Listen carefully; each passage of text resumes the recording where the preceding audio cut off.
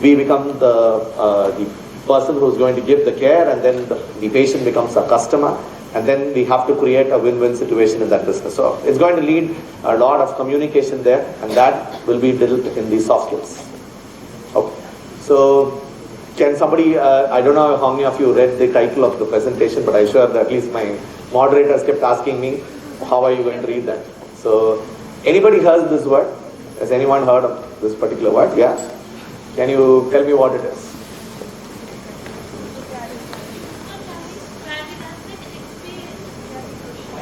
Yeah, supercalifragilisticexpialidocious. So this is from a very famous movie, a fairy tale movie from 1964. This movie is at least 39 years old right now. Okay, so this was much before we were all born. At least most of us were born. Okay, so this is about Mary Poppins, and she is coming there to take care of children, and there's a horse race, and she wins the horse race. Okay, then the reporter comes and asks her, how do you feel, and you want to say something, and she has nothing to tell the reporter at that point of time, and she just says the word supercalifragilisticexpialidocious. So this word just came just like that out of her mind, out of her mouth. Hello. And now it's considered as one word when it's used when you have nothing to say and you still say something. So I still title this as supercalifragilisticexpialidocious because I'm addressing undergraduate students. I have nothing to tell you, Hello. but I'm still going to say something. So I still wanted to make some sense out of what I'm going to tell you. And now this word supercalifragilisticexpialidocious is considered as something wow, wonderful. That kind of a meaning has been given to this particular word. It used to be one of the longest words in English, and now it's again, we have words which are much bigger than this at this point of time. So we'll title this as supercalifragilisticexpialidocious. So everybody can keep saying that for some time. So then by the end of this lecture, I'm sure all of you will pick that word up. So this is where I'm going to start. Okay. So there was a survey. They wanted to know why people hate dentists. Okay, they wanted to know why people hate dentists. The top 10 reasons why people hate dentists: the needle, the pain, the anxiety, the drill, the invasiveness. All these things are always a part of dentistry, right? But there are something like lectures, cost. Okay, so I'm going to talk about little things about these kinds of things. But when you say lectures, okay, what do you think lectures could be? When a patient comes to a dental practice, many a times, at least in India, as of now, still people come and they have some problem, right? They don't come on a regular basis for prevention. And when they come and ask us that they have a tooth pain and we have to deal with something, and when we start off trying to tell them that the tooth has 3 parts, enamel, dentin, and pulp, and then it is going to need the root canal treatment, and when we boast how much we've learned in BDS and MDS, and then finally you tell them that you're not taking care of the tooth, right? And that's why you're landing in the dentist's office. The patient is not interested in listening to your lecture because he already knows that he has not taken care of his tooth, and that's exactly why he's here. And many a times dentists are used to telling about there are different kinds of crowns, there are 3 different options of crowns: the metal crowns, the ceramic crowns, the all ceramic crowns, the zirconia crowns. People don't want sometimes to us to boast about what we know about dentistry, right? They want us to give a holistic approach to their well-being, and they want us to take care of them, right? So I'm only going to look at different things. Okay. First is pain. How many of you can tell me that I don't fear about anything? Is anybody here who says I don't fear about anything? Any student who can say that I don't fear about anything? Some of us are scared of cockroaches, some of us are scared of lizards, rats, cats, dogs, and then dark rooms, right? So every time in life we always have something. There's always a fear of unknown, and in dentistry also there is always a fear of unknown. Every child who walks into a dental office, every adult patient who's walking into the dental office for the first time always has a fear of unknown because he does not know what exactly is going to happen. So this is already in their head, right? There's something like fear of pain. Can anybody tell me that I'm going to be 100% painless dentist? We use single tooth anesthesia, we use wand, we use cartridges, we don't use syringes, we don't prick, but you can still say a pain is a very subjective word. What is painful for me need not be painful for you. And what is painful for you need not be painful for me. So a pain is a very subjective word, and you can never tell a child or never tell an adult that this is going to be a painless procedure. Don't tell the child it's going to be, no, it's not going to hurt you. You never know what is going to hurt the child. So fear of pain is always associated with dentistry. Trust. This is one important game. I think all the students here must go and try this. If you really have a bunch of friends, this is called a game of trust. Okay, so you're supposed to go and stand like that at the edge of this thing, and you're supposed to fall back behind. Okay, maybe you should try. I don't think any of us can really want to do that unless you trust the friends behind, right? So the lack of trust. Every time a patient walks into a dental office, whether it's a child or an adult patient, they don't need to trust you. Somebody told them that this dentist will take care of your problems. Somebody told that this dentist can take care of children better. That's the reason why people walk into your office and they expect you to take care of them. But there's always a sense of lack of trust which they have, and we need to build that trust, right? So lack of trust is one reason for fear. Loss of control. Children these days are pampered. I'm sure all of you are also pampered, the students here. So whenever you can't get something out of your mom, then you go to your dad. But if your mom and dad don't give you, then you go and ask your maternal uncle, you go to your grandmom, granddad, right? So you know how to get things done. This loss of control is also seen in adults. This is for general practitioners, this is for people, because I'm basically a psychology person. So every adult patient, especially people in power, right? People who are IAS officers, IPS officers, who have 10 people walking around them all the time. Okay, when they come to the dental office, they have to keep their mouth open, but they can't talk. They can't express what they want to do. They're not used to doing that, right? They're used to sitting in a point of where they can command and get things done. And at this point of time in the dental office, they have a loss of control over the situation. So one of the reasons for dental fear in adults is loss of control over the situation. And it's very difficult for us to keep our mouth open and keep quiet, right? Is it easy? How many of you want to try that? I can see a lot of selfies being taken there, a lot of you trying to take pictures, but can you keep your mouth open and then not talk? Is it possible? Not really possible. So loss of control in a dental office is one of the main reasons for dental fear. Fear of intrusion, this is one of my favorites. How many of you are ready to take a prick into your eye? Any student who is ready to take a prick into your eye? No? A prick into your ear? A prick into your nose? No? A prick into the mouth is as good as a prick into an eye, a prick into your ear, a prick into a nose. Right? Eye, ear, nose, and oral cavity are personal body cavities. Right? So we are so used to putting our hands inside somebody's mouth. And so we take mouth as one easy thing. Right? I'm sure if you have engineering friends, at least 20, 30 years back, all my engineering friends used to ask me, how do you put this hand inside somebody's mouth? They give me that weird, awkward look and ask me how you do that. But I am so used to putting my hand inside somebody's mouth. For me, a mouth is something which I take it for easy, take it for granted. But for a child or an adult, an eye, a ear, a nose, and an oral cavity is the same. It's a personal body cavity. Intruding into somebody's personal body cavity is something very dangerous. So that is one aspect of fear of intrusion. So somebody is going to come and prick inside the mouth. Somebody is going to meddle something inside the mouth. So there are 5 reasons for dental fear. Okay, lovely article by Chapman and Kirby Turner, British Dental Journal, 1999. But at least for people who want to go and read extensive literature, 5 major reasons why people have dental fear. Whether it's an adult, whether it's a child, they always have fear for dentistry for these reasons. Okay? Okay, intrusion. Intrusion is something very interesting. If I'm standing here at a 12 feet distance away from you, I am standing at a public distance from you. The study of distance is called proxemics. So if I'm standing here and you're all seated there, I'm standing at more than 12 feet away, it's called a public distance. Okay? A social distance is between 4 to 12 feet. An intimate distance is up to 2 feet. Okay? So I come from a small place called Virudhunagar. Okay? So this is near Madurai.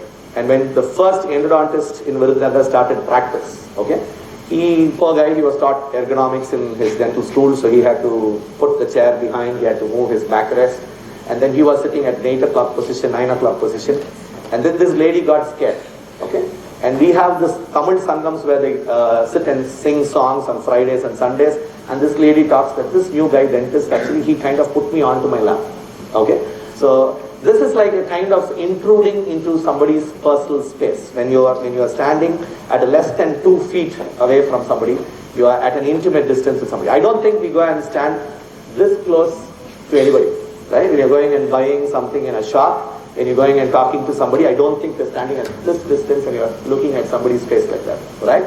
So you're intruding into somebody's space in dentistry, and we have to be very, very careful about that. Every patient who walks in needs that space sometimes, and intruding into a personal space. The study of proxemics is very important when we apply it in dentistry. Okay.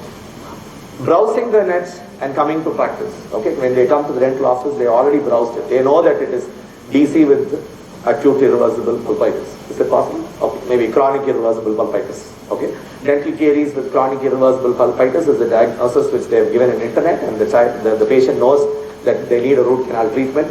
So, if the patient tells you that I browsed it on the internet, do we get upset? Yes, no. At least practitioners, we get upset. Yes. But why do we have to get upset? Why do we have to get upset? Is it right that we get upset about it? See, blogs, I say that internet is a double-edged sword. All these informations are either put up by some dentist or somebody who is in the dental field. It might be right, it might be wrong. The quality of the information has to be checked. But if I'm going to buy a mobile now, I will not walk into one place and I will not buy a mobile. If I'm going to buy a laptop, I will not go and buy it from one shop. I will check it in Amazon, I will check it in Flipkart, and I will wait for a sale, I will wait for a mega sale. I will browse everything possible. I will check all the specifications, I will compare it with another thing and then buy it. So when I become the customer and I want to buy a gadget, if I am going to go to the internet, that means patients who come to your dental office also have the right to go and browse in the internet. Unfortunately, the information which is provided in the internet might not be right, and it's important as dentists we create our own blogs, we tell them the right information so that they have the right information before they walk into us. So we can't blame the patient for reading wrong information. We can't blame the patient for reading about chronic irreversible pulpitis. If it's there on the internet, that means he reads about chronic irreversible pulpitis and then he says, I want a root canal. So when the patient comes and tells you that I've already checked it on the internet, I went to another dentist, that dentist said something, then I came here, don't get panicked, don't get worked up. This is what is going to happen. It will keep happening and you can't stop that. I'm going to take you to this wonderful article, How Dentists Rips Us Off. This is from 1997. So this is about 26 years old. This guy, William Eisenberger, is a very famous writer. This is in Reader's Digest. No jokes. This is a very serious article. This guy had a dental problem. So he could not get appointment from his dentist. So then he had to do his reporter's job. He had to go across the entire USA for almost a 30-day tour, right? So since he could not get the appointment from his personal dentist, he decided to go to another guy. And then that dentist said something about his oral cavity. And he was not convinced. So he thought he will try another dentist, and he went to another person. And then he checked with him. And then he gave a different opinion. And finally, when he checked with 3 or 4 dentists, one person said your dental work is lousy, and the other person said your dentist knows stuff. They just got him confused. Then the other person asked, how much does your insurance cover it? So he was thinking, why does my oral health problem, why is it related to insurance? Then he decided, when I'm going on the tour in the entire USA, he decided to go and visit one dentist from each state of the entire United States of America, right? And he went and checked with each of them. He took an opinion, he took a consultation from each of them. And then he found that there are some people who said 11 or more crowns needed. He had actually one problem, one tooth. And then some of them said he needs 11 or more crowns. Somebody said he needed 21 crowns. There were people who said 28 crowns. He had only 28 teeth. And he was shocked because all the 28 teeth needed crowns.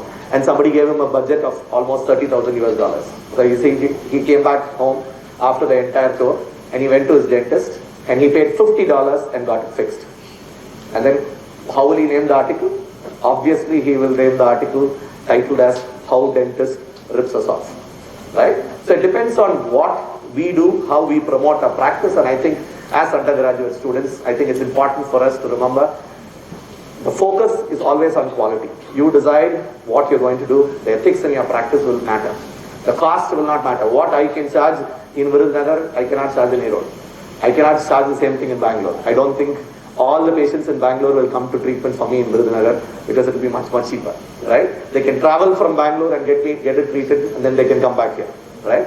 So we can't talk about the place. We can't talk about different geographical locations, the cost involved in different places. All my postgraduate students from Kerala, they said North Kerala, we can charge so much, South Kerala, we can't charge. Central Kerala, we can charge it a little bit in between. I said, it's fine. It's okay. But you decide how much you can charge based on your ethical practice, stick to your quality. And this is something, the second half of my presentation is predominantly going to be on this thing. The dentist is somebody who numbs your mouth, stuffs it with cotton, and starts the conversation. Right? Perfect, right? Right? We always put the mouth mirror inside the patient's mouth and say, what is your problem? And patients say, blah, blah, blah, blah, blah, right? So that's exactly what we love to hear, and that's something which we are so used to hearing. And all your teachers will be coming behind you and say, okay, take that mouth mirror and ask him the question, right? So this is also a very nice thing. Dear dentist, I'd love to answer that question which you have asked, but please take that handpiece outside. Please take that mouth mirror outside. Like you keep talking and you don't allow me to answer the question. So communication is very, very important, and communication can lead to loss of your patient follow-up.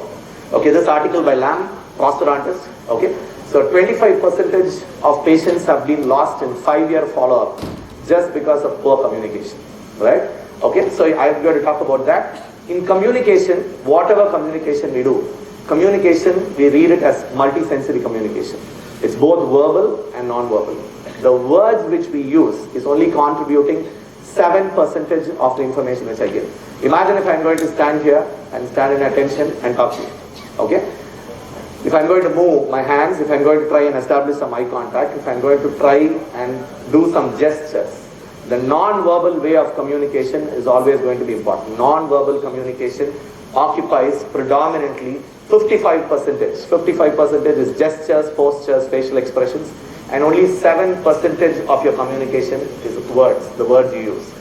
What words you say, when you say, and how you say, it's only 7% of your entire communication, right? Okay, so look at this, non-verbal communication. In non-verbal communication, invading into somebody's space. That's very, very important. If you're going to invade into somebody's personal space, you are not going to get the communication right. So you have to be very careful about the ways of talking, the sounds, the body contact, the facial expressions, your eye contacts, your gestures, your facial expressions contribute to your communication. Okay. Non-verbal communication. Soften your communication. That's what we say in abbreviation.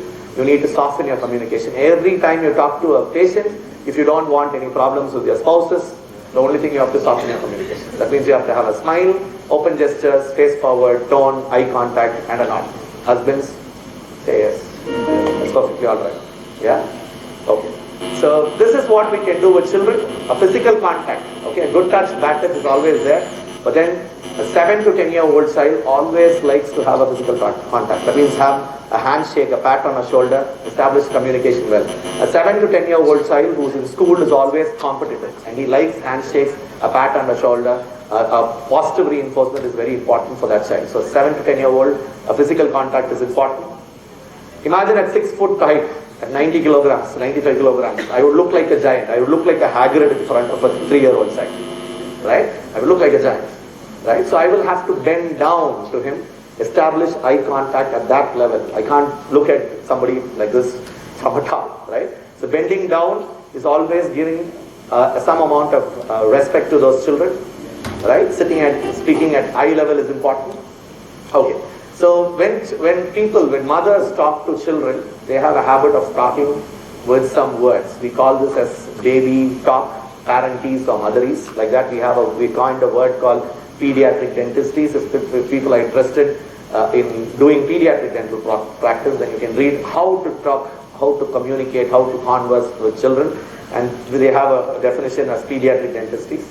And whenever you converse, whenever you have a communication always involves something called listening, right? So if all of you are sitting and talking there and I say back, thank you. That's one point of time in my entire 20 minutes lecture. All of you look at me, right? Because some of you are meddling with phone, some of you are talking to somebody, some of you are yawning, some of you are sleeping. But I think at one point of time I got everybody's contact on me. And that's because you were hearing, okay? So hearing is something which comes and falls there, right? It's reflexive, okay? But when you're listening, okay, what is this guy coming and telling? Morning, first thing in the morning, 9 o'clock before the inauguration, we started this lecture, and then what is even trying to come and communicate all the way from Tiruchendur? If you're trying to do that, voluntarily if you're trying to do that, it becomes listening, and then if I just shout and if I get your attention, that means you're hearing, right? Hearing is very reflexive and listening.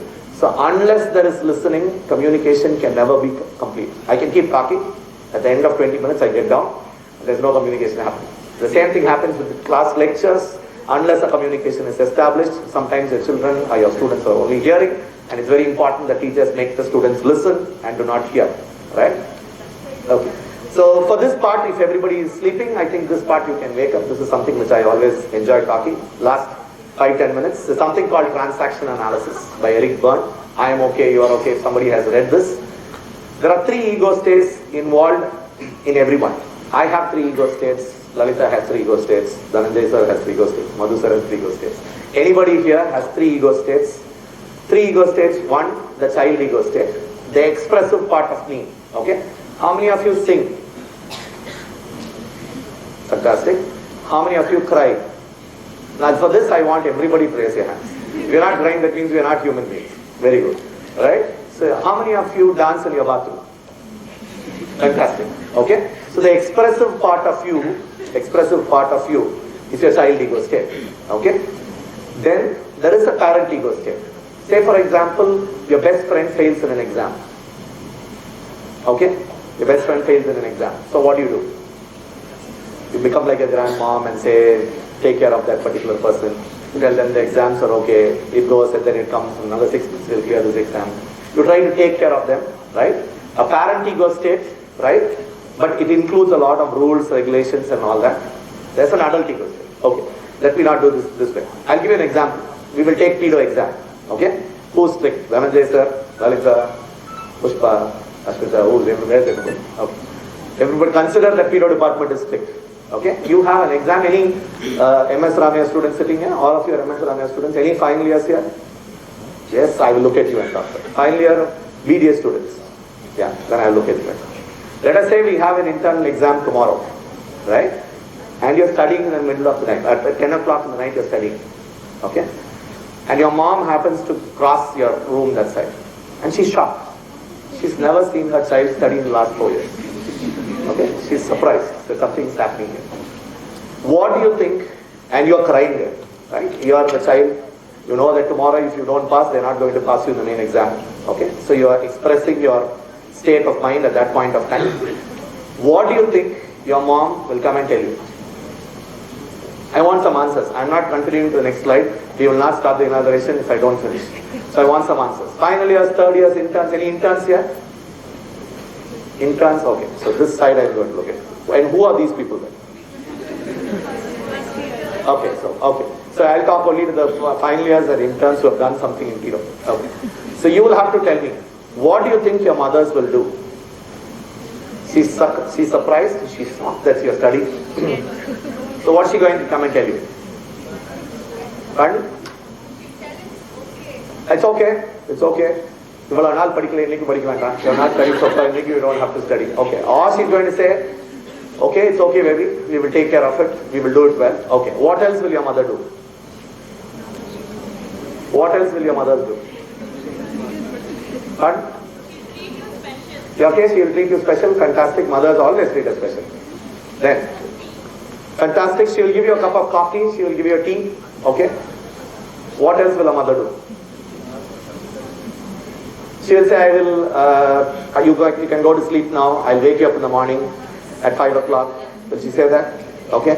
So now I'm going to look at the faculty members who are mothers. Okay. So what else do mothers do? What else do mothers do?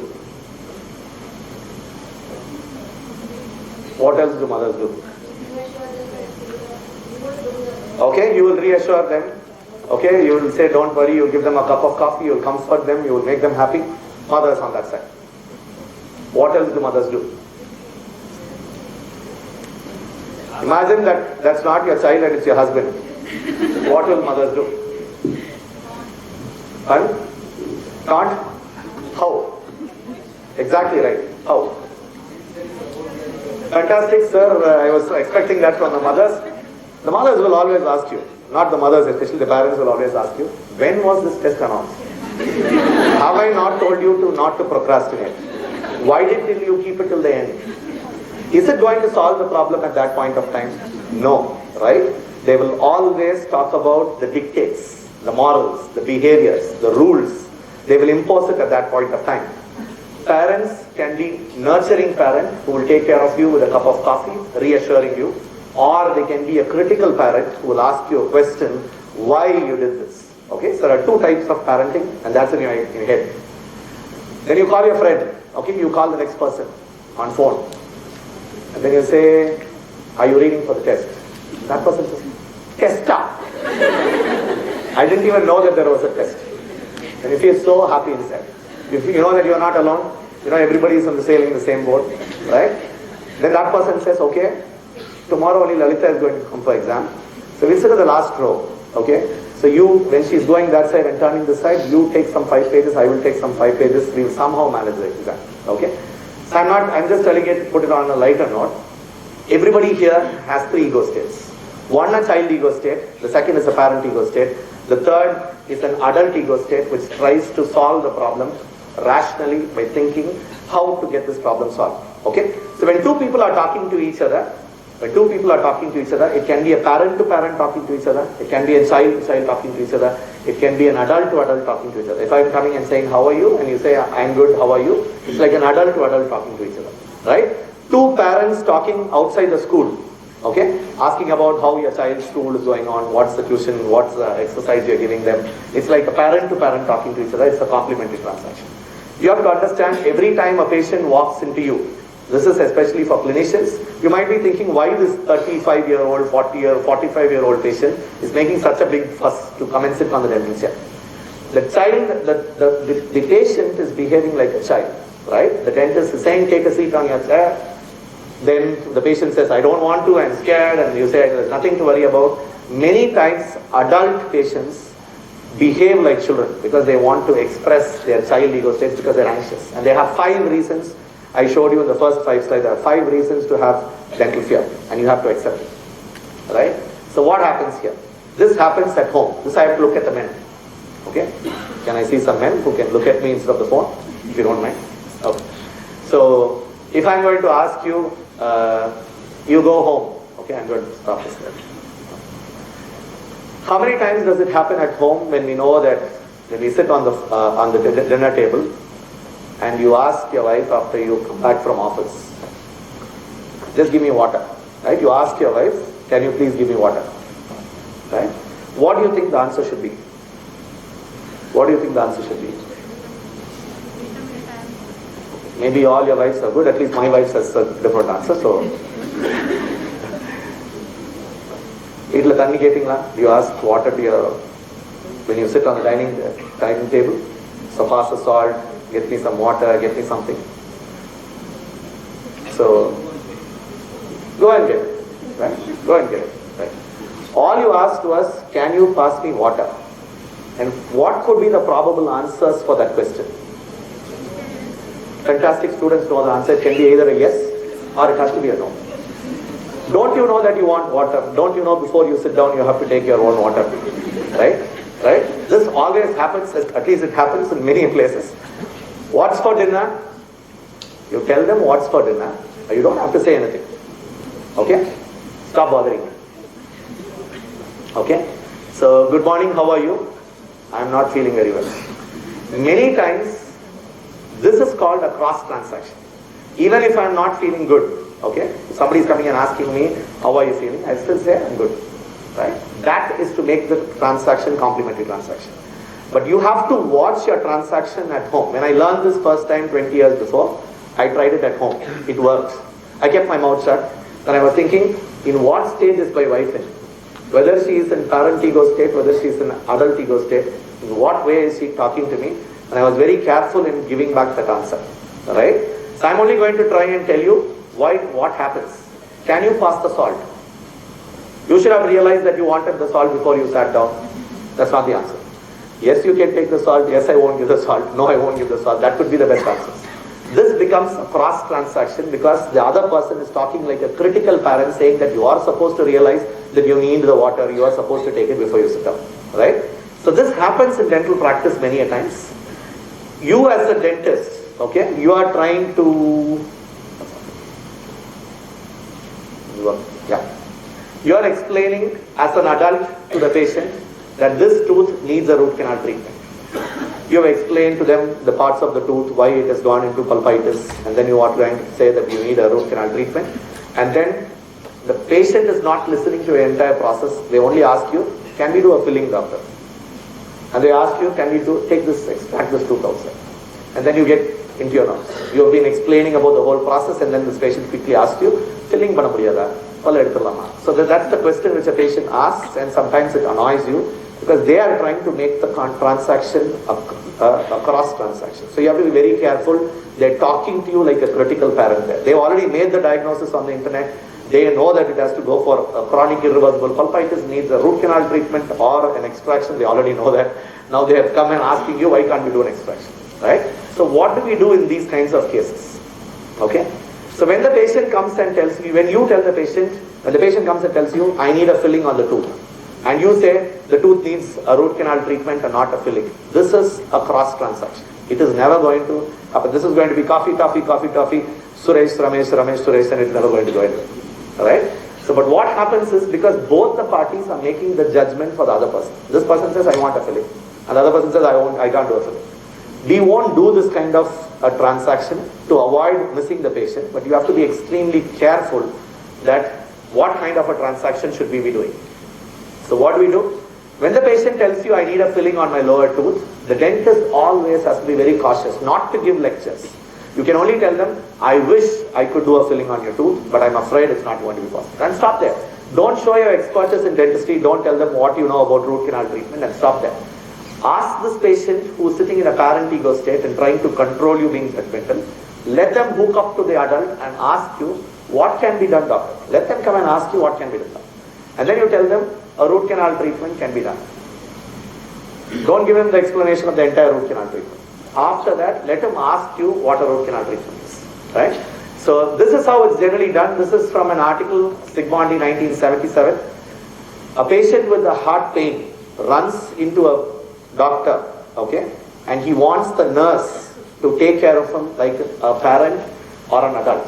Okay, the patient with a heart pain goes like a child crying with pain, and the nurse should behave like a parent or an adult. This article was written in 1977. In dentistry also, every time you treat a child, you always need to remember, you sing in the bathroom, you dance inside, you cry, you have a child ego state. Always remember, when you need to talk to a child, you always remember you have a child in you and you must know how to communicate with that child. Right? So I just spoke about accepting your patient's fears, because there are 5 reasons for fears. We are supposed to listen and not hear.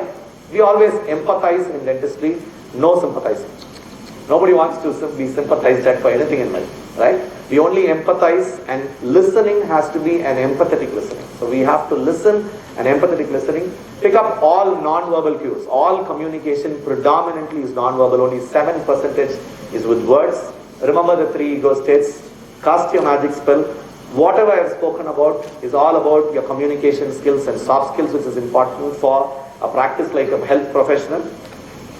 And can you click on that video? Yeah, that's the video. Audio is there. Okay. Okay. I think the audio is not playing yet, but that is exactly what Mary Poppins does. That's supercalifragilisticexpialidocious for you. And thank you so much.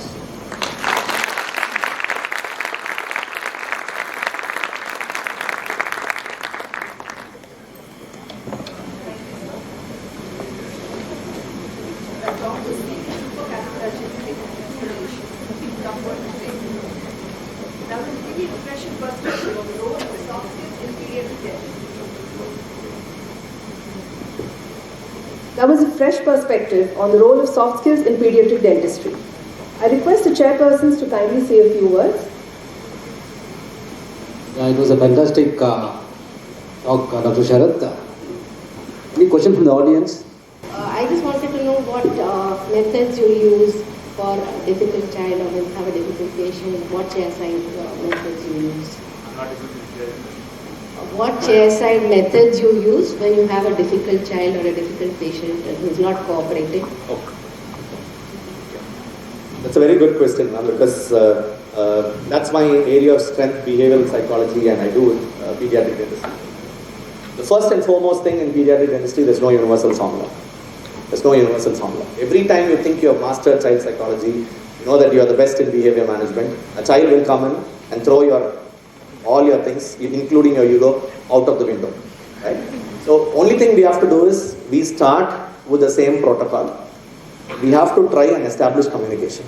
The major thing which happens in pediatric dental practice, I have an exclusive pediatric dental practice for the last 20 years. The most important thing which happens is we need more time with pediatric dental patients. Many a times when we treat one child, okay, by that time we could have probably treated 2 or 3 adults. Establishing communication with the child for the first visit and the second visit is the most crucial thing. We always say in pediatric dentistry, always treat the child as if he's coming in for the first time. Every time he comes in, always treat him like as if he's coming for the first time. But when the child comes in for the first time, establishing communication with the child becomes the most important thing. Unfortunately, because of lack of time, many a times we communicate with the parent. We are not even establishing eye contact with the child. Children with special healthcare needs have 9 times more vulnerable for neglect than a normal child. And when a special healthcare needs child comes, we always talk to the parent. The child understands that they are not even being looked at. That means the child is never going to be cooperative. The amount of time spent in a non-threatening environment, a dental chair is a threatening environment for the child. So in your a reception area, a play area, or even your examination, maybe the way you do your consultation, there you have to talk to the child. It's not important that you talk only to the parent and not ask the child what is hurting you or what the tooth is doing to you. That's not important. The most important thing is starting the communication right from the reception area. I think that's the major flaw which we generally, I see in our country, which we don't do. And if you have to do any particular management technique, we always start with tell, show, do. That's the most important thing. Modeling is the least used in our country. I think modeling is very badly practiced in our country. So modeling works wonders, especially for preschoolers between 3 to 6 years of age. And the difficulty in managing children always happens between 3 to 6 years of age. And modeling works wonders. So modeling with an adult patient, modeling with somebody whom he can relate to, somebody like a mother, somebody of his same age, that will be very important.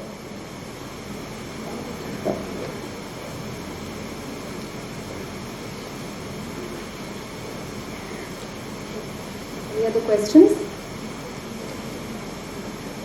I wanted to add one thing. In spite of knowing so many behavior modification technique, behavior management technique, according to most of periodontist wives, especially my wife, she tells me like, you don't know anything about child management. But, the mothers have their own way of dealing with the kids, and especially the wives are never happy with the husbands. Be it periodontist or anybody else. I think most of them agree here. I 100% agree with that because people look at me as somebody like a stalwart in behavior and psychology, and my wife says, I don't think so. She keeps saying that I don't think. I keep telling her I can manage all the children except 2, which are my sons. So it's never possible when it's your own kith and kin and family, because I think women can take care of it. I think the child ego state in the women is much stronger than men. Maybe I should put it that way. Wives are always best. They are right more than best, they are right.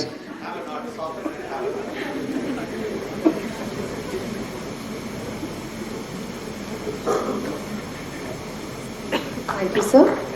I now request the chairpersons of the session to kindly hand over the token of appreciation to our speaker of the day, Dr. Sharad Bhushan.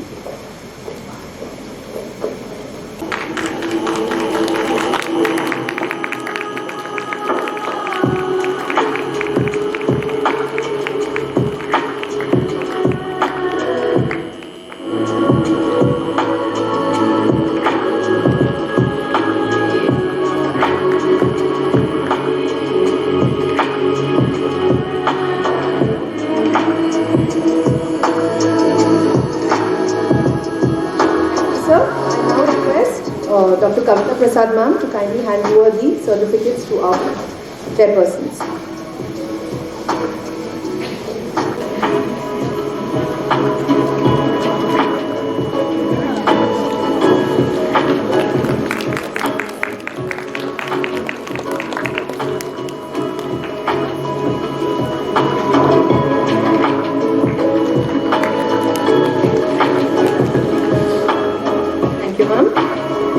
now proceed with the inaugural ceremony.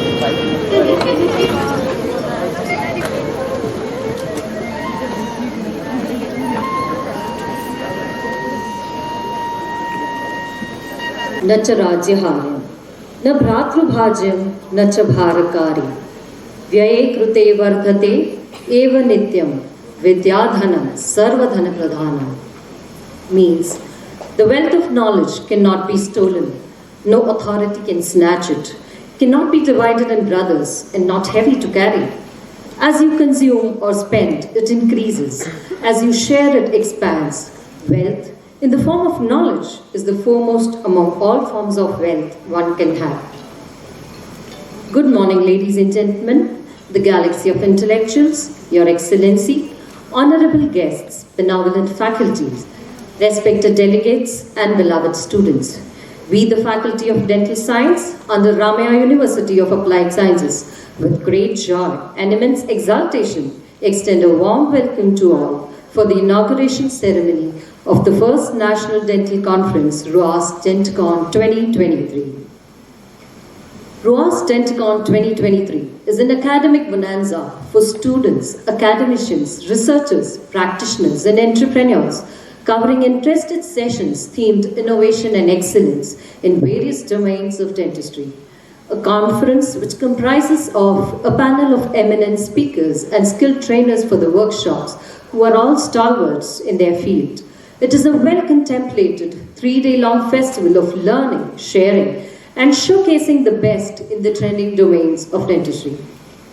I, Dr. Sejal, your host for today, and Dr. Sharanya, my co-host, once again welcome you all to the first National Dental Conference, RUAS DENTCON 2023.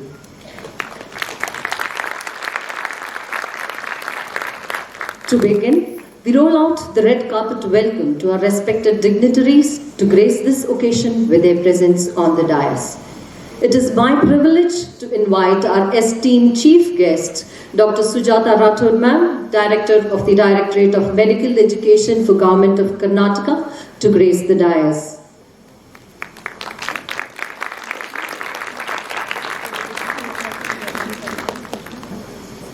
I'm immensely pleased to welcome our guest of honor, Major General Balakrishnan Jayan, Commandant and Dental Advisor, Army Dental Corps.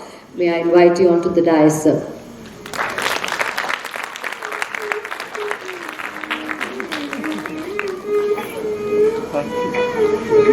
I now invite Mr. M.R. Srinivas Murthy, sir, Chief Executive, Gokula Education Foundation, onto the dais, sir.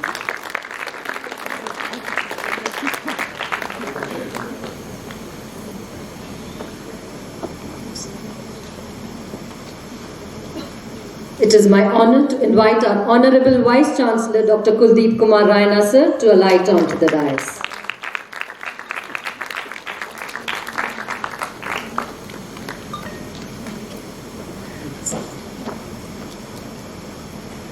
I extend my warm welcome to our Pro Vice Chancellor for Health Sciences, Professor O.P. Kharbanda, sir, to kindly come up onto the dais.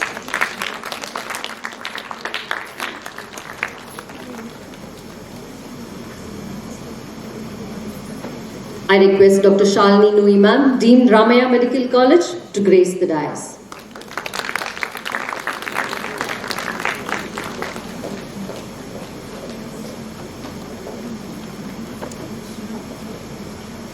I'm pleased to welcome the Chairman of RUAS DENTCON 2023, Dr. Silju Matthew, sir, onto the dais.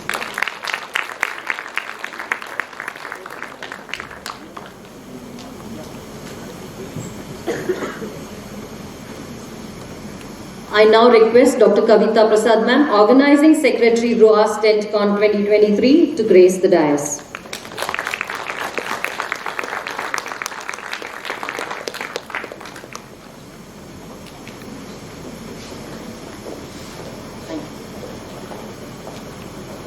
Thank you, dignitaries.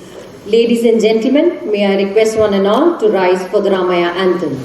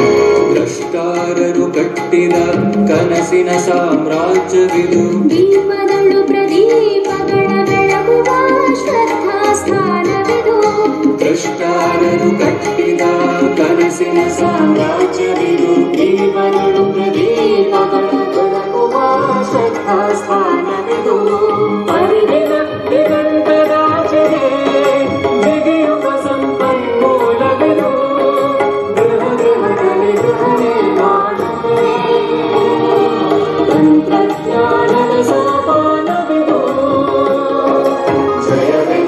ಜಯವೆನ್ನುವ ಈ ಸಂಸ್ಥಾನಕ್ಕೆ ಜಯವೆನ್ನುವ ಈ ಸಂಸ್ಥಾನಕ್ಕೆ. Thank you. Kindly be seated. It is the mark of our tradition to invoke the Almighty at the beginning of an important event. So to invoke thy blessings, I request Ms. Shreya Srihari and Ms. Parnika, students from the final year BDS, to please come forward and begin this auspicious day with a beautiful prayer. ಗಾಯಿಗೆ Ganapati ಜಗವಂದನ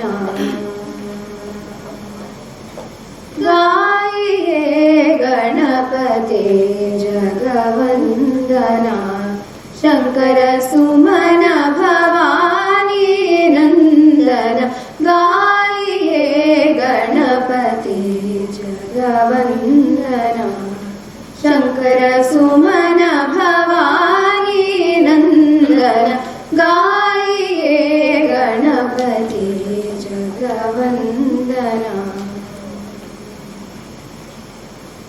ಸಿದ್ಧಿ ಸದನ ಗಜವದನ ವಿನಾಯಕ ಸಿದ್ಧಿ ಸದನ ಗಜವದನ ವಿನಾಯಕ ಕೃಪಾ ಸಿಂಧು ಸುಂದರ ಸಬಲಾಯಕ ಕೃಪಾ ಸಿಂಧು ಸುಂದರ ಸಬಲಾಯಕ ಮೋದಕ ಪ್ರಿಯ ಮುದ ಮಂಗಳದಾತ ಮೋದಕ ಪ್ರಿಯ ಮುದ ಮಂಗಳದಾತ ಗಾಯಿಯೇ ಗಣಪತಿ ಜಗವಂದನ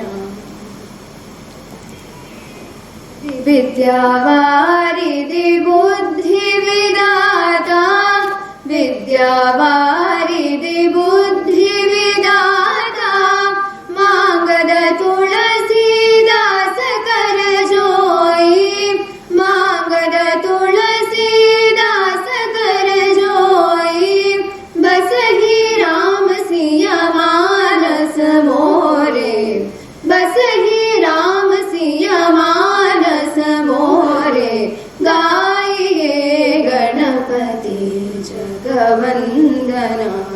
शङ्कर सुमन भवानी नन्दन गाये Ganpati जगवन्दना जगवन्दना जगवन्दना.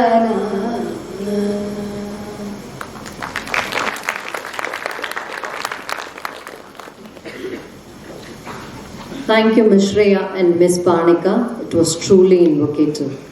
Light symbolizes knowledge and is the dispeller of the darkness. As rightly said by Lord Buddha, if you light a lamp for someone, it will brighten your path too. The brilliance of the light does not diminish despite its repeated use to light many more lamps. So too, knowledge does not lessen when shared or imparted to others. To make this innovative conference a blessed one, let's invoke thy blessings by kindling the lamp of knowledge and wisdom.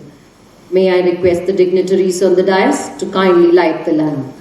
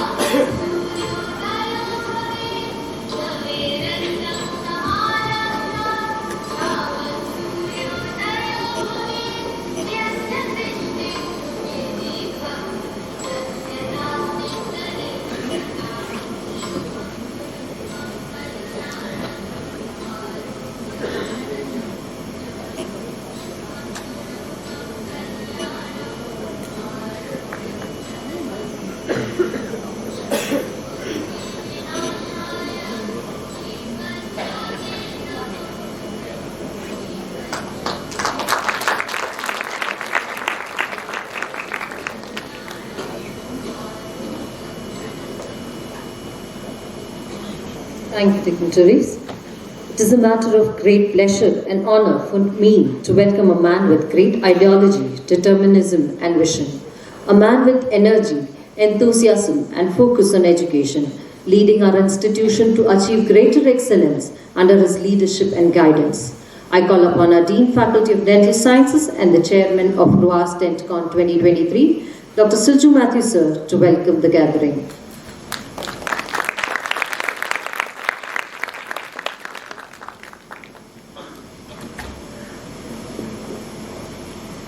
Dr. Seju.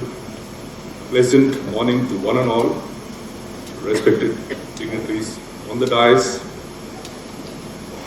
distinguished chief guest, Dr. Sujata Rathod, the Director of Medical Education, Government of Karnataka, esteemed guest of honor, Major General Balakrishna Jain, the Commandant and Command Advisor, the Army Dental Corps, Chief Executive of DF Medical, Sri Srinivas Murthy Sir, Honorable Vice Chancellor, Professor Udip Rena Sir, Pro Vice Chancellor of Health, Professor Prakash Karbanda Sir, Charlie Nui, the Dean of the Medical College, Associate Dean Dr. Prasad, all the dignitaries of the dais, Deputy Director of Medical Education, Dr. Srinivas Murthy, for the distinguished speakers, fellow colleagues, all the delegates, alumni, and dear friends.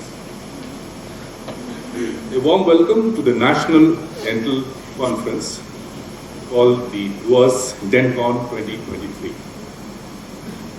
This institution was known as Ms. Ramaya Dental College, had its humble beginning in in the year 1991 as a very small unit of medical college. From then on, it has grown to first be with the Bangalore University, then with the Rajiv Gandhi University of Health Sciences, and after joining the Rama University of Applied Sciences, the institution has grown exponentially. And today, we are ranked among the top 15 institutions under the NRF ranking and among the top private dental institutions, among the top 5 institutions under the various non-government rankings. Let me begin with today's address by welcoming our chief guest, Dr. Sujata Rathod, the Director of the Directorate of Medical Education to the Government of Karnataka. Madam is also the Director of the Minto Eye Hospital, also known as the British Institute of Technology. Welcome to you, Madam. I think we really appreciate your presence here today. We are having a very busy schedule. What is that? Welcome.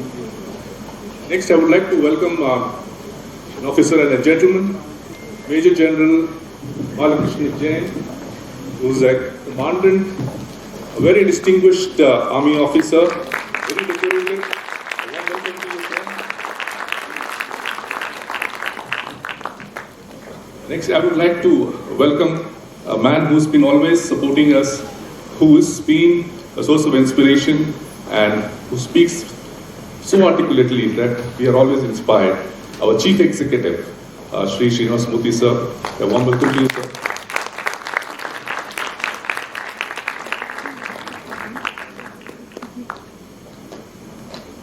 Now I would like to welcome the Honorable Vice Chancellor, Professor Kuldeep Rana, sir. Actually, it has been his idea of having this conference. He is the one who inspired us. He told us, do something big, do something at the national level. And he's been consistently supporting us. And we are all here today because of his leadership and guidance.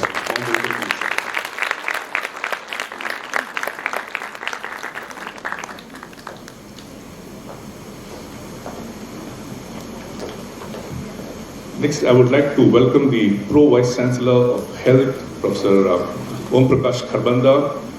He has been a mentor to us. He is the one who was hand-holding us throughout the conference. He helped us organize and structure the conference, and we are really thankful for that. Welcome to you, sir.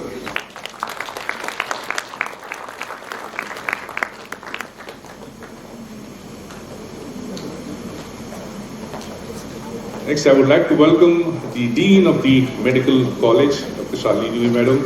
Thank you so much for your support and providing all the infrastructure of the Medical College for this conference. Welcome to you.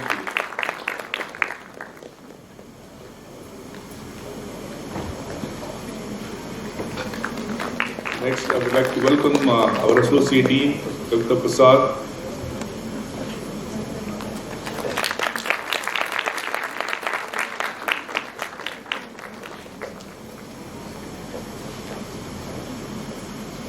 Now, dignitaries of the dais, I want to welcome the Dean of Research, Professor Krishnamurthy Jaina, sir.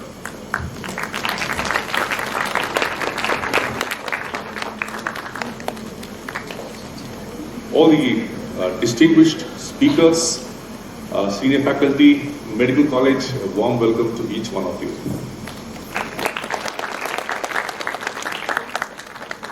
This conference has been organized keeping in mind the most trending areas or domains in the dental field. We have identified very key, important and very popular theme areas, and we have invited the best of speakers in this particular domain. And this is a 3-day conference. The first day we had the students conference plus the alumni series of lectures, which was very well received. I mean, alumni from all over the country came and gave the lecture to share their experience and expertise to the students.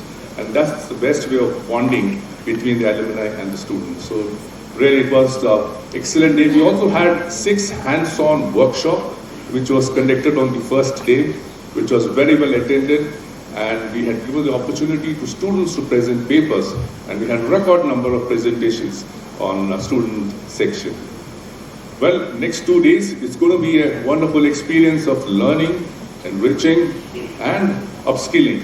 And I wish by the time we finish this conference, we'll all be having a lot of enhanced knowledge about dentistry, and we can go back and serve the community and our patients going forward. So with these few words, I welcome you all. Once again, welcome you all and have a wonderful day ahead. Jai Karnataka, Jai Hind.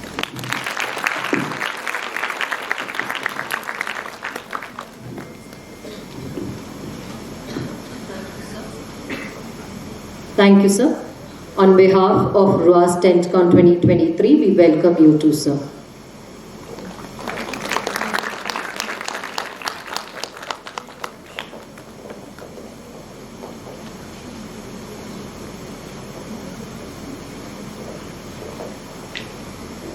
I now request our Honorable Vice Chancellor, Dr. Kuldeep Kumar Raina, sir, to declare the conference open.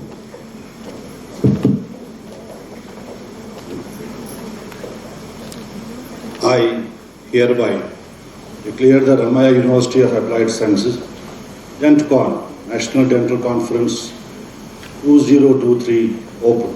Thank you. Thank you, sir. I call upon Dr. Sharanya to take over the further proceedings. Thank you, Dr. Sejal.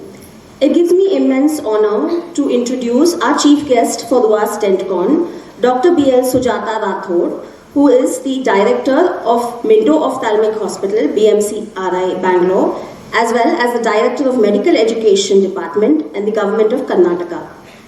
Ma'am has completed her MBBS from Bangalore Medical College and MSc Ophthalmology also from BMC-RI. She has been an RGHS PG guide and teacher since 2006. She is also the appointed member of the National Women's Commission, and she has been a Board of Studies member since 2011.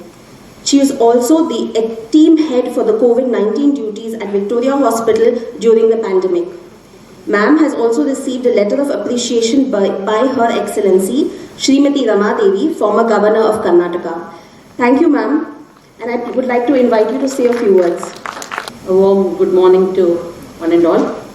Respected dignitaries on the stage, off the stage, respected faculty, national and international faculty who are here, and to the dear students who are part of this great national conference. I stand here privileged to be part of this glorious centenary celebrations of Sri Ramaya Sirji and of this 31 years of this glorious dental institute as well. I'm sure this proud moment of MS Ramaya Sirji on March 2023 is going to be a great celebration in terms of academics to this institute. As all of us know, and in my association also, I know that Ramaya Group of Institutes have been a great leader in higher education since 1962. I think long before many of us were not even born, with the establishment of MS Ramaya Institute of Technology.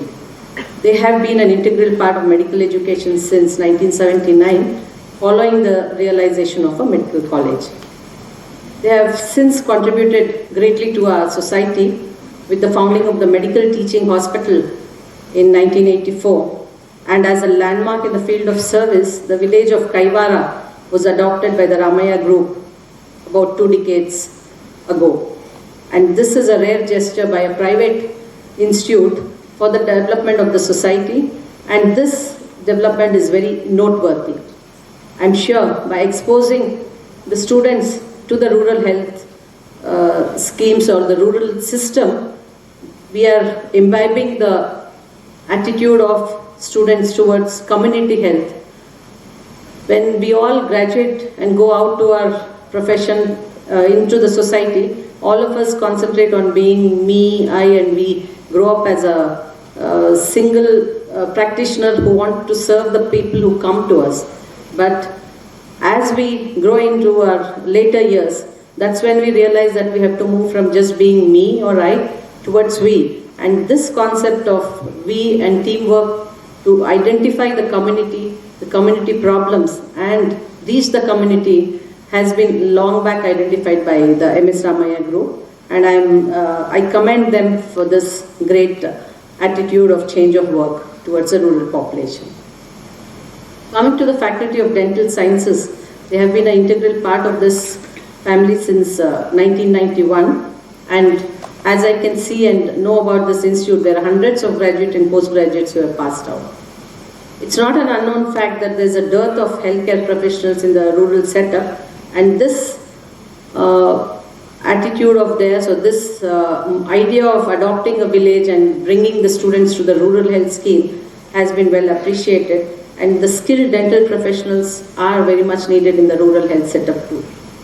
I, being in the medical education, have also realized that there's a huge, there's a lot of unemployment in the dental graduates who come out, and we have been trying to identify and move towards a political will and legislation to see that we have every dentist with a well-equipped equipments at the PhD level, so that graduates, when they come out, as we see that dental graduates, unlike the medical graduates, get a hand-on experience from the third year itself, and that makes them very, very confident to be in the to handle their patients early on, unlike the medical graduates where until internship they are still with a lot of assistance, and they go on to get a full hands-on only when they enter their subspecialties or broad specialties of training. So that advantage of getting hands-on very early should help you again in being alone at a standalone dentist at PHC and identify the problems of the community at large. So this not only as dentists, but as first-hand expertise with general physician in accidents and emergency, your proficiency would be much utilized.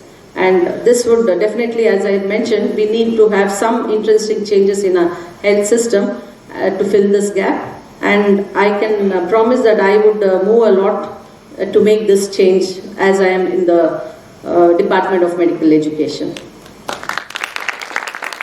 And it's also, at some point of time, I've realized that many of our medical students, or rather dental students, I would say, take it up as a second option. First, they would opt to become medical graduates, and many of them, when they do not get it, go into dental education. But I would want to say that every profession, if you put your passion into it and grow into it well, you will serve the society with compassion towards your patients and be a well-established or a celebrated professional in your own field. So I would welcome everybody and more medical graduates or dental graduates to take up this not only at the BDS level, to move on to more into MDS and various other fellowships and certificates, so you can specify and take up much more specialized parts of this dental practice. It is also very heartening to see that you are having a national conference of this great magnitude, and it's a proud tradition of Ramaya to have this sort of comprehensive education. This Herculean task of arranging such a national level conference is well justified by the benefits it gives to all the students. A conference being a platform to interact with the stalwarts in the field and become acquainted with the peers from different institutions is very much the greatest advantage that the conference gives. And as I saw the themes of 2023 of your DENTCON, I can see that you have varied ways of practice, from hands-on cadaveric training to even looking at what problems you can face in the society with regard to judiciary and law. So I would wish this conference a grand success, and I would say that I would wish all the students to make use of this opportunity to become extremely good dentists and practitioners in the society. And one last thing is to always get into this attitude at a young age to give back to society by looking at community approaches. Our community at large, all of us know, are only, they come as patients to us, not when they want to know or have a healthy system. I think we all should move as a young educationists or young practitioners to look at how much of a change of attitude we can get into the society, to making it to a healthy society first, than looking at them as just patients when they come to us. So we should make them aware, make them very much aware of what are the common habits which can make them remain healthy, and also get into the idea of early screening to prevent greater consequences of the diseases. So if we can all look at making our society and providing a comprehensive skilled services with passion, I think we will all go a long way. So wishing each one of you all a grand academy or a feast of academics in this conference, and congratulating all the great faculty who are here to bring about this change to the dental students. I end my talk for having been here at this prestigious moment to be part of you. Thank you.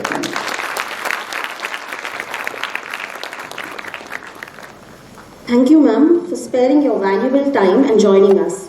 Your words were very encouraging and we are very grateful for your support, especially your advice to the students to have a community-centric attitude is actually the need of the hour. Your kind words towards the Ramaiah family and their contribution towards the field of health and education is much appreciated, ma'am. Thank you so much. It is now my pleasure to introduce our guest of honor for today, Major General Balakrishnan Jayan. Major General Balakrishnan Jayan is a graduate of the Government Dental College 1989 batch, and he was commissioned in the Army Dental Corps in April 1991. He completed his MDS in orthodontics and dentofacial orthopedics from the AFMC Pune, and he is the first dental professional in India to be awarded an honorary fellowship in sleep medicine by the Indian Sleep Disorder Society. He's also done the Senior Defense Management course from the prestigious College of Defense Management, Secunderabad. He is the recipient of the iOS Research Award in 2009, and he is also bestowed with the Chief of Army Staff Commendation, the Vice Chief of Army Staff Commendation, and Army Commander's Commendation in 2000, 2008 and 2011. He has also spearheaded the COVID-19 dental preparedness and response team at his institution and was instrumental in ensuring the timely treatment of thousands of patients during the pandemic. His important appointments were the Commanding Officer and Dental Corps Dental Advisor, the Commandant and Dental Advisor of AFIDS, and currently he holds the appointment of Commandant and Dental Advisor CC in Lucknow. He is an accomplished clinician, researcher, leader and administrator, and we are very happy that we have him today. I request sir to kindly say a few words. Most respected Dr. B.L. Sujata, the Director of Medical Education, Government of Karnataka, Chief Executive CEO of Ramaiah Institutions, Dr. Kuldeep Raina, Honorary Vice Chancellor, my mentor and guru, Professor O.P. Karbanda. Because of him, probably because of him and Dr. Silju Matthews, I'm here today. Silju Matthews, my annual meeting friend, because I meet him every year in the Orthodontic Society conference. I also happen to have been our president. We did the job with great distinction.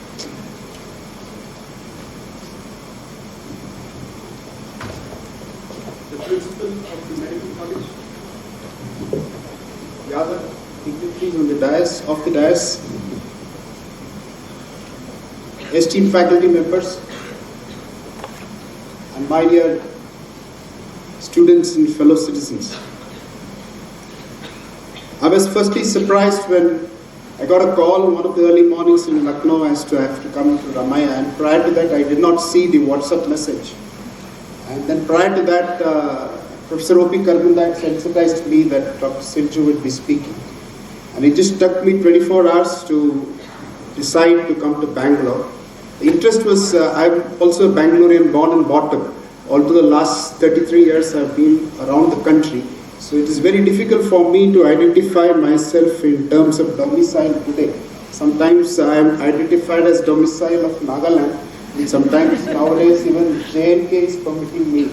So that's an advantage for being an army man. Then I was going through the Ramaiah University Applied Sciences conference, and many congratulations for the 31 years. And that gives me happiness because it coincides with the year in which I was commissioned in the Army Dental Corps. So the Faculty of Dental Sciences and my years of service in the Army is not almost the same. And I have watched this growth of this institution through my friends and many of their children who are studying here closely. And I'm quite impressed with the facilities they have. And I've also had the opportunity to use the facilities of your anatomy department when I was in the Air Force for developing a video training program for oral autopsy. And I think you're one of the best facilities as far as the anatomy department is concerned. And thank you for that, sir. And when I saw these objectives, what Dr. Silju has put forth as far as RUAS DENTCON is concerned, it was to further scientific temperament, if I'm right, fast forward to the future and interdisciplinary collaboration. These are the three key words which actually stuck me, and I was most impressed with that. When I was growing up, as a typical middle class southern Indian, and the father and the mother would always insist that padai karo, innu padicho, in newsline headlines. Mother will ask which rank you get, and father would ask me what is the headlines. So there was a difference in the approach between father and the mother. Mother wanted me to excel well in academics, and I would get those marks and bring to the father, and father would say, in the paper vaicho, or did you read the paper today? So my first lessons in life was to read the newspaper every day in the morning so you stay connected and you are involved with what is happening in the world right from the day go early in the morning. So my advice to all the professionals is your learning starts with reading the newspaper early in the morning. The other most important thing what he taught me was you learn more from the universe and less from the university. And I went on professing the same, but little did I realize when actually this process of self-esteem and self-actualization had started sinking in my life, I realized that it is a university education which helps you to learn more from the universe. So university is as important as the universe, and both are linked. That is probably the reason why, sir, I don't know, it is called the university. Because it's got to do with universe. Wonderful. And the other most important thing which I liked about Professor Silju's, one of his noble objectives being scientific temperament. And I realized, and for the information of particularly my young friends who are sitting in the fourth row behind, not for the people who are sitting in the front, otherwise it would look like I'm talking to them. It is not so. I would like to just cite the wonderful article in our constitution. In the year 1976, Article 51A was introduced. And for briefly what it reads is, the Article 51A was added under the fundamental duties and states, it should be the duty of every citizen of India to develop scientific temper, humanism, spirit of inquiry and reforms. And it is a constitutionally mandated approach which has made us one of the finest educated workforce in the country, and we have emerged as the fifth largest economy. For my friends who are behind, we belong to an era where we watched television in the 80s, and that was the Asian Games in 1982. We did not have the mobile phones, but you are in the nation which these people who are here made it the fifth largest economy. So today you are in the fifth largest economy, and by the time you're going to be sitting here, you will be a part of the second largest economy in the world. And that is what the country we are looking at. So to stay connected by reading papers and regularly is important. And most often when I'm training the young officers in the Army Dental Corps, and probably it is true for everybody across, so what should be the key words in my life to have a fantastic career? I would say that it is everything in your uniform. It is written Army Dental Corps, add India to it. Read everything about India. India's culture, India's constitution, India's history, India's civilizational ethos, India's foreign policy, India's economics, India's democracy, India's foreign relation, India's geography, India's soil, India's water, everything about India. That's the first thing you have to do. And that starts with newspaper. Okay, sir. Looks easy, but I don't think that will be easy. I told them that it will take a lifetime. It is a dynamic process. The second key word for you as an army man would be army. Read everything about military. Why do we require military? A strong military and a strong economy makes a country strong. Today, you're not an affluent country, but you are a powerful and a strong country. Singapore is an affluent country. Sweden is an affluent country. But India is a strong country because you have a strong economy and a strong military to back you. So that the enemies, whether it is in the northern borders or in the western borders, dare not try their attempts to disrupt our growth in any way they can. And it is this energy and this education which has made Indians the largest number of CEOs across the world. We have Indian origin people heading different countries in the governments. That is because of the 75 years of hard work we put in higher education. Lots needs to be done. And as far as the keywords coming back is the third part I used to tell my friends is read about military, everything about military, military equipment, military science, because mother of all sciences is military. Whether it is a medical, engineering, technology, management, protocols, everything emanates from the mother of all sciences in the world, this is a military science. And the fourth is core, the fraternity, the behavior of the cohort. If you are in the dental community, you are a larger part of the healthcare community. You must have that spirit the core, the spirit the cohort. That you will not do anything which will demean your profession or your group or your friends around who practice the same. So in that core comes leadership, management, ethics, communication, soft skills. Everything is a part of this last part. But these are the four. In your case, the only one thing which I would say you can substitute probably because you don't need to have so much of military knowledge, but that keyword army can be replaced by probably healthcare. So after knowing the country well and it's everything about the country, the most important thing is to be a part of the larger healthcare ecosystem in the country.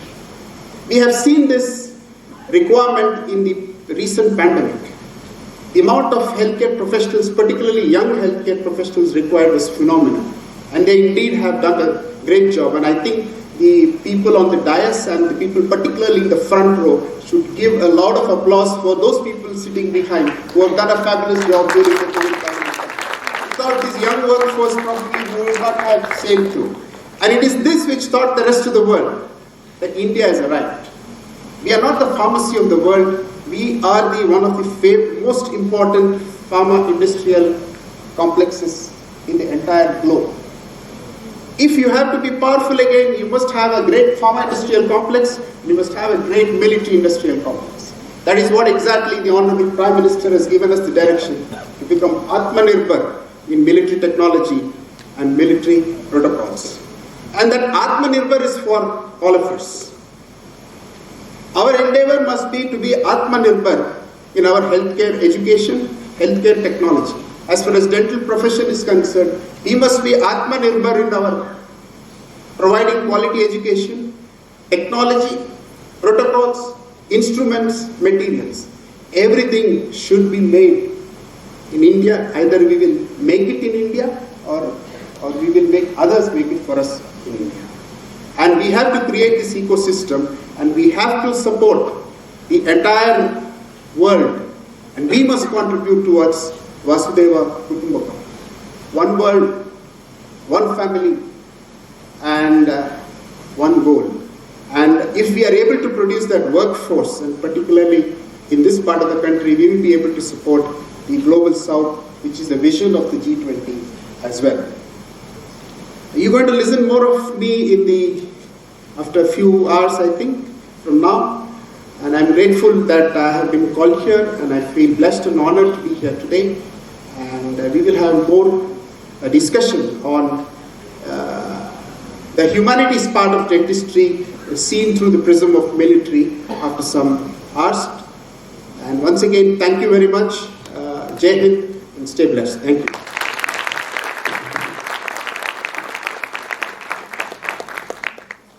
Thank you, sir, for your inspiring words, and we truly appreciate your support.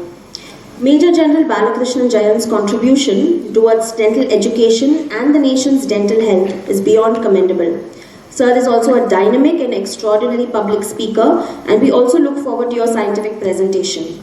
I thank you once again, sir, for agreeing to preside as the guest of honor at this inauguration ceremony. Next, it is my honor to introduce our presiding officer and the chief executive of GEF, Mr. M.R. Srinivas Murthy, sir.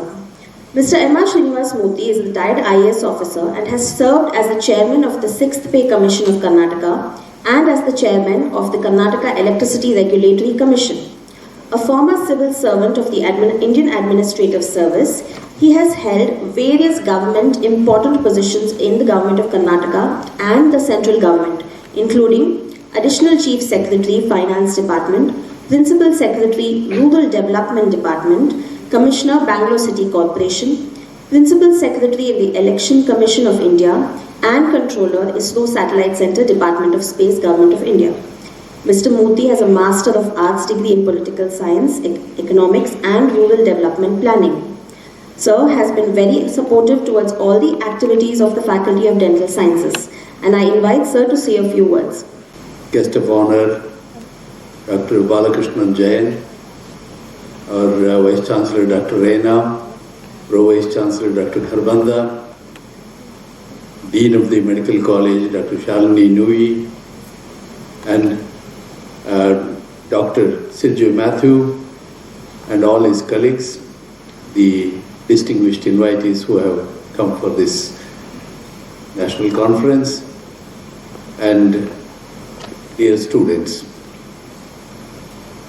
At the outset, I would like to compliment the Ramaya University of Applied Sciences, the Vice Chancellor, the Pro Vice Chancellor, and the Dean of the Dental Sciences faculty for organizing this national conference on this occasion. Its timing, the place, and the manner in which it is being done is something I would like to really appreciate.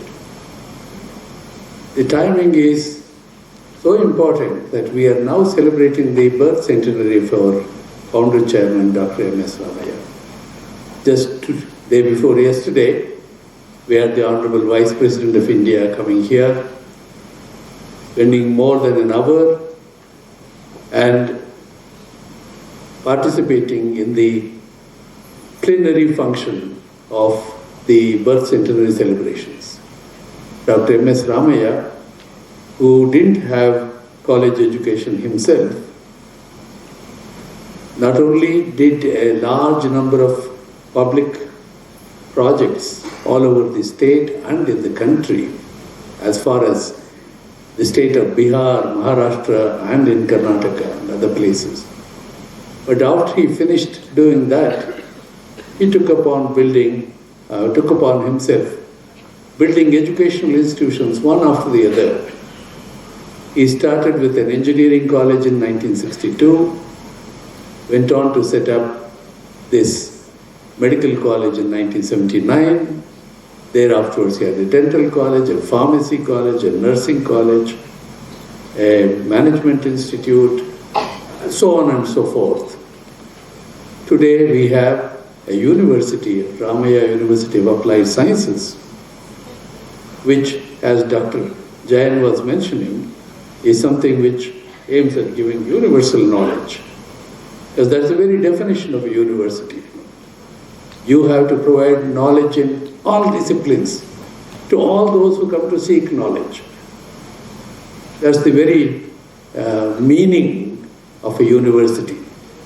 If some of you are interested in reading a very interesting historic book called What is University by Newman, I think Father Newman, he delivered a lecture on this title, What is a University, in the Oxford University, I think in 1813 or so. There he defines, you must not only have an institution which covers all these fields of knowledge which are available to mankind, but you should also welcome people from all parts of the world, teachers from all parts of the world to teach. That's the very definition of a university. And truly, Ramaya University of Applied Sciences, which started off mainly as an engineering university, went on to add dental sciences and other disciplines onto it. And most recently, they have added, they have included among its institutions this very reputed institution of Ramaya Medical College, which is one of now the constituent colleges of this university. Along with it, the nursing college, the pharmacy college, all of them form part of the Ramaya University of Applied Sciences. The very fact that you are having a dental conference in a medical college itself is a symbol of that integration. And the way this is being organized, inviting people from all over the country and then getting them to interact with faculty from medicine and other branches is a wonderful way of doing things. And that is actually, as the brochure of this conference, this workshop declares, that it's a kind of bonanza, academic bonanza for all of you to celebrate the pursuit of knowledge. As Dr. Sujata Rao mentioned, there is a great role for each one of you to play in this society. If you need to see the importance of the profession that you are pursuing, just go into the countryside and you see how many people are without teeth or with teeth which are not very functional. And there are millions and millions of people who need help. And as Dr. Sujata Rathod was mentioning, government needs to be motivated to provide in every primary healthcare facility, primary health center, facilities for dentists. If you could motivate that and make dental care available to all the people in the rural areas, it would be a great service in promoting the overall health of our population. Because a healthy population is absolutely essential for a strong country, as Dr. Jain was saying. Unless we are healthy, we cannot really become the second largest economy, as he was mentioning.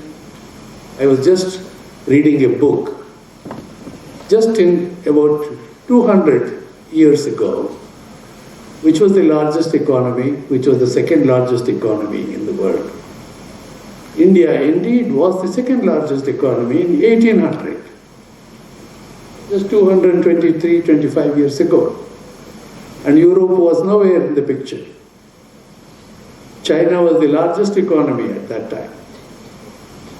America was still in wilderness. Now, I think, we saw many phases of this development. Europe gained some ascendancy because of various kinds of technologies. Then America came on the scene. European countries fought among themselves. They inflicted a war on the entire world, a couple of wars on the entire world. Now they are fighting among themselves. We don't know what's going to happen in future. But now, nobody can say European economy is the dominant economy in the world. No. Very soon, you will not be able to say American economy is the dominant economy in the world. No. Maybe you will have an occasion to say Indian economy is the most dominant economy. Indian people are the most talented people, or the most accomplished people. Maybe. As Dr. Jain was saying, look at all the American corporations, multinational corporations, which have Indians heading them, educated in our colleges here. Somebody got educated in Manipal, and he heads a huge, the biggest company, one of the biggest companies in the world. Who heads Harvard University? Somebody educated in India. So, all of you have this kind of a future unfolding before you. The challenge is basically to prepare yourselves for availing of those opportunities. Not being confined to a narrow pursuit of any particular branch of medicine or dentistry or whatever it is. You must develop wide interests academically, get to know about the world, get prepared to play a very meaningful role in the service of the society and the country, and pursue a very bright future for each and every one of you. If we in Ramaya Group of institutions could be of any assistance to you in this, we will feel that our founder's vision has been fulfilled by our colleagues' work here today in all these disciplines. Thank you very much for this opportunity.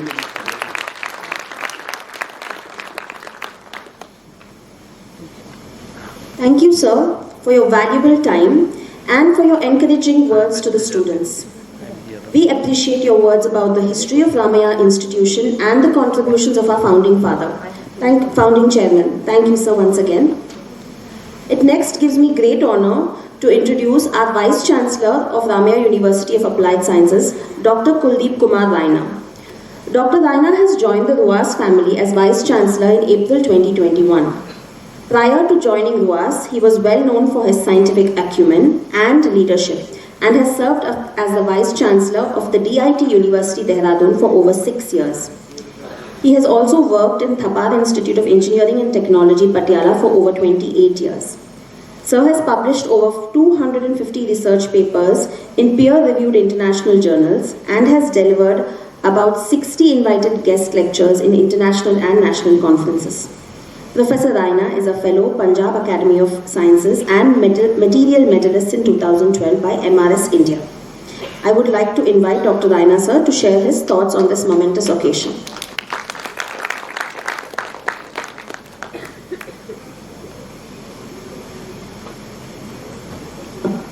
A very good morning, distinguished members on the dais and of the dais. With us we have today a very eminent professional in Dr. Sujata Rathorji, heading the Directorate of Medical Education in a very, very prestigious and the premier state of our country, the Karnataka. We have among the stars the guest of honor, Dr. Balakrishna ji, a true army man in every passion and compassion. The guiding force for us in the Ramaya University and the Ramaya Group, we have Mr. Srinivas Murthy, the Chief Executive. His guidance from time to time is helping us to steer the university in the right direction. My colleague and a distinguished friend, Dr. O.P. Kharbanda, a distinguished professional himself, and I'm sure he has been teacher to many professionals here and across the nation and the nations. Dr. Shalini Nui, the Dean and Principal of the Ramaya Medical College.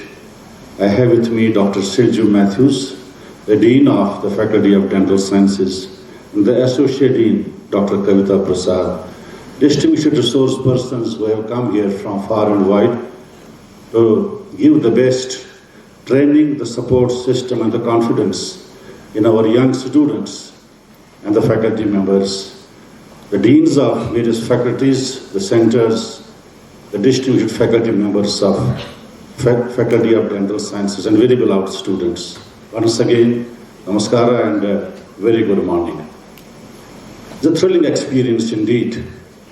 When Dr. Matthews said that I have been a kind of a nucleating the seed that can we do it, today I see that the seed which we had sown a few months back is emanating into kind of a plant, a sapling, and I'm sure in due course of time, this first DENTCON is going to have not only first, let us see that it has the 100th, not only in 100 years, I don't know whether we'll be here or not, but I think there is going to be a sequence of events which we can carry forward as a part of this celebration.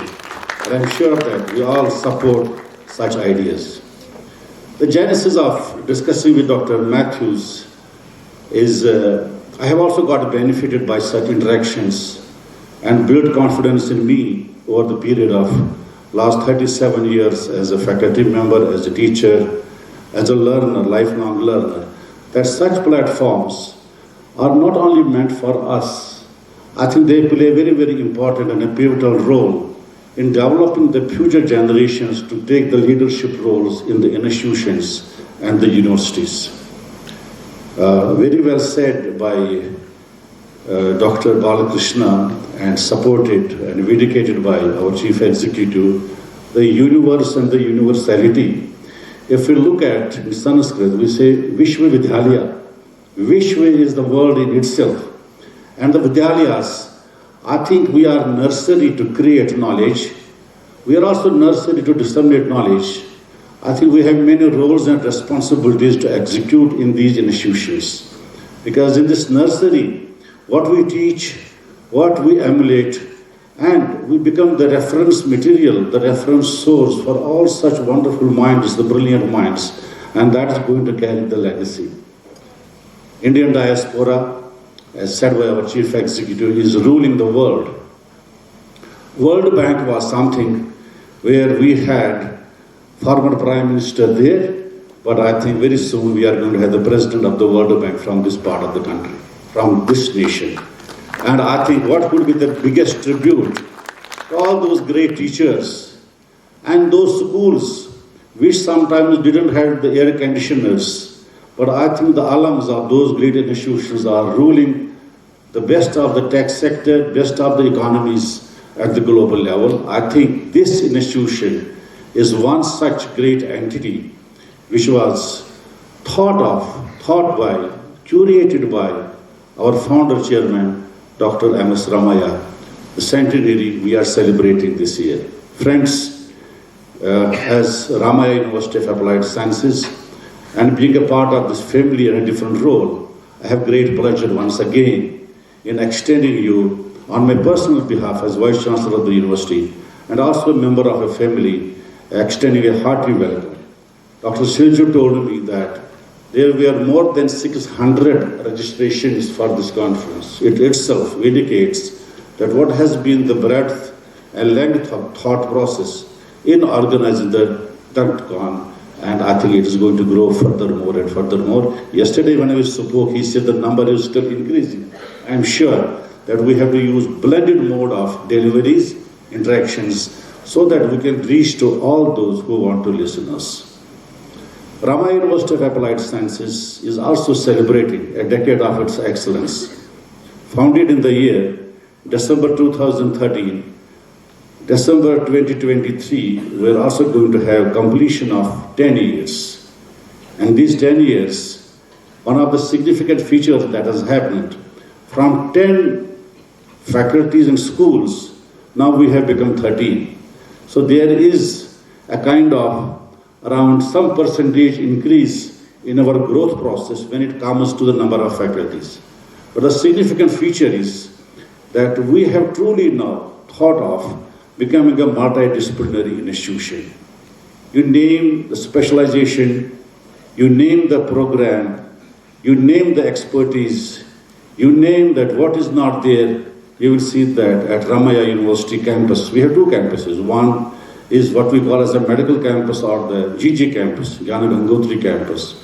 Another campus is very close by, around 7 to 8 kilometers from here, in the industrial development. We say it is the Ramaya Technology Campus. What could be the best synergy of thought process?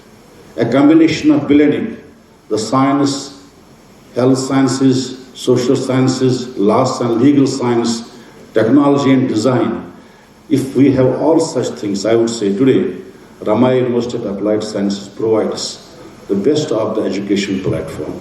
Friends, coinciding with the COVID situations, each one of us have faced it. And education was not spared, but it gave us a different kind of learning experience in the practice. The blended education became a new norm because we didn't know how to reach the diversity of the population in teaching, training. And the biggest sufferer I know, because I had a toothache those days, was the dental specialization. Because the close contact between a practitioner in a clinic and the patient, it cannot be done remotely.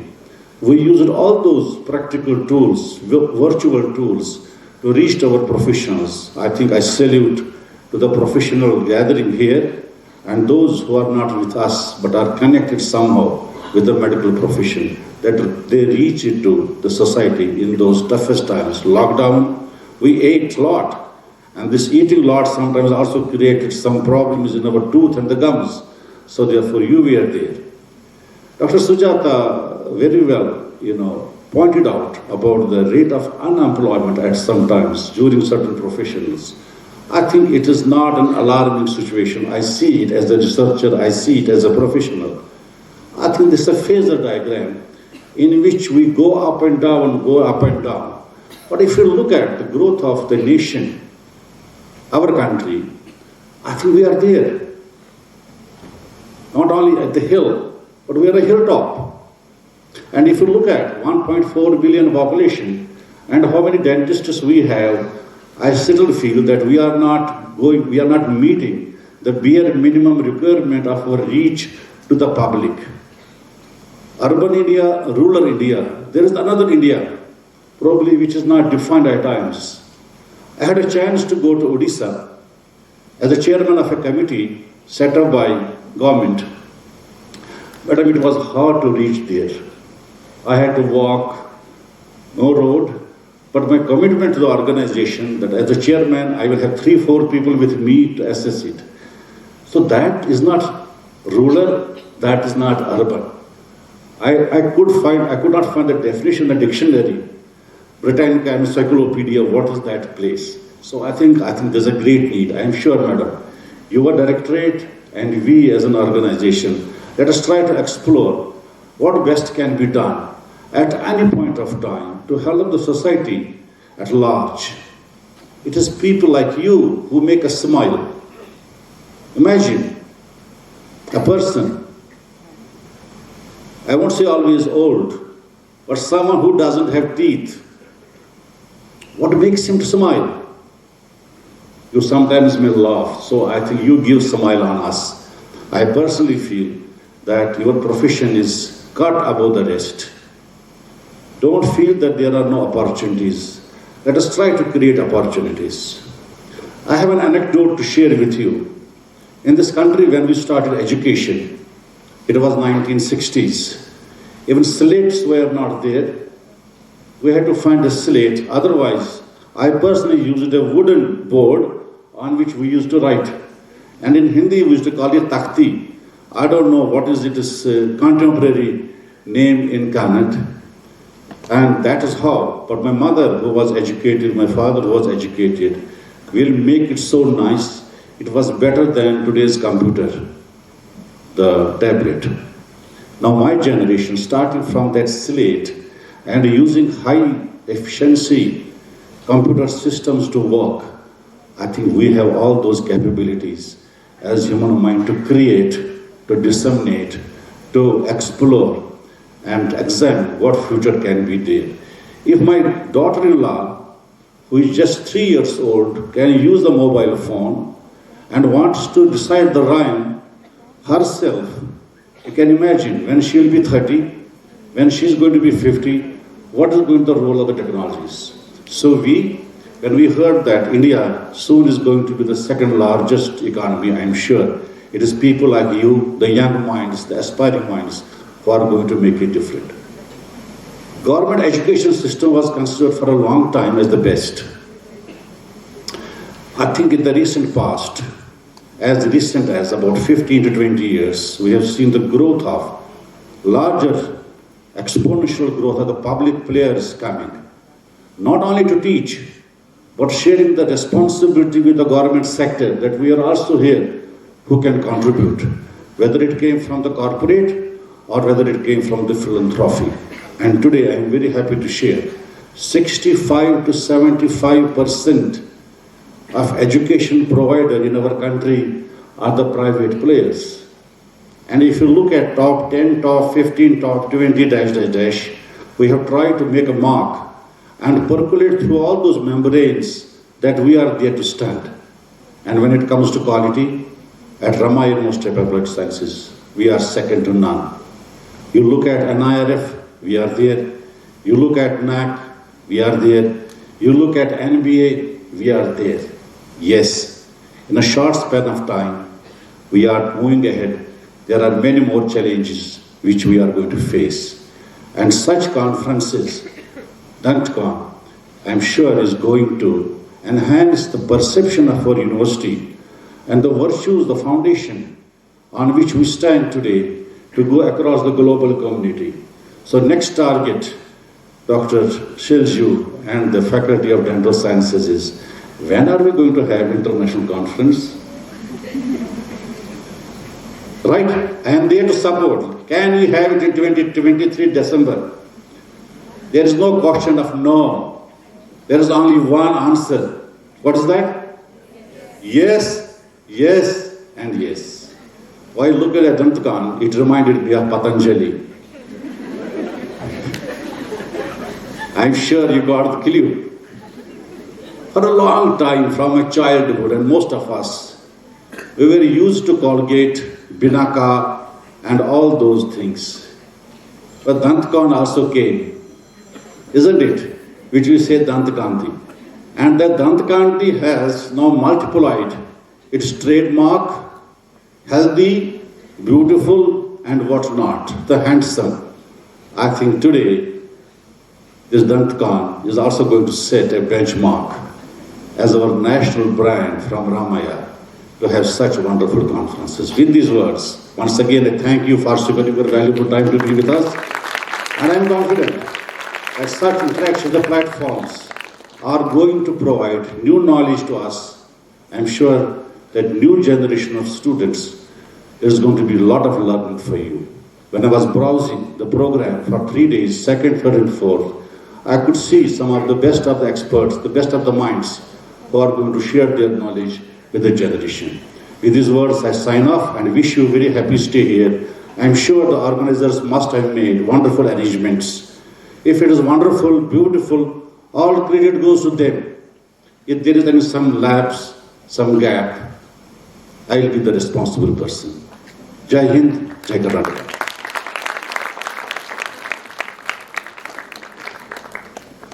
I would like to thank our Honorable Vice Chancellor, Professor Raina sir, for his encouraging and inspiring words. We are very grateful to you, sir, for supporting this conference and supporting the dental fraternity. Next, it gives me great pleasure to introduce our Honorable Pro Vice Chancellor, sir, Professor Om Prakash Kharmanda. Professor OPK, sir, is an MDS with MOD RCS Edinburgh, FDS RCS England, and FDS RCS Edinburgh. He has been the Pro Vice Chancellor Health Sciences for RUAS and the Professor Emeritus of the National Academy of Medical Sciences. He is also the Honorary Adjunct Professor, La Trobe University, Australia, and the Academic Fellow, University Sans Malaysia.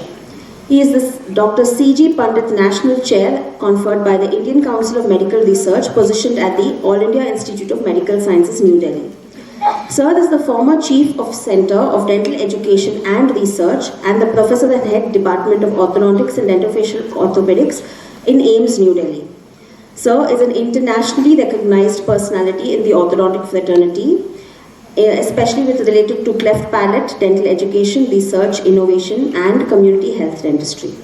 He has shaped and continues to contribute to the profession with massive zeal and enthusiasm as a clinician, as an author, a reviewer, researcher, innovator, collaborator, orator, and an organizer. Over to you, sir.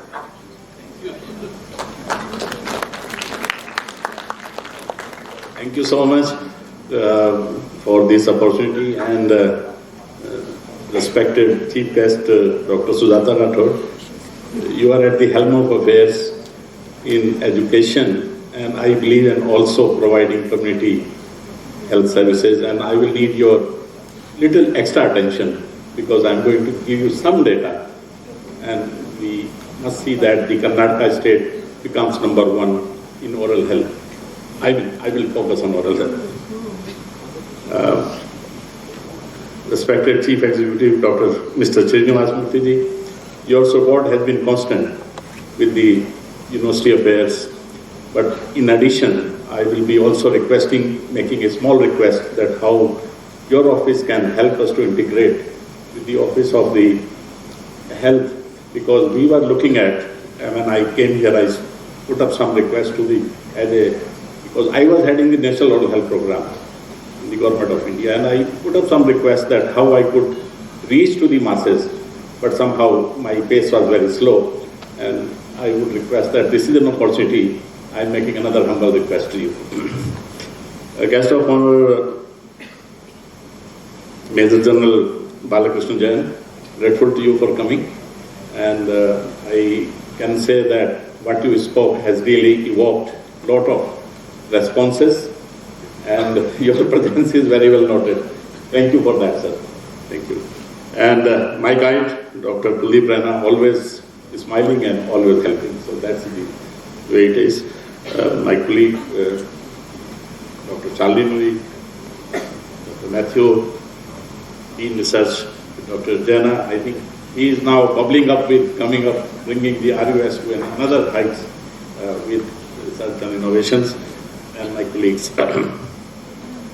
I would be, as I mentioned, making some requests, and before that I just wish to say that with the United Nations, the Sustainable Development Goals, health is falling on third. The first is the elimination of poverty, second is hunger, third is health. Within health, the oral health is being placed with the digestive health of the 19 goals which WHO has fixed.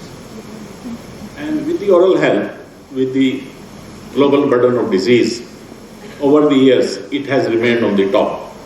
All other diseases have changed their hierarchy. For example, tuberculosis has changed its hierarchy, neurological diseases have changed.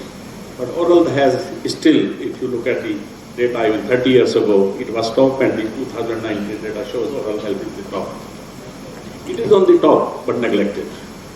And why it is neglected? Because oral health often does not lead to death, but it only affects the quality of life in a very slow pace. And we realize only when we lose teeth, they have lost the teeth. Before that, it is difficult to appreciate what we have, because it's God's gift. The other aspect of oral health is that there is a tremendous increase in the prevalence of dental caries. With the mass media and social media promoting things which are not healthy, some kind of legislation is needed. Sugar policy, government has already put in that how sugar sweetened saturated beverages, high taxes, we pushed that was happening in the last budget. I don't know what is happening in sugar, I'm in Karnataka now, and things like that. So we need a policy on that. Now we have got warning on the cigarette that it causes cancer, but we don't have a warning on products which cause other products which cause cancer. And India is the hub of oral cancer after diabetes. So we have the highest number of oral cancer cases. The periodontal disease or gum disease and halitosis and pus formation, which all of Indians suffer. I hope I am audible. I want to look your side, also of course this side, because that is the major cause of tooth decay, and there is a relationship with systemic health, because if you have poor oral health, you have a poor glycemic control. You have poor glycemic control, you have an oral. So there is a very intimate relationship. And this severe periodontal disease has been now even linked to the low birth weight, even with other diseases, including coronary artery. Now, with this context in mind, we have to reach to the, you have already mentioned, we are taking your agenda forward, to the remotest part where Dr. Rana could not define even if it is rural or urban, it is that part. So in that, to reach that part, the Government of India, Ministry of Health has started the wellness clinics. So the nurses were empowered. I do not know how many clinics have opened, but wellness clinic was one of the ones. And in this wellness clinic, we that time integrated the screening of oral cavity and empowering nurse to screen oral cavity and refer the patient to further center and give emergency treatment. Because the patients in rural settings, they get dental abscess, it becomes cellulitis, and this cellulitis becomes life-threatening. People develop osteomyelitis. Now, these are the things we have not seen here, so we don't know what is going there. So, through your office, my humble request is that if we could develop that plan, implement that plan in the remotest area where we develop a simple screening procedures and use technology to transfer images to the heart center, then we can calculate it down. That is request number one. Request number two is that we follow DCI curriculum. DCI curriculum is supposed to be the up-to-date, but sometimes it may not. I'm not being critical of DCI, we are part of it. But if Karnataka state can come up with a curriculum under your chairmanship, which is keeping in trend with the current technology and international needs. Although we think nationally, but we should also think globally. Because many of our postgraduates are going abroad. And there they have to reinvent the wheel because none of our degrees are recognized in USA. Medical degrees are, they can become house surgeons, but dentists cannot become a house surgeon. He even cannot become a dental assistant, I wish to tell you. He ends up in driving a car. And to do a bridging course, it is not easy to get admission. You have to do bridging course, which is usually 3 years. You have to pass the national board, and the cost of treatment, cost of education is usually $60,000 to $70,000 per annum, plus living cost. So it has become one of our. So we should think on those lines. That is the second request. In addition, what I wish to mention here is that to the people here, that it is the time when a service enough is not enough. The dental service has to integrate as a healthcare component. And very often we as a dentist think that we are dentists and we do not perform the duty of a healthcare professional, which man has already highlighted. I am only re-emphasizing that. So be part of the healthcare system, that is one, and to be part of that, you will need to acquire certain skills, which are essential skills of a healthcare professional, which may include, for example, management of an silver dental chair. Sometimes you don't know how to manage. You feel handicapped at times. So those minimum skills need to be there. When it comes to a conference like this, I congratulate Dr. Sizu Matthew, who have taken the lead. And this DENTCON 2023, which is the first, I am hoping that in next year the hall will be full till the end. So it will not be empty. Although we have a very good number even in the first conference, for which I congratulate you for the organizing capacity. The next point I have to make here is that the oral cavity, although it appears simple, but I think it is one of the most intricate organs. The face is the mirror of your expression and emotions, and oral cavity is the mirror of your health. So in the oral cavity, you have salivary glands, you have minor salivary glands, you have nervous system, you have neuroectodermal tissue, you have the hardest tissue of the body enamel, and you have saliva, which is an biological secretion produced from the salivary glands, which are reflecting the entire health of the body. And quite often, what I have seen, as a clinician working at AIMS, I used to get huge number of patients where dentist has done a very good job as a technology. He has done a wonderful root canal, he has done a good crown, but he has forgotten to examine the lesion which is next door on the mucosa, simply because it does not fetch him money. Because attention is going towards those technologies, those techniques which you have learned, and you are not focusing on the holistic care of the mouth.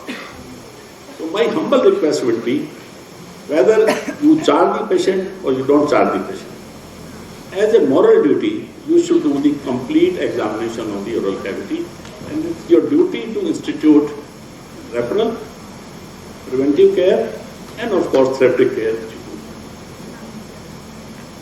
For the younger students, I would say the opportunities are very high now in terms of collaboration, particularly in an institution like RUAS, we have technology, engineering, and mouth is an area where all kind of research is possible. from proteomics to molecular biology to advanced material science to nanoscience to anything else which words technology words I may not know. So collaboration is possible, and you can choose a research career also. It is not necessary that you should become a hardcore clinician, and those options are available now. With these words, I am sure this conference is going to be a great success, and I thank again for this opportunity, and thank you dignitaries on the dais for listening to my request, and to students, thank you very much.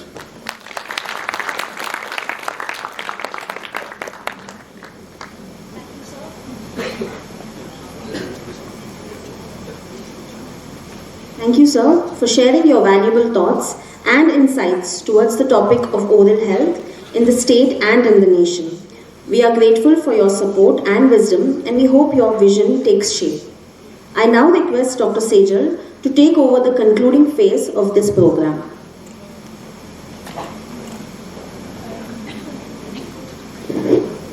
Thank you, Dr. Sharanya.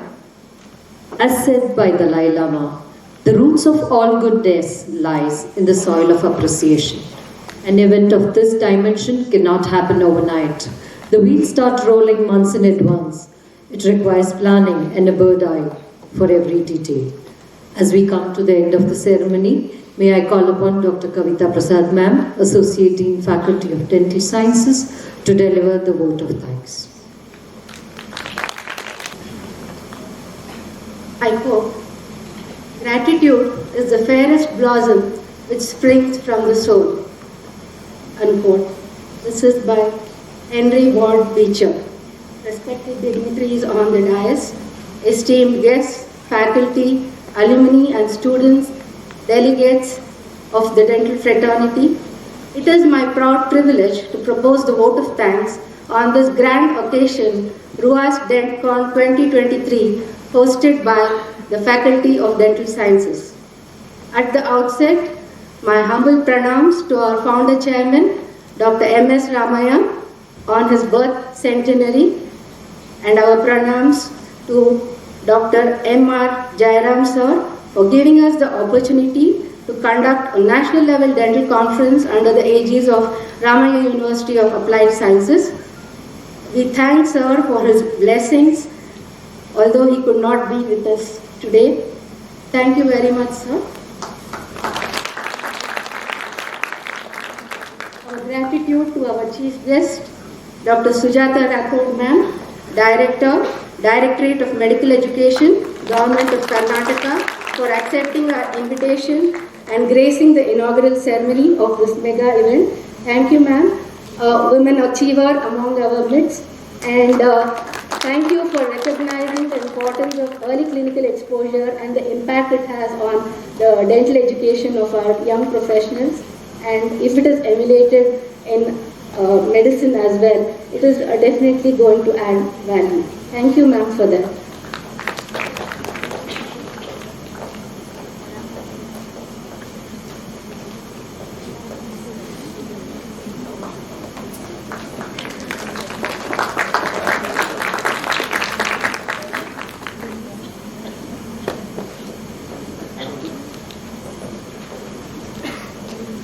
Our thanks and gratitude to today's guest of honor, Major General Balkrishnan Jain, Commandant and Dental Advisor, Army Dental Corps, for his gracious presence and encouragement.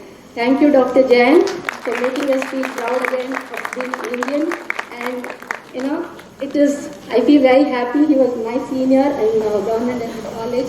We would always look up to him. So, I think they were always a source of inspiration. They were always a source of inspiration and encouragement to us. Thank you very much for that. Yes.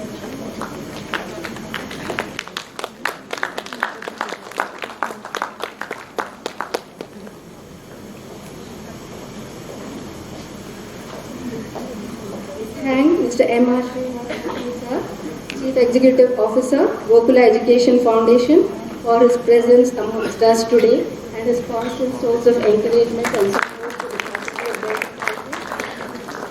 Thank Thank you, sir, for bringing out the importance of community service.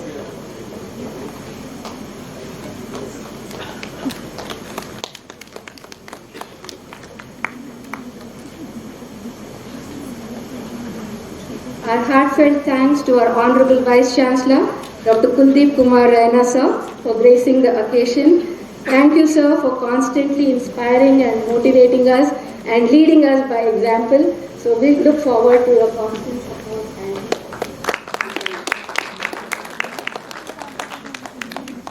this mega event. What have been possible without you, sir?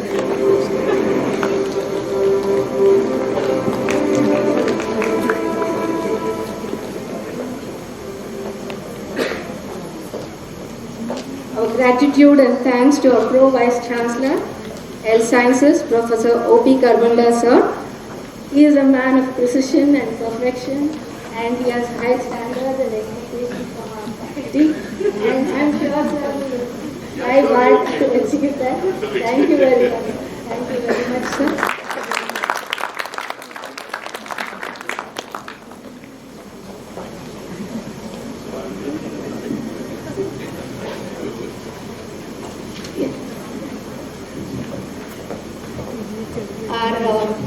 Thanks to Dr. Shalini Nui ma'am, Dean, Ramaya Medical College for gracing the occasion.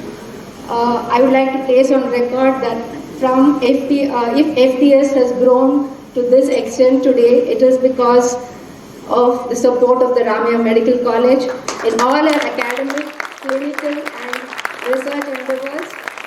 And we are ever grateful to all the staff and faculty of Ramaya Medical College for supporting us in every way. Thank you very much, ma'am. Yes, ma'am. We look forward to your continued support, and we are very happy that now you are a part of the Ramaya University of Applied Sciences. Thank you, ma'am. Our profound thanks and gratitude to our Dean, Dr. Silju Matthew, sir, Chairman, DENTCON 2023. So, he is young and dynamic, and the man behind DENTCON 2023, he has conceptualized, conceived and orchestrated this mega event, and he has brought the whole FDS family together to make this a grand success. Thank you very much, sir. It would not have happened without your vision and without your foresight. Thank you, sir. I would also like to thank our Registrar, T.S. Venkatesh, sir, our Pro Vice Chancellor Research, Govind Kadambi, sir, our Dean Research, Krishnamurthy Jayana, sir. Thank you for all your support and encouragement. I would also like to thank all the esteemed invited guest faculty, the skill experts, all our alumni who have been part of this mega event, who have traveled across India and Karnataka to be with us for this event. They have contributed immensely to the success of this conference. They have taken part in delivering guest lectures and also being part of the pre-conference workshops yesterday. And we are very happy and proud that you have grown in leaps and bounds. Thank you, and we are very proud of all our alumni. Thanks to the entire FDS family who came together to make this event a grand success. Each one of the faculty and students have played a role in their own way, and they have contributed to making this event a reality. I would like to thank a special thanks to Dr. Sylvia Matthew, the scientific convener for this event. I would like to thank Mr. Gopal Krishna. Sir is the man behind the scenes. He takes care of all the minute details, very meticulous, very dependable. And if we just say, sir, this is what we need, it is done. We don't have to think twice. Thank you very much, sir, for that. I thank Mr. Anthony and his team for all the technical support, for all the coordination which he has done among the faculty, among the students, among all the registered participants, and for the media support.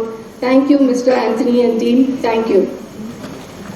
I thank the caterers for today, and all other first people I may have forgotten to mention. I thank each and every one for your presence today, and thank you for being here and contributing to the success of this event. And I think together we can make it happen. Thank you.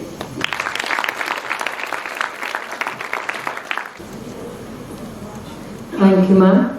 On behalf of the institution, we sincerely thank the dignitaries for being with us this morning and enlightening us with their enthusiastic remarks. Thank you, dignitaries.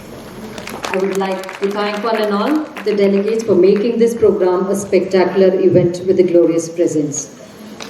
I can assure you that this conference will be full of excitement, learning and exploration. Apart from it, it will create fantastic memories for all of us, so we can confidently say days are not lost when memories are created. So to conclude this inaugural function, may I request all of you to rise for the national anthem.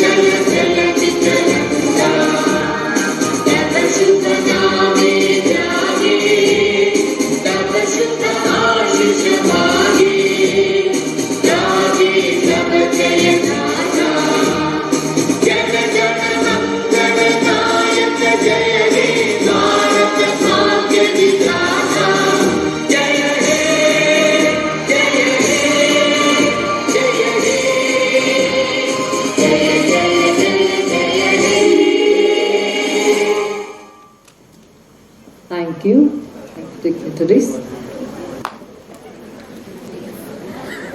And holds a diplomate from ICOI as well as from IBP. He is the co-founder and director of My Dental Plan Healthcare Private Limited.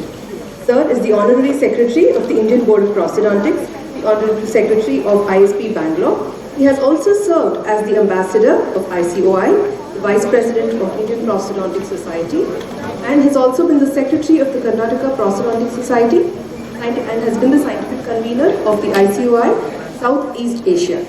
He is the Senior Associate Editor of the Dental Tribune of Southeast Asia. He has served as the Professor of MS Ramaya Dental College, Bangalore. Sir, we welcome you today.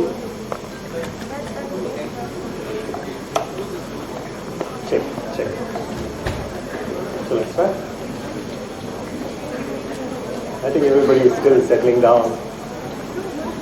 Let me just go ahead and play this video just as it starts.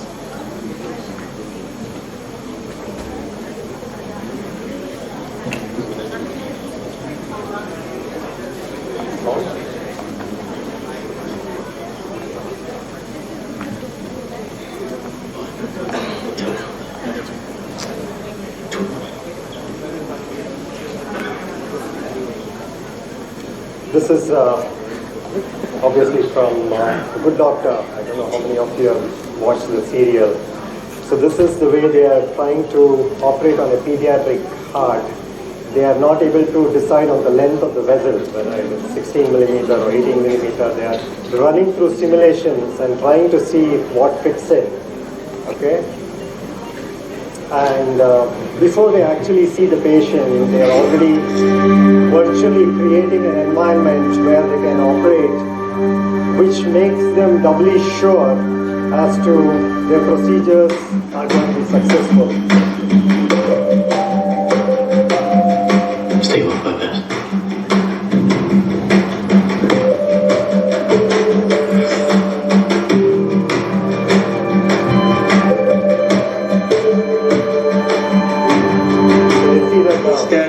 The heart is just arresting at one point of time, and they do different permutations and combinations so that they can achieve success.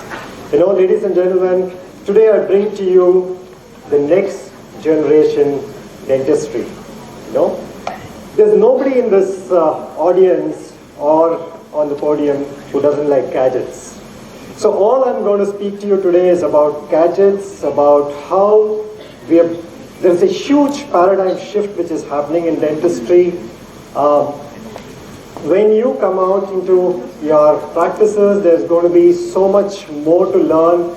Of course, institutions are giving you the basis, but there is so much more to learn for you in terms of digital dentistry and things like that. So the whole lecture will revolve around this, digitization in dentistry.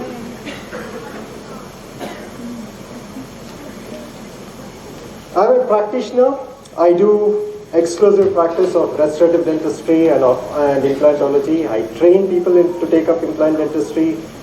I'm kind of interested in anything new in my field of dentistry, which is restorative dentistry. That's what I do. And these are all my associations, starting from 3Dent DDS, which is a digital dental lab, to My Dental Plan, which is dental insurance. I have my own practice. We run our own training program. GDA is Global Dental Academy, which is doing a lot on virtual reality in dental education. These are the main forte of things that I do. Why digital dentistry? Why are we talking about it? Because does it come on the screen? No? Okay. To understand what is the need of digitization, how to plan a case on a software, most of your future is going to be all hardware and software, not more so dental equipment. It is also going to be a lot of software that is going to be involved. Procedures and techniques used in digital dentistry, just give you a broad overview of the workflow which happens, material used, and what are the production strategies today. The whole of dentistry in terms of which is done in the laboratories have moved on into into the digital space. But we still, in our colleges, in our practices, are still yet to catch up, but we are just going to get there, sure. Why digitization? Is there a requirement, or is just a fancy tool which is there we are all trying to use? It is required because it's quick. I'll give you a small example. To make a single crown, how much time it might take in the laboratory? Just a wild guess. I know all of you are undergraduates. What do? You do casting, right? You do wax up, you do investing, you do casting, and then you prepare a crown. It might take almost about 10-12 hours for you to come out with a crown.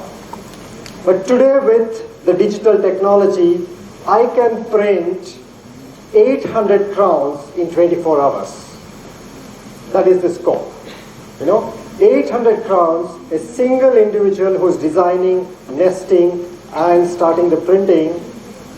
800 crowns can be done by one individual, and it is going to be accurate. You want it or not, it is going to be accurate. That's the next most important thing, accuracy. It is by nature, or it is innate in the digital technology to be accurate. It's insightful. If you're making an error, for example, I'm putting 2 implants. Okay, I'm putting implants at an angulation. I'm planning this on a software before I actually go ahead and do it on the patient. If the implants are close by, or if my implant is going close to the nerve, the software alerts me. There is a possible collision which is there. Everything goes red, it beeps, and it says, look, your implant is very, very close to the nerve. Don't do it. So I go ahead and take corrective measures. So it is insightful. Today, artificial intelligence has come in a big way. More than what you know, all these softwares come out with artificial intelligence. It shows you the way to do it. It gives you some kind of guidance. It calculates and it assimilates all the data that is there, and it tells you this is good or this is bad. For example, there's an undercut in your preparation. So you make a preparation, beautiful preparation, you make an impression, send it to the lab. Lab says, oh God, you have an undercut. I can't make a crown on this. But if you had known it before, you could have corrected it and then sent it. So today when you do scanning with the help of an intraoral scanner, it tells you have an undercut on your preparation. You cannot proceed with this case. Some small things like this can be very easily assimilated. Can visualize. I can show it to the patient. This is how you come with. You have bad crooked teeth, and this is how you're going to go with. Okay, after my smile makeover, this is what you're going to look like. I can give you 3 options. Okay, you want to look like X, you want to look like Y, or you want to look like Z. You know, what are the 3 options? You go ahead and choose. The patient is in the loop. You know, earlier days we would all say, we would draw it on a sheet of paper and say, look, I'm going to make your tooth look like this, your smile curve is going to be like this, and things like that. But today with photography, with the smile designing softwares, we can show it to the patient. You can visualize what you're doing. Less people intense. Any industry which is people intense is always, you know, this guy doesn't come in the morning, he comes late, he goes early. So many of these things, all these things are eliminated. Seamless integration with the hardware and software. So these are some of the reasons why digitization is coming big way. So if you see the digital workflow in any of the fields of dentistry that you take, first is data acquisition. You need to gather data, either in the form of a CT scan or either in the form of a intraoral scan, or any way you assimilate the data. You get the data in, and then you plan, you design, you produce, and you finish. You know, these are the steps which are common to every field of dentistry. So during the course of my lecture, you're going to see each and everything of these phases, how we have integrated in, at least in restorative dentistry.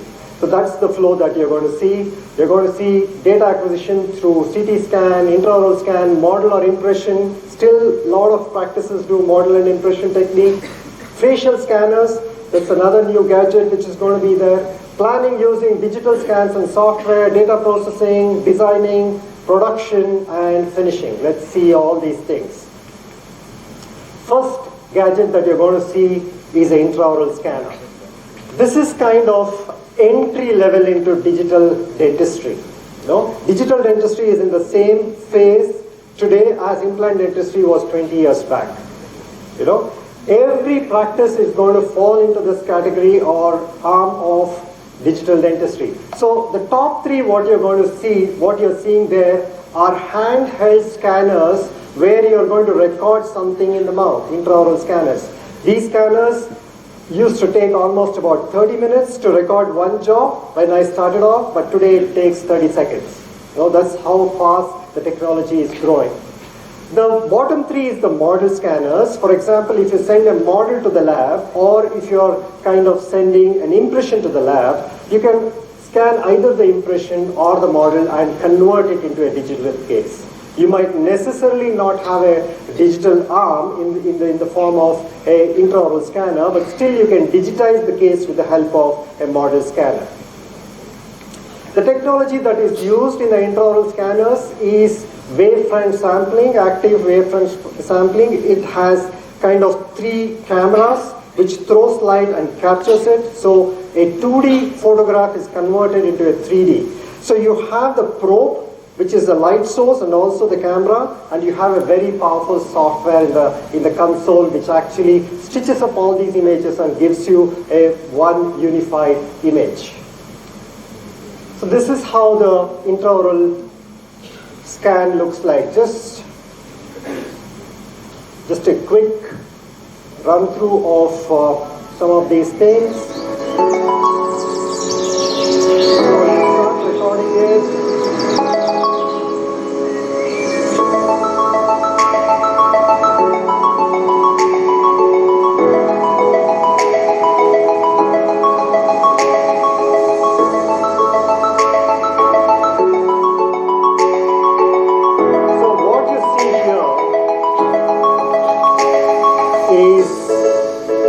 Lifelike. It's not black and white, it's color. So when a technician sees it in his screen, he knows exactly what is going on in the mouth. You don't have to very clearly tell him about the shade. You know, you have to give him some idea, but most often most of the things are already there. You can see the stump shade, you can see what the gingival color is. If you can integrate this intraoral scan with, say, a facial scan, you know, you can look like as though the patient is smiling at the technician. So that is how clear the visualization will be when you go for such techniques. This is how a model scan would be. Just a quick. So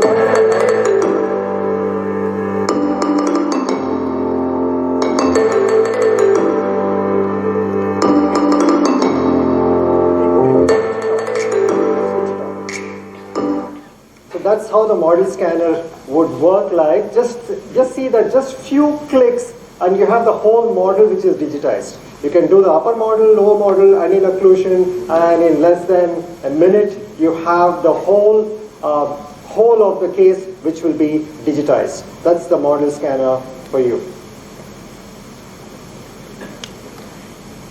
This is a very, very high speed model scanner.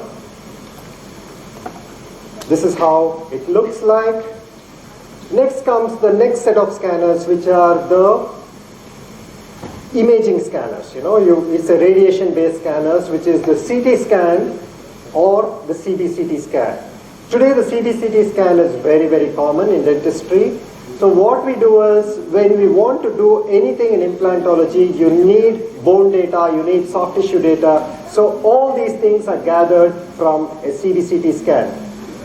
So that is how both the scans would be, but today we are more and more into CBCT scans. So you can have the position of the patient which is just sitting, and you can go through that particular scan. So this is how a scan would look like. You would get axial images, paraxial images, or the panoramic images, and also the three-dimensional images. You can go ahead and look at what is the width of bone, what is the height of bone, and plan your implant treatment. You can also measure the density of bone. You can measure what is the volume that is missing. So everything that you require in the form of planning, everything is available on a CT scan. And if you actually go ahead and put this into a software, like a computer planning software, an implant planning software, you can do virtual planning, something like this. So what you do in virtual planning, what is the whole purpose of placing an implant is actually to go ahead and restore missing teeth, right? You want to restore missing teeth. So you want to place your implant in such a way that it can actually give you the perfect position to put your tooth there. So you need to actually do reverse engineering. You need to consider the prosthetics first and then go ahead to do your surgical work. That is what computer-aided implant planning does. It will actually show you where the tooth would be in the form of virtual teeth. You can bring in prosthetic data. You can actually scan the denture and bring in and integrate it with the surgical data, which is the patient data. And actually, you can go ahead and do a mock implant placement. Like the way he was doing a heart surgery, you can just go ahead and place implants and see where it goes and how it reflects on the prosthetics. That is what you do. So these are the different protocols which will be there, and these are the various steps in the planning. So this is what you do. This is, I think, also is for the reference of one of the postgraduates who are working with us, one of the postgraduates from MSRDC, who was talking about a dual scan. This is what a dual scan means, So when you actually scan the denture, put the denture in the CT scan and bring it up and integrate it with the CT scan data of the patient. Two data sets will be there. So you go ahead and get something like this, where the patient is wearing the denture. That kind of an image you get, and now you can go ahead and place the implant. If you see here, this implant is placed exactly where the tooth has to be. So you go ahead and make a stent for this and deliver it. In the sense, when during surgical phase, you're going to put this stent in the patient's mouth and go through that and place your implants. That is how you're going to make your prosthetics much easier, make your workflows much more efficient. This is how the surgical stent would be with kind of holes where the implants have to be there. You can also identify bone graft, you can make a piece of it, and you can actually print that. Okay, you can print it. Future is going to be a lot of printing with hydroxyapatite, for example. I'm going to print this piece of the jaw, which is missing, with hydroxyapatite. I'm going to open the flap, put it there, and allow it to integrate. That is how easy it is going to be. You can place the implant, you can see how the defect is, and things like that. Especially when you're thinking of complex cases like an all-on-4 or a zygomatic implant, you can actually visualize it much better when you're doing virtual planning. Let's just go ahead and see a case as to how virtual planning is done, and then bring out good aesthetics. This is the case, which is quite a complex case of where we are trying to do some zygomatic implants. Zygomatic implants are those implants which are very long. It's almost about 50 millimeters. It goes all the way into the zygoma. It's a 50 millimeter long implant. So you can see that the data sets have been brought about. One is the patient data set that you can see in 3D. The other one is the denture data set. It is merged there. You're choosing an implant. You're putting it there. You know it's going very close to the eye. Hopefully it doesn't get into the eye, is what you're praying. You're going ahead and placing 4 zygomas, and you know what is your final outcome, which is going to be in the form of a denture. So you know the length which is going to be there, you know the position which is going to be there, and you go ahead and execute this case. Now it's very easy. For a surgical specialist also, when you're operating, it becomes very challenging. You don't have X-ray vision, right? You don't have Superman type of vision, so you can't see where the implant is going. It's such a long implant. You're going through the soft tissue, you're going into the bone, you're coming out to the lateral aspect. It might be a big challenge. So just imagine such a case and how it can be effectively done with the help of a guide. So that's the guide. You can see that the patient had a huge defect somewhere below the nose. It was not a malignant one. It was a benign tumor which was removed, and you can see that this is the stent which was generated through that plan. Now you have a pathway in which the drill is going, so you can't go wrong. Once you fixate the stent, it becomes very clear as to what your path is going to be. That's the fixation of the stent which is happening, and you go through those entry holes so that your quad zygoma, which is one of the most challenging type of procedures that you will do in your clinics, is going to make it look like a cakewalk. Okay, you can see those long drills. The operating surgeon is Dr. Girish Rao. We've been partners for the last 20 odd years. I do all the planning and the stents, and he executes the surgical plan which is there. But at the end of the day, it's the prosthetics which will matter for the patient. From a patient perspective, yeah, those are the implants that you can see. It's a really long implant. I mean, it is scary, you know, when you're trying to put these things in.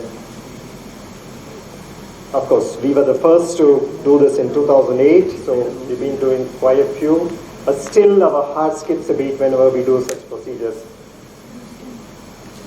I just want to show you the finish of this.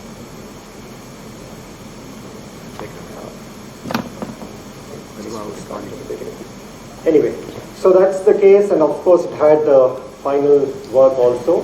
Let's see designing. What does designing do? You have acquired, you have planned, now you are going to design. So let's go back to something more simpler like crown and bridge, where you are seeing how the whole crown will be designed, you know. Now you have digitized, you have seen the prepared tooth, you marked out the margin, you have brought in a tooth, which is a ready-made tooth, you put it there, you are going to align it with occlusion.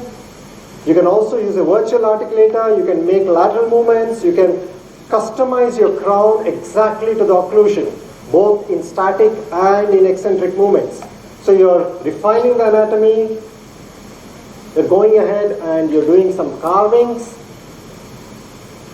contacts are seen.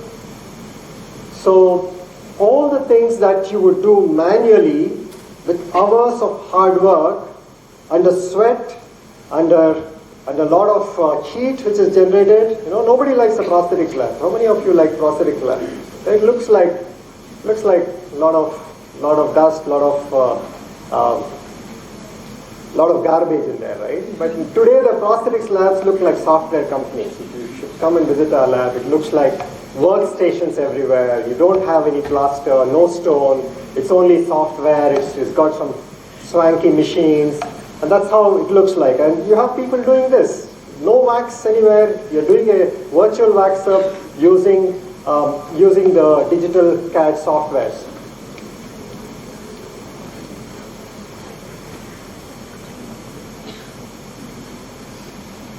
Yes.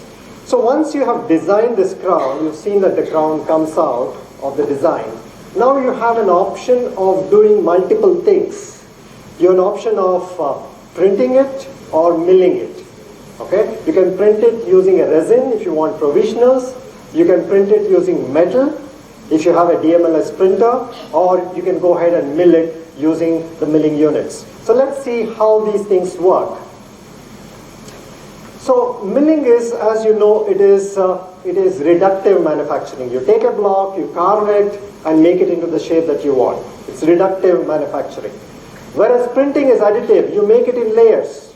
Now I hear that a lot of even students in their schools do 3D printing.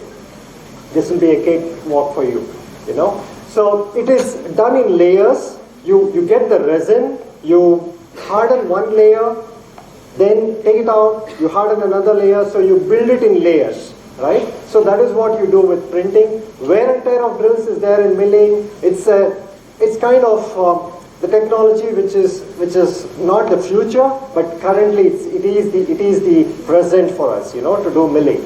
Future should be all printing because amount of wastage is very less. There's no post-processing which is going to be there. The one thing which is not found out today when you print is the hardness. The hardness of the material is not the same as you mill, because you mill from a block. You know the hardness of the block will result in the hardness of the final product. But when you print, you're printing it in layers. You don't know exactly how it coalesces. So the strength is a big question mark when you're doing highly critical cases, something like an implant framework. It's always difficult when you print these frameworks. Anyway, there is different printing technologies that you can follow. This is how a milling machine would look like, and I will also show you the printing machine, how it looks like. The milling unit will obviously have a drill. It will have a holder to hold your material. Drill starts and it keeps actually carving out the thing. So the one which we have here is all 5-axis machines. 5-axis machines means it can actually drill both the inside and outside of an implant abutment. So that's what it does. So this is how milling happens. So you go ahead and you take the CAD file. It's all CAD-CAM. CAD is what you've already designed. Computer-aided designing is what you have done. You have brought it in and you are actually creating supports now. That is the blank that you see. That is the material. This is the holder. You're putting the material there. We have kind of used a half-used kind of blank because we are able to see the drill through that. So if you see there, now it is starting to mill. This is zirconia block. Today zirconia is one of the standard materials that we use for crown and bridge. So you're milling it, and believe me, it just takes that much time as you're seeing it on the video to get your milling there. So you can see that the blank is shifted. It calculates what is the shrinkage that is going to be there in post-processing. Many things are automatically done. You don't even have to put your brain into it. So you can see that the support and the crown is ready. All you have to do is cut the support, put it in sintering, and most often these are all pre-shaded blanks. The color is already there, and you can just finish it and send it back to the clinic for fixation. This is how printing would look like. This is the metal printer. This is DMLS, direct metal laser sintering. That's the technology that is used. So this is the machine which I was telling you that it can print about 800 crowns in a day. You just go ahead and do it day and night. It can just give you enormous amount of volume and efficiency. This is how it looks like. So that's the base. The chrome cobalt molybdenum is the material that you print with. So this material is in the form of powder. You can see it on the right side, bed. So you're filling the bed with the powder. You can also print titanium today, and of course nickel chromium, which is not a good material to print. Chrome cobalt molybdenum is what is seen here. You can see that, yes, you bring in the material, and layer by layer you're bringing in the material and you're hardening it. So this is what is called as nesting. So all the crowns that come in on a particular day, or this bed can take almost about 200 crowns. So you bring in all those crowns and nest it, and you give the support, because there has to be some support for you to start printing, right? So those are the small pins which are the supports. So you take all this and then you feed it into the machine, and you can see that the laser is actually hardening it in that layer. And the next layer comes in, okay, hardens, and every layer, this will take almost about 2.5 hours for it to do that. And then you can see the whole of your, whatever you have planned and nested, everything has come in. So you can see a number of implant frameworks, some single crowns which are there, and you can see a bar there, and multiple such things can be printed at once. So this is called as DMLS technology. This is again one of the standards that will be there in the future for manufacturing. Next comes resin printing. Say suppose you want a provisional, so you want to make a smile makeover, you want to say a mock-up, or you want to make a model out of something. So resin printer is the way to go. You have multiple different resins. You can also print wax, you can print castable resin, you can print provisionals, you can print surgical guides, like the way you saw it in the previous case. A surgical guide can be printed with this. So multiple such things can be done. So this is how the printer will work. So those are the 3D printed models. That's the printing area. You bring in whatever material you want to print. You put it in there. And then you give the command to start off. So you have so this is all photosensitive resins. You bring in, you dip it, you have a laser beam going in, and you lift it up. So you keep doing that until the whole thing is printed. You can see the models being printed and the supports being done there.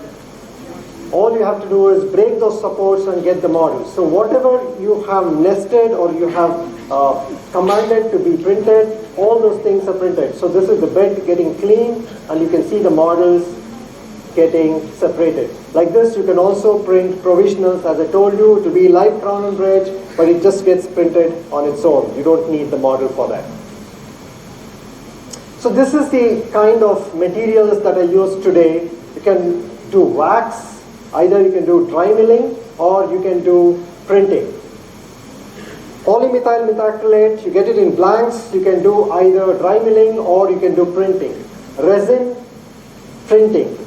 Zirconia, it is predominantly dry milling that you do today, but in the future, there is one company which already started making zirconia printers. It's just around the corner, but it's still not there today. Lithium disilicate, like the Emaxes or the Cameos of the world, you can do wet milling only. The machine which you saw in milling, it's a dual milling machine. It can also do dry and wet. Composites, you do wet milling. Metal, you do hard metal milling, which is a wet milling. Teak, you have to do wet milling. So there is a scope for all these materials to shift into printing. It makes your life so much easier, less of wastage, and better efficiency in the workflows. That is what will happen in the near future.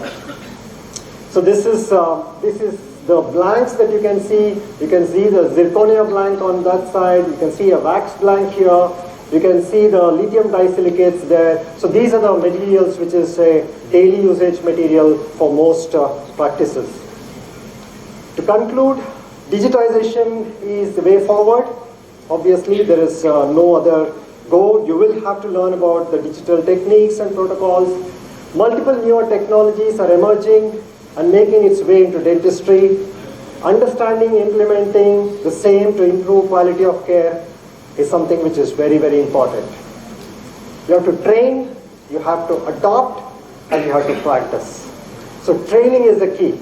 So you're all at a very, very beginning of your dental career. There's a long way to go. There's so many new things that will come in. Always keep a kind of an inquisitive eye. Be open to learning. There's so many times you have to unlearn many things and then relearn, So, but start with the correct training. thank you very much for this opportunity.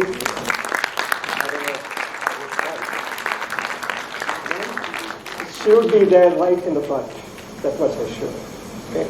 I just miss her so much. Thank you. I just didn't want to come back to Ramaya with a heavy heart that I gave. Thank you so much for the invitation. Thank you so much, sir, for the insightful talk on the rapidly growing digital world and its ever-growing applications in the dental world. I request the chairpersons to kindly share their views on the topic. It was a very wonderful perspective on the various nonsense of digital dentistry. I'm sure that we adopt digital dentistry into our daily part of life. It's become a routine for us. But along with all the advantages, I'm sure there are certain disadvantages as well, especially coming to the cost part of it. So I'm sure there is a scope for us to improve on that, probably bringing in innovation within the state or within ourselves, so that we can reach out digital dentistry to a lot of people around. Any questions from the audience? My thoughts on that, Dr. Ravishankar, is Atmanirbhar Bharat, as my dear senior told. As long as we can do things in India and in-house, especially in place of excellence like Ramaya University, there's so much scope that we can get in. Today, digital dentistry is kind of fragmented. Everything is system-based, everything is company-based. There's nothing that is universal. You can't bring in a machine and use any freeware that is there. I mean, software actually started as freeware. It was not for profit. But today, every small update that is going to be there is going to cost you lakhs of rupees. So that's where I think a huge gap is there in the industry. And centers of excellence should actually take it up as a project. For general industry, dental is a very small segment. Yeah, but for us, dentistry is everything.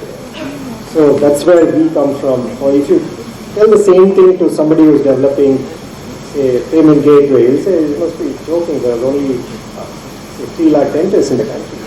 Every day I'm going to have 30 lakh transactions on my payment gateway. I don't want to do anything in dental, I want to do something in payment gateway. It's what somebody in software segment will do.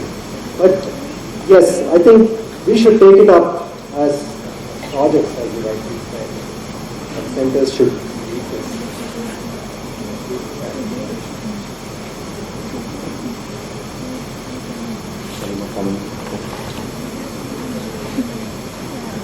Any other questions from the audience? So, thanks for the wonderful talk.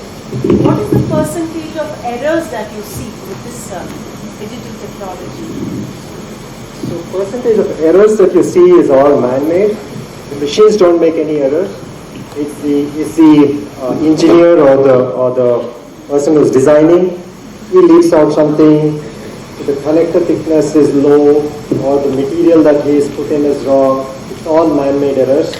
But otherwise, it's like a document. You print a document. It's what is there on your screen comes onto the paper. Same way. So the errors are very less, but it is definitely there. When you do something like guided surgery, the amount of the percentage of error that is seen is about 1 to 4%. What we see. When you do it freehand in guided surgery, it's about 10 to 15%. Errors where you want to go and where you are placed, it's about 10 to 15%. But when it is guided surgery, it's about 1 to 4% is what. That can be because of the resiliency of tissue. One thing we are not still able to duplicate is the actual resiliency of tissue, the lifelike feel of bone or soft tissue. That's something that we're not able to account for. But it's only a matter of time that we can get it even customized to a particular patient as to what the resiliency of the mucosa is, based on which you can get correction factors which is already incorporated, and you create a stent which is almost 100%. Yes, sir. So, as usual, a very good presentation. I just wanted to know about the shrinkage circuit, crowns and all, for printing and milling. So when you mill a zirconia crown, you mill an oversized crown, no? And then you sinter it, and when you sinter it, it shrinks. So you exactly have that kind of correction factor incorporated. So the milling happens that 1.5 times more, or whatever that zirconia material is. So you can have different types of zirconia material. Based on the material, you have a milling strategy. And that strategy will have incorporation of the correction factor. But when you print, it is 1:1. So all these printed things, like a DMLS printing or the resin printing that you do, it's all 1:1. There is no post-processing. Other than cleaning, you don't do anything. You just clean it and probably glaze it sometimes, in the sense if you want some surface stain and things like that you do. But it is not going to be any different from the kind of, there is not going to be any shrinkage.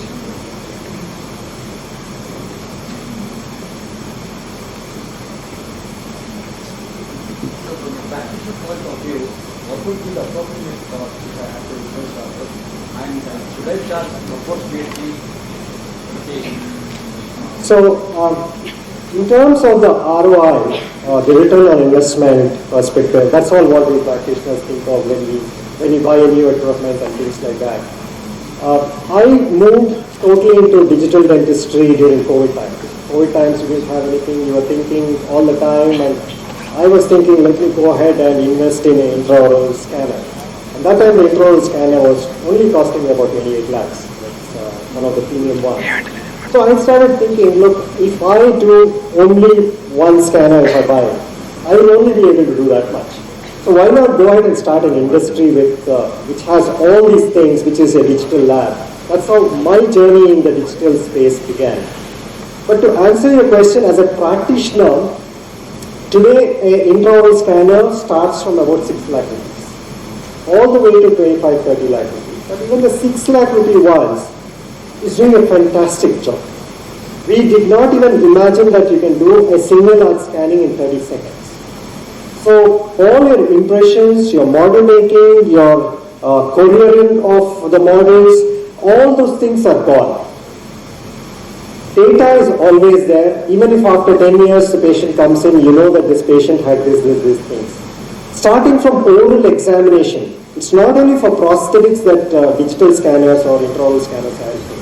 Starting from oral examination, you want to record what is the oral health status of this individual. You can just do a scan. There's only so much that you can chart, you can write down. But when it is in the form of visuals like this, you can very easily retrieve it, right? So whether you will get this 6 lakh rupees back in a very short period of time, may not be. But it's a huge kind of practice builder. With every patient who comes in and says, wow, this looks amazing. Okay? No more of that gummy stuff in my mouth. And this is how my teeth looks. Oh, what is wrong with this tooth? Can I do something for this? Doctor, can you suggest to me what I can do to take care of this? So many things like this, like how initially intraoral cameras we were doing, now we have the intraoral scanner which can give even more detail. Okay? Accuracy is something which is paramount. In the sense you have to do re-impressions. For a full arch case, we would keep on doing impressions and impressions until we get that accuracy. But now with one scan, you don't have to do it yourself. Your assistant can do it. Okay? Just a junior person can do it, but it will still give the same kind of accuracy. So it makes your restorative workflow so much more headacheless. Right? So that is the value that an intraoral scanner brings in. Other than that, most of the other things are not like clinical. It is, you'll have to work with a partner laboratory who will be ready to invest in all that. At the next level, you should go in for a 3D printer, a chair-side 3D printer. Of course, at the next level, you can go for a tabletop milling unit, which can mill you crowns. You can do a same-day crown. You can just prep the tooth, and in about 6 hours' time, you can push the crown in. So that's the way it is going to be. So it's a step, you know. First is an intraoral scanner, then it's a printing apparatus for resin printing, and then you go ahead and do full-fledged milling, dealing in the clinic. So that's very important. And for aligners, it's a big blessing. You can show the whole mock-up. Just most of the softwares which are coming with the intraoral scanner, it also can do a simulation. So you can just scan and you can simulate as to how your orthodontic is going to be affiliated. So many of these things are big advantages. Whether you will realize that 6 lakh rupees, no, you will only multiply it in your mind.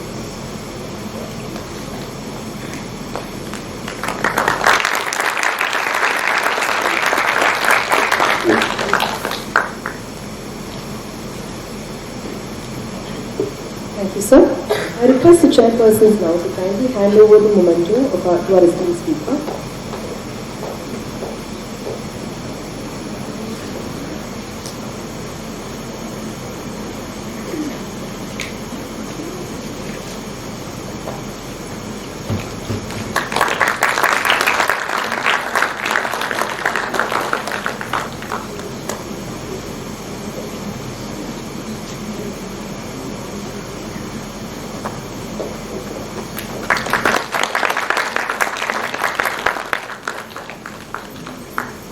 I request Dr. Sylvia ma'am to kindly hand over the certificates to our chairpersons.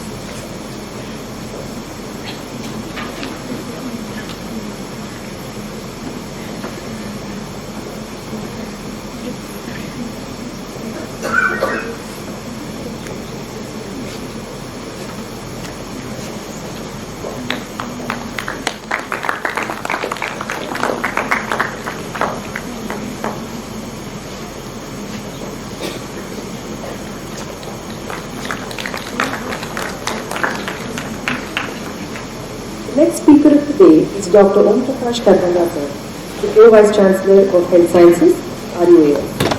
Sir will be speaking on expanding the envelope of orthodontics from childhood to adulthood.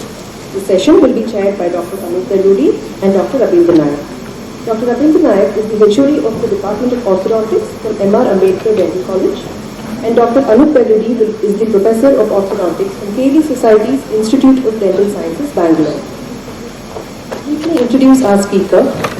Professor Om Prakash Kardanda is formerly Dr. C.G. Pandit National Chair conferred by ICMR, as well as the Chief of Center of Disease Education, Dental Education and Research, Professor and Head of the Division of Orthodontics and Dentofacial Deformities, AIMS, New Delhi. Sir has served in many additional roles, such as the Director of WHO Collaborative Center on Oral Health, Center for Excellence for Implementing National Oral Health Program. He was the Chief of the Center of Medical Education Technology and Innovation and an advisor to the Ministry of Health, Government of India. He is an internationally recognized expert in orthodontics, cleft lip and palate, dental education, research, innovation, and community health. Sir has many national and international publications to his credit, as well as textbooks.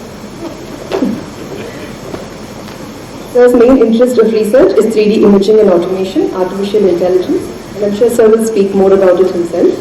So, over to you, sir.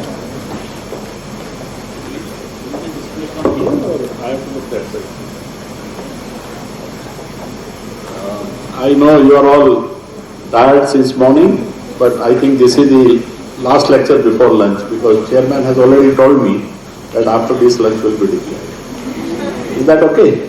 Yes, thank you. So, why I chose this topic? I chose it because this topic is mainly focusing to the undergraduates.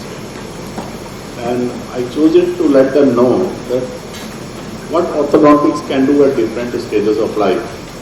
Quite often we only talk that because we used to get a lot of patients when we used to say कि आप पहले क्यों नहीं आए? They will say because हमको बोला था 14 साल में जाना.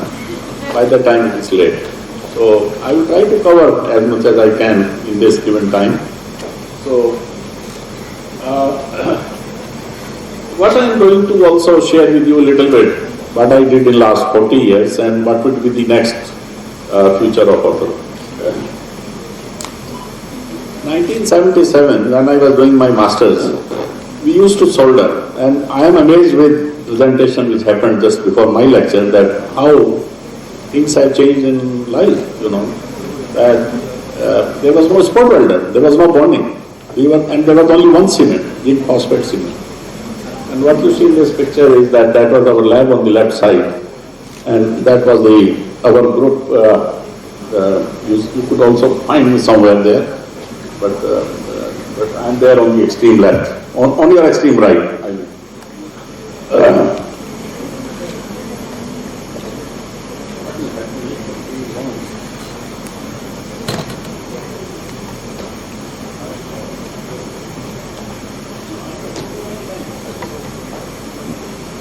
Now,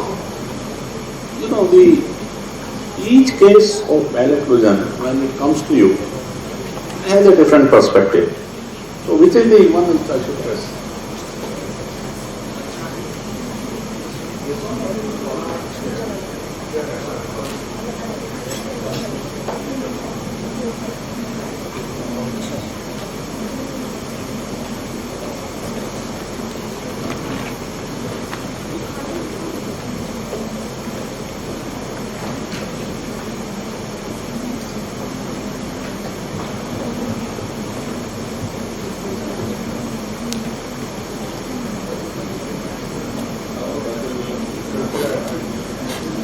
Stand here.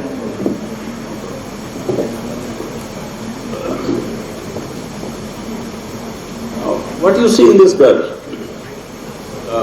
Hardly any malocclusion. But she certainly needs orthodontic intervention, because when you examine her cephalogram, you find that her nasopharyngeal airway is very narrow.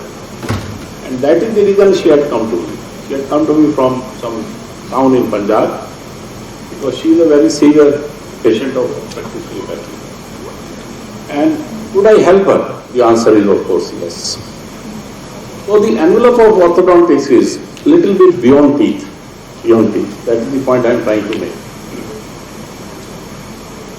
If you look at the apnea-hyperpnea index, you could see that it is 18 and 16.5 in 2 stages of sleep.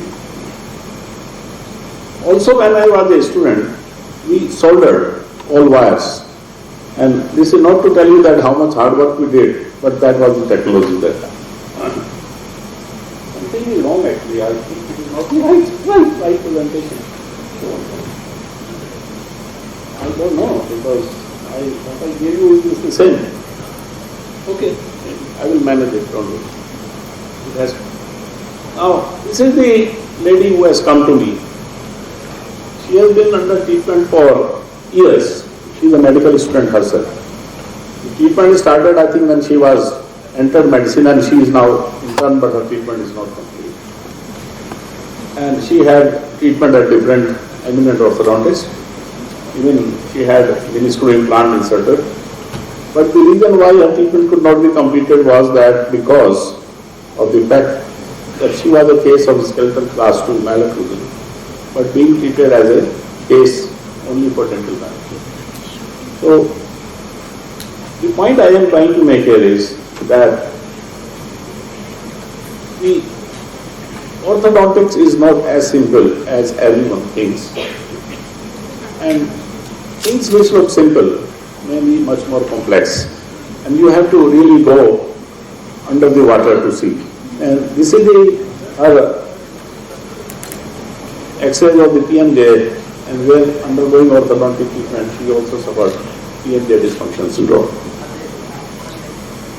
Another boy who had come to me because he is not getting married, because his parents had engaged him to his cousin.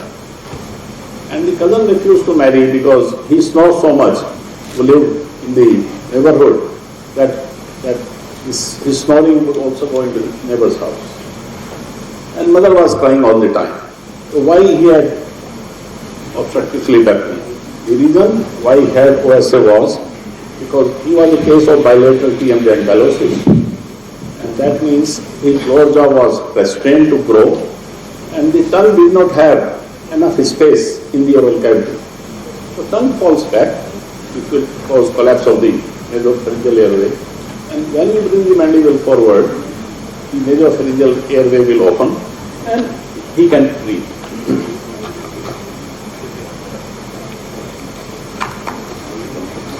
आम नहीं करता है Thank you. I think I'm better now. So this girl has come to me because she has been operated by a plastic surgeon for orthodontic surgery and without consult of orthodontist. Consequently, her upper and lower jaw both are collapsed.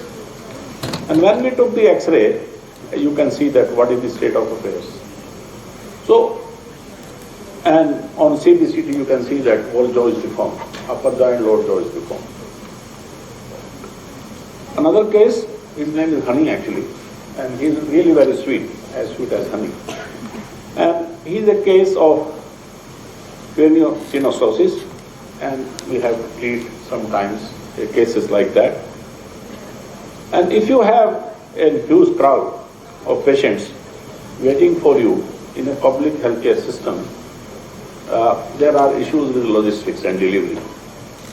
To maintain your balance of mind and also produce quality is a big challenge. But we try to do something, we try to share something with you. And in our cleft clinic, the number of cases was, like the old cases used to be about 2,000 to 3,000 and new cases about 200. So to sort that, we created another tool which is called DENTCON tool, and we will talk about it a little bit more. And to treat a person like this who has come to us from Bihar, and we had to treat him, to give him a nice smile, because no one will touch his premaxilla, because premaxilla was mobile. So as an orthodontist, we were able to handle his premaxilla as well as give him a simple prosthesis which helped him to look like normal. And of course he underwent revision. So these are the challenges which you face. And this is one of the pictures where how ICMR headquarters on 14th of February 2019. That is also a day, very important day, 14th February. Do you know the reason? Anybody? What is special on 14th February? You get a red rose, huh? Okay. And this is another patient actually. She is now dentist and she is a faculty member in Amity University. And as a child, she was a cleft patient. I am only trying to give you a spectrum of things which can happen to you as a dentist or an orthodontist. And as a dentist, your duty would be to at least guide them to go for the right treatment and what is possible. So I am just trying to show you the possibilities. So take the challenge as an opportunity. That is first the lesson of life. So if some case comes, you say, no, I don't do cleft, I don't do this. Spend 2 minutes to examine the patient. Talk to the patient. Try to understand his problem or her problem, and probably you can give him some solution. And if you cannot give solution, you can call your friend and ask what is the possible solution to this problem. So this is the message I was trying also to give in the morning, that be part of the healthcare team. Integrate yourself as a doctor, and don't limit yourself to only those procedures which give monetary reward. These things will give you much more reward than you think, which you will relish later in your life. You may not relish immediately, because आपको अगर घर का किस्त देना है वो उससे नहीं निकलेगा, और आपको बाद में कुछ और मिलेगा, वो आपको बाद में पता चलेगा. So the precise diagnosis, indigenous data and products which I talked already, maximum encourage and use good technology and collaboration. And if you have all this, of course you share rewards. So this is a boy who has very simple problem. His simple problem is that he has a lateral shift.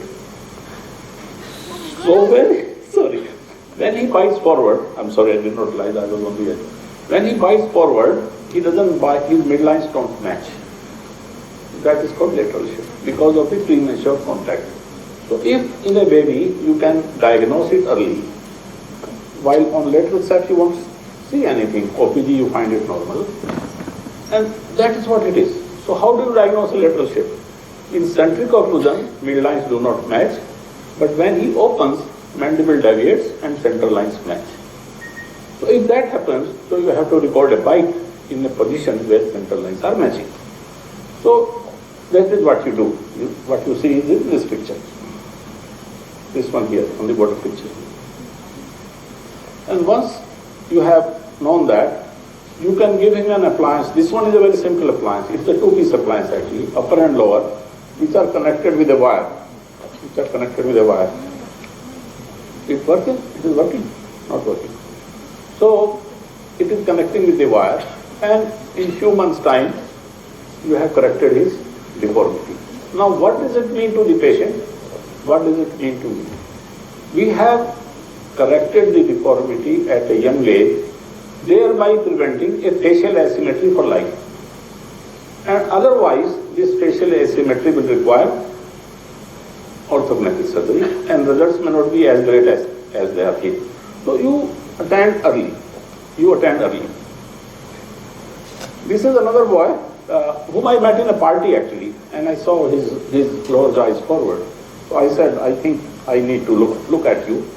So you look at him more carefully, give him a simple appliance which is used every day. You expand the maxilla, give him, and in few months' time, you bring the forward. And once it comes forward, you can leave it there actually, just with a bite plate or something, because the only thing which needs to be done is settling of the occlusion. And you settle the occlusion. So you have prevented a severe skeletal class 3, you have intercepted it. So that is another example. And essentially in this, the basic thing is that you should be able to realize whether it is a case of pseudo or true, whether it is compensation or no compensation. So it will take me a little time to explain it, but the idea is you must catch here. Now this lady who came to us, she said that she doesn't like, she's introvert. She was put on and given a duty to do some dance in the function, and she never went back there. She did not go to school for that week because she thought that she is too ugly to dance, although she knew how to dance. So what we did simple treatment with a functional appliance which is called pin block. We brought her lower jaw forward, settled the occlusion, and then give her this outcome. So this is what you can do to change the life of people. And this, when you give them a smile, it is not just giving them a smile. You have given them a change in their life. Their attitude changes. Their involvement in the studies changes. And where did I learn this? I learned to make this appliance in 1990. When I went to a place called Dundee in Scotland to learn medical education. I have masters in medical education. And there I was trying to find, because I read some article that there is Dr. Clark who does this. So I ended up in John Clark, not William Clark. Then John told me, oh, I don't do this. You have to meet William Clark. So I went to see him, William Clark. I went by bus, and I think you will find him in the ticket which I am still preserving, to meet him, learned that, came back, and then worked on this appliance, both in clinic and in research. And then we published quite a bit on this. And that was, you can say, a remarkable change to bring in the service of patient care.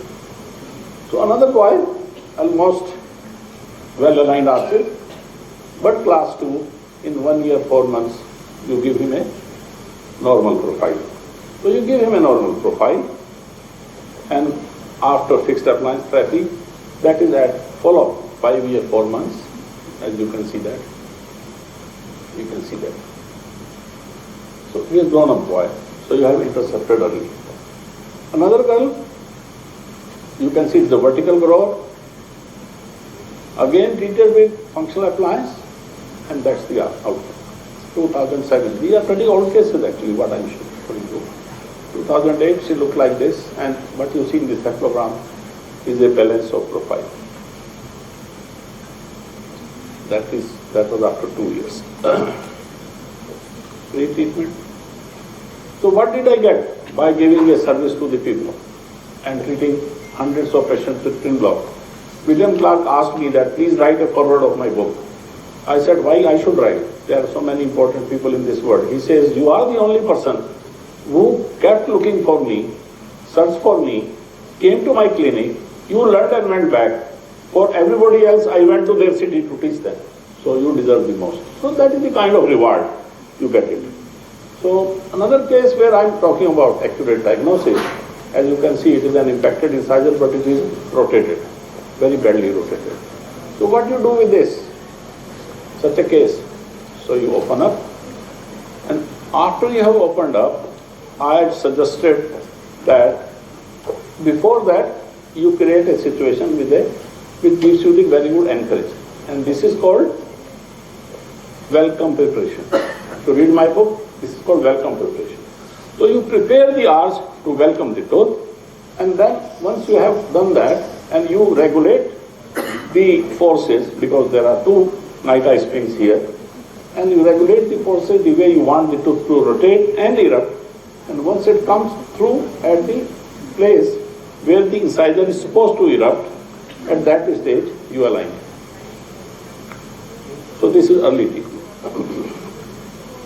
But this case I am sharing with you because this is a boy which we had treated him as a non-extraction case. His name is Vikram Raman. And this boy is now a big boy, of course it was in 91. And he came to me because everybody told him that you need 4 teeth to be extracted. I said I can try as a non-extraction case, and I did try, and that these are his models of 92. So he is now vice president of a company, but he still remembers me because I did a non-extraction treatment for him. So accurate diagnosis becomes very important. Another case where gummy smile, right diagnosis and utility arch, nothing more. Nothing more. You can see the utility arch is there, and you finish the case.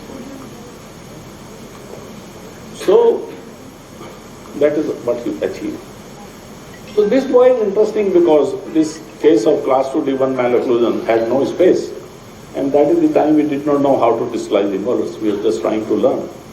And we created our own John 6 because we lost the John 6 which we were supposed to import. So we soldered a John 6, put it on him the left side, and then rest is history. So this is 16-year follow-up of non-extraction case with molar dislocation. This boy's name is Asim Rana. He is an aircraft engineer in UK actually. So what more I want you to see you here is that all the time. So take the challenge as opportunity, precise diagnosis, indigenous data, maximize encourage, collaboration and sharing rewards. So OSA is another area, and 3-dimensional imaging an area where you can collaborate quite a bit.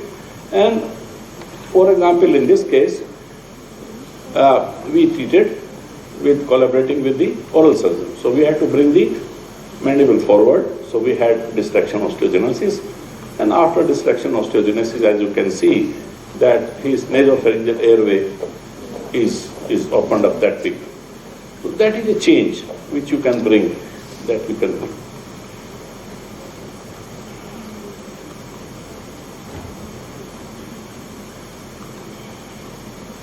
And that is a change you can bring in the AHI, apnea, hypopnea index, which becomes better. So we also collaborate with other scientists, like for example, we collaborated with CSIO, and we had automation in 3D landmark.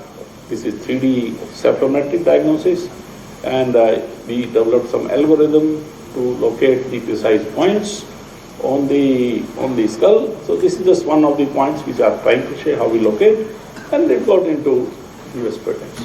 But this one was very exciting, 3D volumetric, because as of now there is no algorithm which can measure the volume of complex sinus like sphenoid sinus, frontal sinus, maxillary sinus, nasopharyngeal airway, and all those. So this particular automation in 3D volume segmentation and imaging was one of the very exciting work which we did 5 to 7 years ago. And I think this is still one of our landmark work which is cited and quoted. And this is also received a US patent. So this automation received 2 patents, one on the volume and one on the digitization. And long back we had created our own 3D lab at Thames, and you could scan, which you have seen, so there is nothing new in this. But what I propose is that what is happening, everybody is talking about, that you scan, you plan, and you execute. But what I am proposing, that there would be a time when within the tooth there would be a small microchip, and the orthodontist will be sitting in his office and controlling the tooth movement from the computer. Because if we can control, sitting here, the landing on the Mars, what is difficult for us in controlling the tooth movement in the mouth? So maybe in few years' time, that technology may be there. So the collaborations also led to a lot of other rewards, and sharing the rewards and things like that. So what is next? Next is artificial intelligence. So a time will come when we all will be governed by AI. So AI will tell us, now you do this, now you scan, now you print, now you give crown, or this is the tooth movement, this is the jaw movement. But mind it, even the AI reaches to its pinnacle, we will not be eliminated. Because you have to take the history of the patient. You have to see the economics of the patient. You have to see the affordability of the patient, and you have to relieve the pain, and you have to talk to the patient. So AI will not change his psychology. So the technology is on one side, but human relationship has no substitute. Because when you meet someone, you shake someone, you talk to someone, you not just convey that you are shaking a hand, how do you do? You also convey a certain amount of emotion. So 3D technology, AI will come, but AI will not substitute the human being. I think with this, we have been working on a project with Taiwan, so this is still going on. And if you want to read more, that is my book, which is now 4 years old, 3rd edition is 4 years old. But new edition should also come soon, I think, 2 years, another 2 years. With this, I think I like to thank the organizers for giving this opportunity. And also thank you for sitting here during lunchtime. I know all of you want to have lunch. So thank you once again. If there are any questions, I am happy to.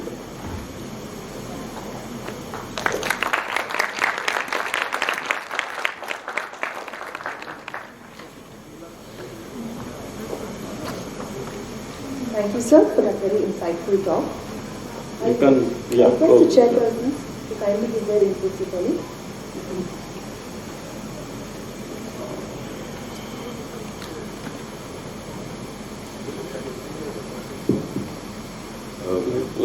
Thank you, sir, for excellent talk. And it's indeed an honor and privilege to chair this session with such an eminent speaker like Dr. Kharbanda. And I would like to thank Dr. Siju Matthew, Dean, MS Ramaya Dental College, for giving us this opportunity.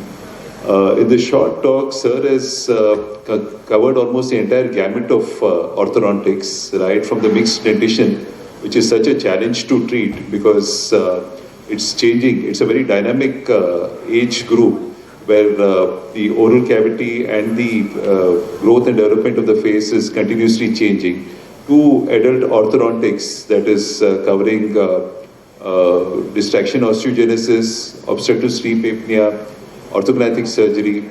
Sir has done a great job in covering this entire gamut, and it was very, very educational and inspiring for us as chairpersons to sit through this stuff. Thank you so much, sir. Thank you. Thank you, sir, for sharing such incredible cases. We have attended your talks so many times in the past, and we still admire and we still enjoy your talks. Thank you. I'm sure this was just a trailer, and sir can go on for hours and hours. But this just shows how much work sir has put in the last 4 decades. Thank you very much, sir, for sharing your. What is the question? Sir, you were talking about the 3D segmentation for the airway. Yeah. That was based on a surface-based scanning or a voxel-based superimposition? Voxel base. Is that kind of technology also being used for the AutoSAP 3D that is? No, AutoSAP AI will be coming now. But it will be AutoSAP is 2D. But the other previous one which I showed, the 3D landmarking, it does in 20 seconds, 20 landmarks, automation and measurements. So actually every piece of case was a separate lecture. I just created a thali for you to just, my idea was that I wanted to give some stimulation to the BDS students. Because what is happening that the sheen of orthodontics we are losing, that charm. Because they don't indulge in orthodontics at all at usually. And they just shun the patient away. Or they go by company aligners. They have no other aspect to think about orthodontics, and I wanted that they should know that orthodontic as a science is huge. It is a huge spectrum of things. That was my idea of putting this lecture.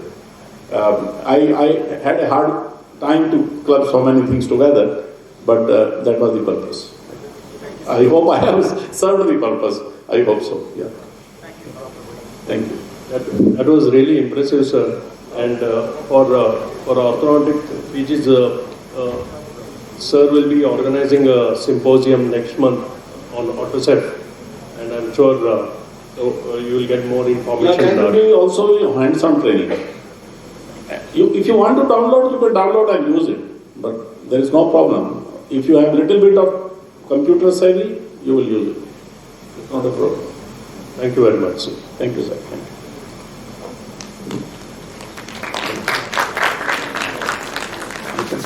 Thank you, sir. I request the chairpersons to kindly hand over the token of our appreciation to the guest speaker.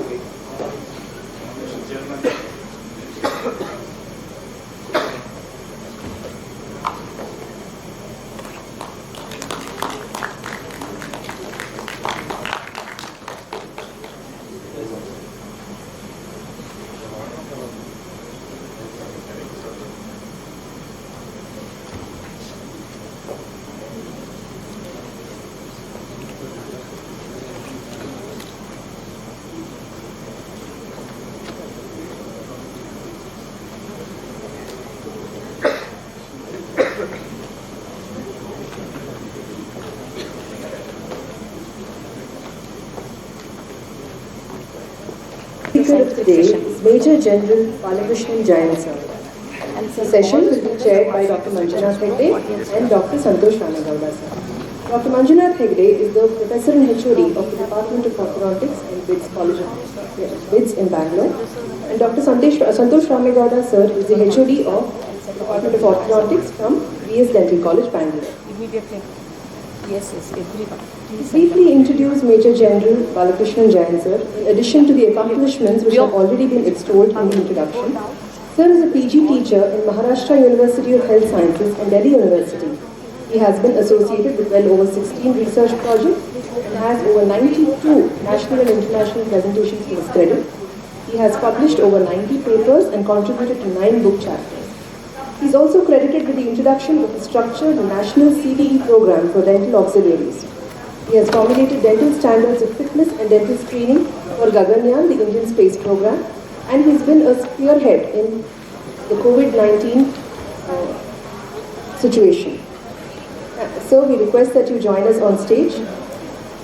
Have the icing on the cake with the scientific presentation by Dr. Major General Balakrishnan Jain on the history, impact and relevance of military dentistry. It's a very innovative talk. I request all of you to call your friends who are having lunch to come and listen to this talk. You will never get such a talk routinely. So please call all your friends who have had lunch and welcome sir again. Thank you. Thank you, chairpersons. And at the outset, once again, I'd like to thank the organizing committee for having considered me worthy.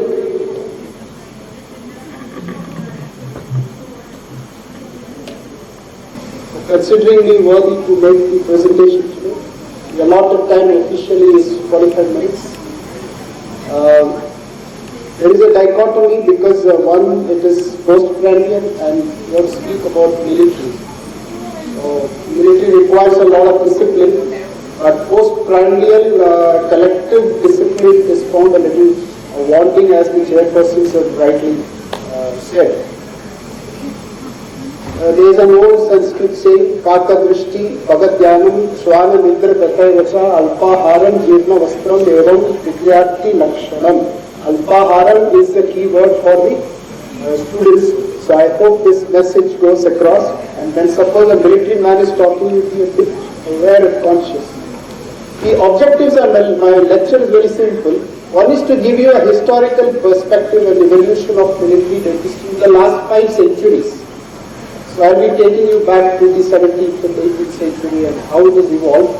The contribution of the military dental professionals from the larger military medicine and military science, impact of dental fitness on combat efficiency of the troops, and various military dental protocols, particularly the one which we follow and one the NATO follows. What is it that our civilian fraternity, particularly from the community dentistry, they can follow in order to improve the general dental fitness standards of our citizens? Coming to the historical perspective, it was John Woodhall, the Chirurgeon General or the Surgeon General of the East India Company, who designed a surgeon's chest. Now I'll take you back to the 17th century and the 18th century, where the Europeans used to colonize the rest of the world. They used to sail for long hours and not in the modern warships like what you see. So they needed some medical support on these ships over board. So he designed a chest, and that chest included some dental forceps and scaling equipment and fillings. And this used to be done by the surgeons on board. And this is the first ever indication that dental instruments and dental attention is required for the sailors who were sailing all across the world. And then during the 17th century, when the gunpowder was invented, and you had to fill the gunpowder into the gun, and then you will have a cartridge with gunpowder, you have to open it, and then you will fill it. So the orders given were, open them with your teeth, and the musketeers all together will open up and then unload. So if you do not have the good front teeth, it was impossible to load the gunpowder into it efficiently. So therefore only soldiers with adequate number of front teeth, in particularly canines, were selected for field operations. And that is the genesis for importance of the teeth. So a soldier who cannot bite, he cannot fight. So if you imagine somebody with a bad pericoronitis or a third molar ache and he is operating a radar system, do you think it's going to be efficient, or will he put its entire operation into a bite? And many naval dentists were known for providing excellent treatment quality, and this is one of the famous pictures you will see on the net quite often in the history, where this hippopotamus dentures for President George Washington was provided by James Babbitt. He was a French naval dental surgeon. Incidentally, those days, the ones who were ahead of dentistry in the world was the French. That's where Pierre Fauchard, the Frenchman. So the French were quite ahead. And then came the famous battle. And these are some things which you need to know how it was misused and used as far as soldiers were concerned. This is the Battle of Waterloo. So whenever you know that you're going to meet your end, you see, you tell that you meet the Battle of Waterloo. In the Battle of Waterloo, Napoleon Bonaparte lost the war. That's why it's called the battle. And it was in Waterloo, which is in Belgium. The follow to the war was, after the war was over, the good soldiers' front teeth were extracted and sold in the streets of London. And those teeth were used for making artificial dentures, particularly for the nobles. And this is in the British Dental Museum. There was always a pressure in the United States at that time, which had just tried to form when there was the American Civil War, Spanish-American War, and many other wars being simultaneously formed before 1776. Before America could be established. At that time, there was a lot of pressure that dentists must be a part of the healthcare system of these Confederacy Army and the other US forces. So therefore, these people influenced at that time that in military it is required dentistry, therefore, for a dental trade has to transform itself into a dental profession. Otherwise it was called a trade. A trade becomes a profession when it gets institutionalized and when scientific methods are brought in and a structured system is in place to treat. So therefore, a trade has to be converted to a profession, and therefore then came up the Baltimore College of Dentistry in the year 1840. Although there was a lot of resistance from the medical fraternity that this should not become a part of one of the specialties of medicine. That's the reason why the College of Dentistry was established. And this is our first institution as far as dental institutions are concerned. And around 1860, again, with the army and the defense requirements, one thing you should realize, that for any nation, if its military recognizes its profession, the nation owns the profession. If the military recognizes the profession, the nation owns the profession, the nation will make rules for it. That is why you have the dentist act and everything, because the national army of the country would require these forces. That is the idea behind taking this policy. So in 1860, Dr. S.S. White led a delegation to the president, at that time President Lincoln, to influence him to include army in the dentists in the army and the navy, and this was then led by Dr. White. And then came the famous war. This is called the Boer War, which actually signaled the entry of dentistry into military sciences. Boer War was fought in 1800 and 1902 for control of two territories, Orange City and Transvaal, in South Africa. At that time, the British used to colonize every single part of the world for their resources. And you must understand that these soldiers had to sail all the way from the United Kingdom to South Africa. And the Boer War was fought bitterly. And one of the first dentists who ever volunteered for his war duty and is Frederick Newland Bedley. And during this course of my deliberation, including my senior faculty, you will come across names probably you never. These are the unsung heroes of the dental profession. Frederick Newland Bedley, he took his own equipment, Ash and Sons equipment, and went to South Africa to treat. And he was responsible for 150,000 people. Simultaneously, you can see these war equipments being installed by the Americans during the Spanish-American War. And this is a picture which is it was taken in 1901. That means it's about 120 plus years old. And this is a field dental equipment which was used by the Americans during that time. And at the end of the war, a war report was sent by this first dentist who worked in the Boer War. It will be interesting for you to know that disease, neglect, tough beef and hard biscuits play havoc with the teeth. You must imagine that the soldiers are traveling all the way from the United Kingdom to South Africa to the Cape. What do you think he'll be carrying on board? Not tomatoes and cabbages. He carries bully beef, hard biscuits. If a person cannot eat bully beef and hard biscuits, he will either die of malnutrition or hunger. He will not be fit for doing his war duty. So diet, teeth, dentition, fitness are all in a single loop. Nothing is done to preserve the soldier's teeth while he has any. And when they are gone, he must go home as a man unfit for service. If he has lost the teeth, this poor guy has to go back. And the last part is the most interesting part, where it changed the very, the outlook of the dental profession.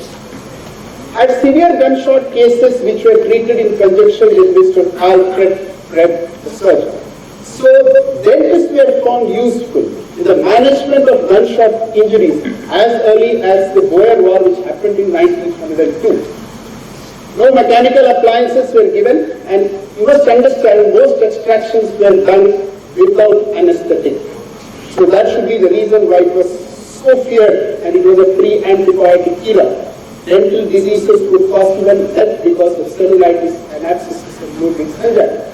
Last draft sent out had extremely defective teeth. So all these people had to go back to our unfit United Kingdom. You can imagine those days the loss to exchequer. And you guys had to come in. And the news guys had bad teeth. So they were of no use because they could not eat anything and they would all be crybabies and they would not fight the war. So 2,451 of the soldiers or sailors had to go back because of dental ailments. They had to be sent back. Then the commanders realized that dental fitness is important. This is a particular, this is a regimental journal. The armies are regiments and they have their journals. In 1904, one of the journals, the pictures look like this. So there was a dental parade. And the most dreaded thing was the dental extraction. So caricaturing dental treatment and reflecting the agony of dental treatment used to be given in the regimental journals. So this is how they thought that the dentistry would be executed. And then came the most important time in the history of mankind, which is called the Great War. This is the First World War. The First World War is always considered Great War. It is considered greater than the Second War. We will see why it is so. And First World War, the Indians contributed so phenomenally to the British Indian Army that the Field Marshal Claude Auchinleck had to say, couldn't have come through both the wars if we did not have the great Indian Army with us. That is one of the reasons why finally after the Second World War, the British decided to leave this country. Not because of just the non-violent movement, because the threat of the war-trained great Indian Army who were wriggling on the Colaba and Malad and also in high seas. So India had contributed significantly, but the British Indian Army did not provide any dental support to the then Indian troops. In the forces, if the general develops a pain, the whole world will attend to him. Sir Charles Valadier during the First World War was a part of the British Expeditionary Force. The British, if you know at that time, they had a much bigger ego. Even now they have a bigger ego when it comes to us. They had a much bigger ego. And if they had to summon a French dentist to treat a British general, it was thought that it is shameful for the Queen. The Queen would feel offended if a Frenchman had to treat. But Valadier's problem was so grave that he had to summon Douglas Haig had a bad toothache and he had to summon Charles Valadier, who was a French dentist. We'll see what was this Charles Valadier all about. And then the general ordered that 11 dentists to be immediately sent from United Kingdom to the war front, and thus started the dental services in Britain, and subsequently we also got increased. This is Charles Valadier. He used to have a Rolls Royce. He used to go and treat soldiers in his Rolls Royce. He used to be called the Rolls Royce dentist. So you can imagine guys with such passion in the First World War. The story is not over. In the First World War, if I had time, I would have explained to you the entire scenario of how the war took place, but it is beyond the scope of this lecture today. During the First World War, French warfare was predominant, and there were Dominion armies at that time. Wherever the British fought, the Dominion armies would go along. Indians would go tag along with the British because they were our masters. New Zealanders, Canadians, South Africa, everybody would tag along. Incidentally, Canada and New Zealand, they had better support system. This is called the dental parade in the morning. All the soldiers would stand in line and he would be inspected for any toothache. Again, pre-antibiotic era. And there used to be this dental sick parade, and during the Second World War, this was the news that all the American soldiers would get toothpaste and toothbrushes free, and that became a world news. Giving free toothpaste and toothbrushes to the soldiers in the field became a world news, and this is actually 1917 cutting. So the attitude of the public was poor. UK lagged behind. Canadian and the New Zealanders had better shapes. So the dental public health organization and support system, actually the credit goes to the Canadians who have developed it. And the last part is important. Formation of special maxillofacial surgical units started taking shape in the First World War. 1,684 dental officers were stationed in Europe alone towards the end of the war. 1,600 dentists were in the First World War. And this is only as far as the Allied forces are concerned. We do not know about the others. Both mobile and field dental equipments were there, and this is how dentistry used to be practiced. And these are all the First World War II pictures from various textbooks, military textbooks. This is how it used to be executed. There used to be mobile clinics, mobile platforms were predominant, and there used to be specialized maxillofacial, and they used to be treating them in their bunkers as well. And these are some classic pictures of how dentistry used to be executed in the war. And then periodontists will appreciate the trench mouth. The trench mouth came up during the First World War. The soldiers were in small trenches. Can you imagine yourself for days and months together in a small trench? You have to defecate there, you have to relieve yourself there, you have to have your khana there, you cannot have a bathe, you cannot bathe, and you are under tremendous stress. The moment you put your head out, you will be shot by the enemy. So that was the protracted trench war, and the soldiers used to be in these trenches. And those days the Air Force was not superior, so they could not bomb them through air. So it was basically a land war. And the term trench mouth, or acute necrotizing ulcerative gingivitis, actually emerged during this First World War. So again, dental sick parades around, circa means just around that time, 1950. So a British general then finally said the Canadians have the best model of dental care, so let's follow them. And incidentally, they had a ratio of one dentist for 1,500 troops. So can you believe during the First World War, they had worked out how many dentists are required for the number of people. And today even WHO and the country is struggling to find out the correct ratio. And incidentally, they have not met that ratio as yet. So slowly the surgery started improving from foot operated. There is a foot operated chair, and there is also some engine support drill systems which came into place during the First World War. And then came this famous writings and greetings. Who is this? Is Adolf Hitler. He writes to his friend Karl Landshammer that he had bad teeth. Hitler had very bad teeth. Incidentally, he was identified because of the restorative work which was done on his teeth. And he lost. And there were only 600 people in his regiment, and about 3,600 who survived. And that is the reason why that he had that coup that I will start out the British and the French one day. And then came the Second World War. So, and First World War, there was something phrase called Gilles cases, the battered faces of soldiers. Gilles cases. Gunshot injuries from the trench warfare. And can you imagine this happened during the First World War? The speciality of maxillofacial surgery today owes it to the First World War and the doctors and the dental professionals who worked in the First World War. And this is how it used to look like. Gilles cases, and how Gilles cases was treated. This particular gentleman, Major Vaskar Kazanjian. Now most of the surgeons know him just as Kazanjian or Kazanjian's procedures. He was the head of the prosthetic dentistry in Harvard Dental School. He was an Armenian Jew. He was sent to the war front to take care of the maxillofacial injuries for the British. The British did not have the expertise, but they were allied to the British forces. And he treated around 3,000 gunshot injuries with various flaps and with anaplastology rehabilitation. And he was called the miracle man of the Western Front. Incidentally, he went on to become the father of plastic and reconstructive surgery.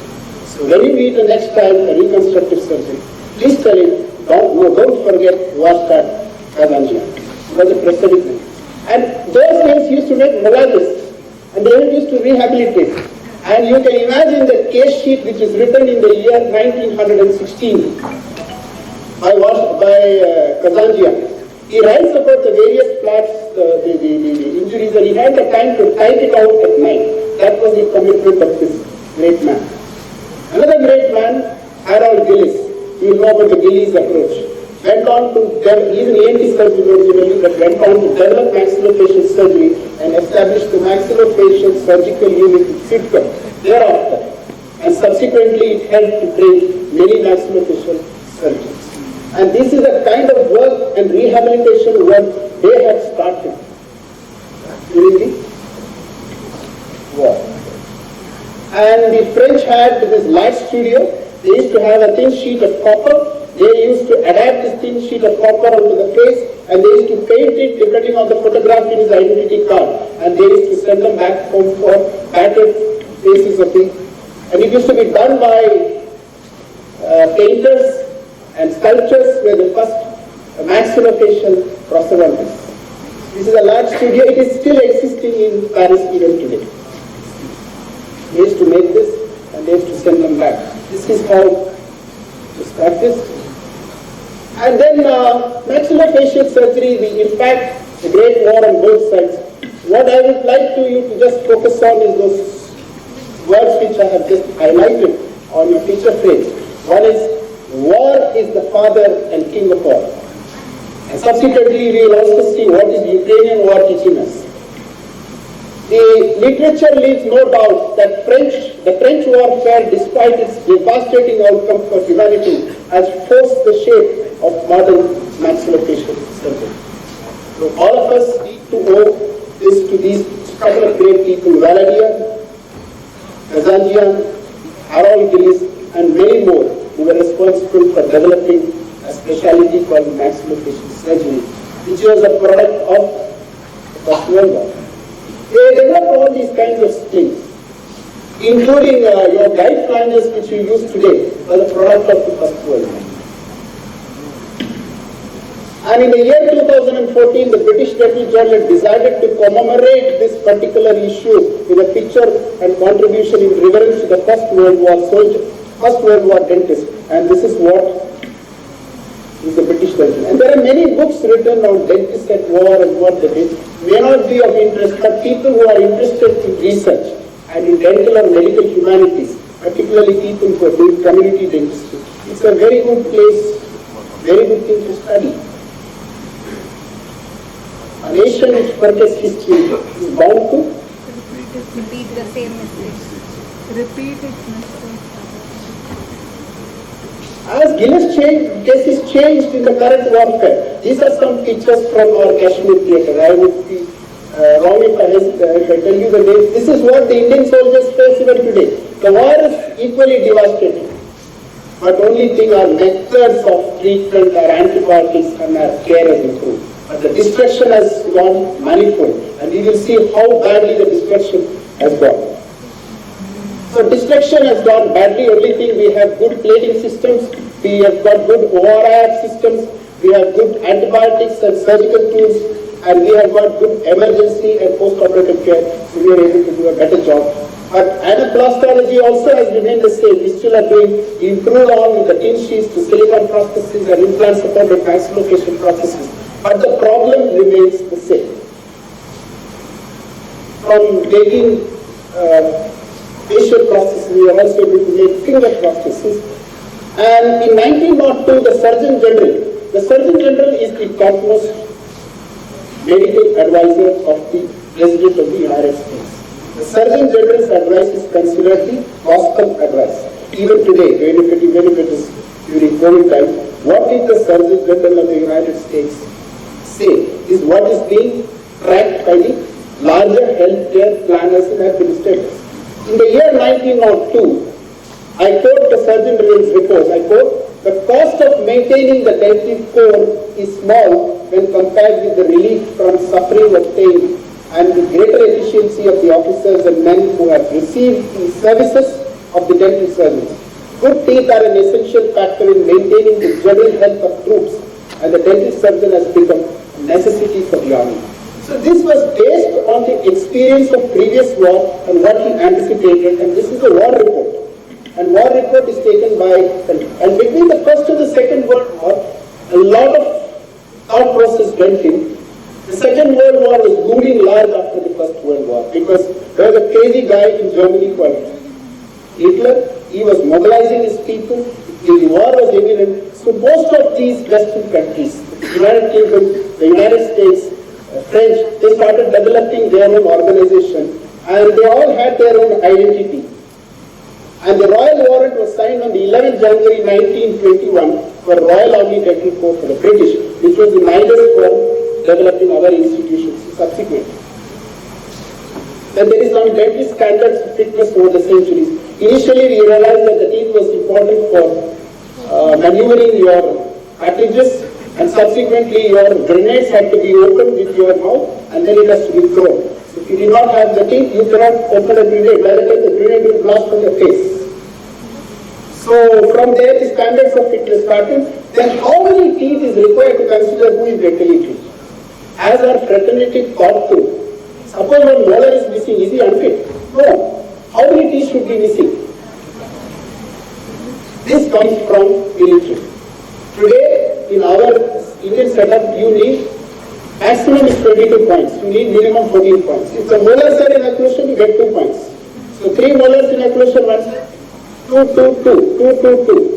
Incisors 1 point each. They must be in good approximation. Your object must be optimal. So totally you must have 22 points to be 100%. But 14 points is the minimum standards of fitness.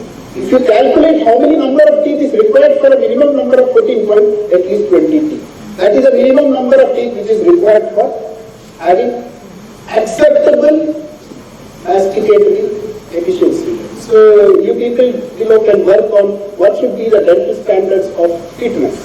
And that emerged over a period of time. थोड़ा दांत होना चाहिए, अच्छा होना चाहिए, periodontal disease never होता, then how many and objective. So it emerged and slowly now this is the current standard and we will see what the NATO follows also. This will be useful for community. And in the Second World War,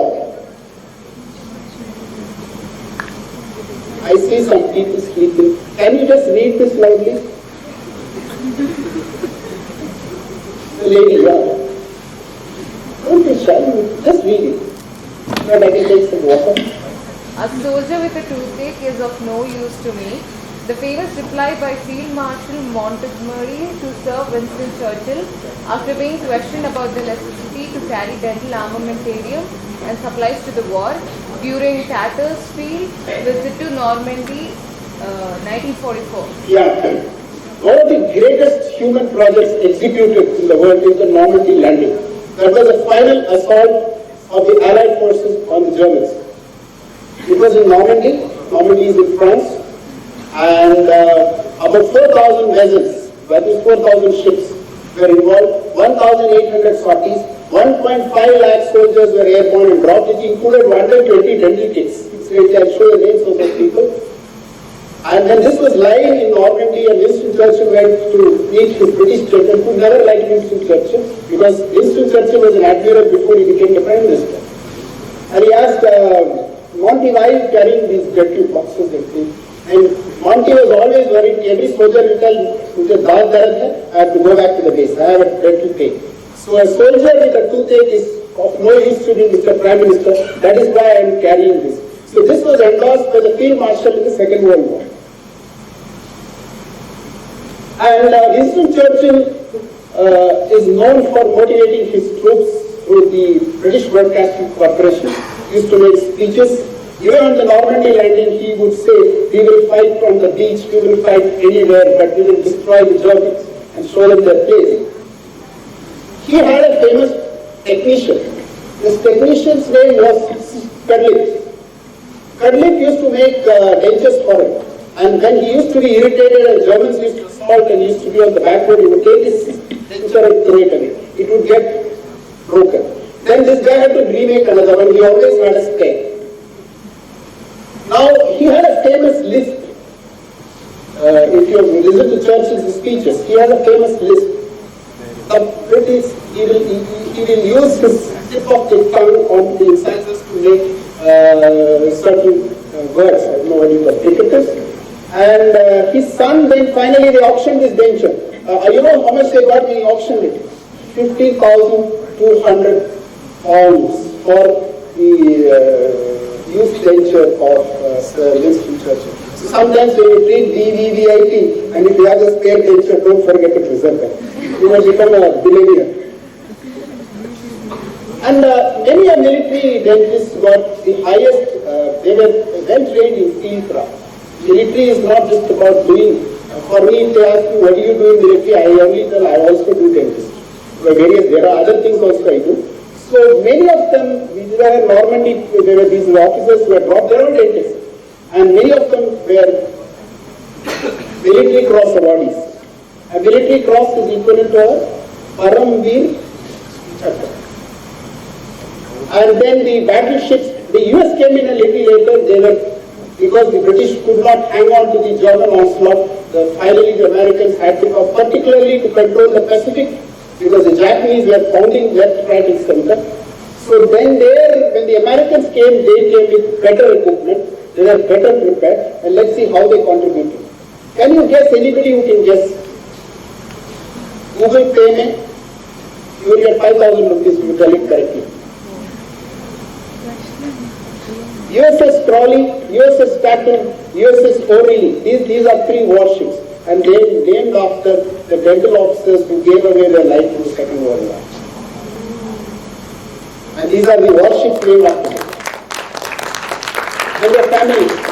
And for orthodontists, if you didn't know the most famous Dr. Moyes and Moyes Symposium, Dr. Moyes was very active during the Second World War. He observed malnutrition in children during the Second World War, particularly in Belgium and in France. And then he realized that this nutrition is very important for facial development. And subsequently, at that time, he was not an orthodontist. And he goes back after the war, trains himself in orthodontist, and becomes one of the greatest teachers in orthodontics. And there are many such people who contribute. So the story was the same. The support had to be given in the field. The foot drills were used. Incidentally, when yours truly joined the Army Dental Corps in the year 1991, I had gone to Karbungla and I had to do a third molar surgery, and I did it with a foot engine. Probably if you ask me now, I will never be able to do it. And I had only seen a foot engine in the museum in the GDC Kangla. And we used to, my assistant used to pump it, and then we used to do it. Because there is no electricity in Karbungla those days, you had to do your class 2 cutting with a foot engine. The RPM maximum would be 700 or 800 if your assistant has not good muscle power. It is an athlete. Otherwise, and if you do it yourself, you can't do it. The surgeries improved from the First World War. When I quoted about 1,500, it went up to 15,000 dentists during the Second World War. And the mobile platforms improved. There were dental laboratories which were also mobile. And what if the Second World War, the focus was on management of maxillofacial trauma and injuries, and dentists were found interesting. Just one maxillofacial unit between 1942 and 1945, they managed 5,000 casualties, including 3,000 maxillofacial injuries and 1,000 facial burns. This is just one British dental unit. So there were actually 120 maxillofacial units deployed. So what would have been the casualties at that time? And military and war, necessity is the mother of invention. So if you think that you have made good impressions in the 50s and the 60s, it was because of the Second World War, because algae came into existence. The dental burrs became refined because of the Second World War. Vulcanite dentures changed into polymethyl acrylate dentures because of the Second World War. So we had a lot of products coming in to meet the war requirements, and this was one of the aims. Now when the surgeons saw that if you can make something in which this cat can actually eat, even beef, and this material must be good enough for radioplasty. And that is why polymethyl acrylate was used, also autopolymerizing resin, for radioplasty during the Second World War. And this was a requirement of the then general surgeons to the dental surgeons. And even today we make it. And overall, in current scenario, if you see any of the contemporary wars, whether it's Bosnia, whether it's Afghanistan theater, or any of these two wars, about 15 to 25% of the injuries are expected of the face. Because the soldier's body is fully covered, only exposed area is the face. So there is a challenge to the young people to design good helmets to prevent the catastrophe of a maxillofacial injury. Helmet is not required only for road traffic accident, but it is also required during war to protect him, and you should create a helmet in such a way that they are able to communicate well to the bases as well. So about 16 to 25%. The Japanese, you don't ignore them. Japanese, everything had that miniaturizing ability even during the Second World War. They used to have a small kit. This is in one of the museums in the United States. This pocket kit, this was given for the dentist, Japanese dentist. They used to have one dentist for every communication hospital. And when I interviewed Colonel R.T.M. Nair, who is no more, he was a war veteran. And when he was inspecting the POW camp in Burma after the Second World War, the Japanese POW dentist asked him, do you have Gata? They were doing root canal treatment in Second World War. In the prisoners of war camp on bamboo chairs. This was the capability of Japanese.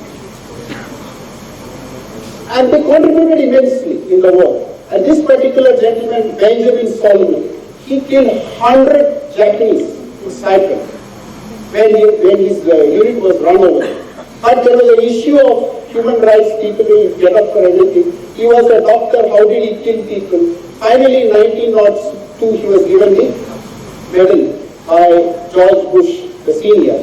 This is the nation's highest medal given to Benjamin Solomon for him contributing to neutralizing in the army's parlance is guilt.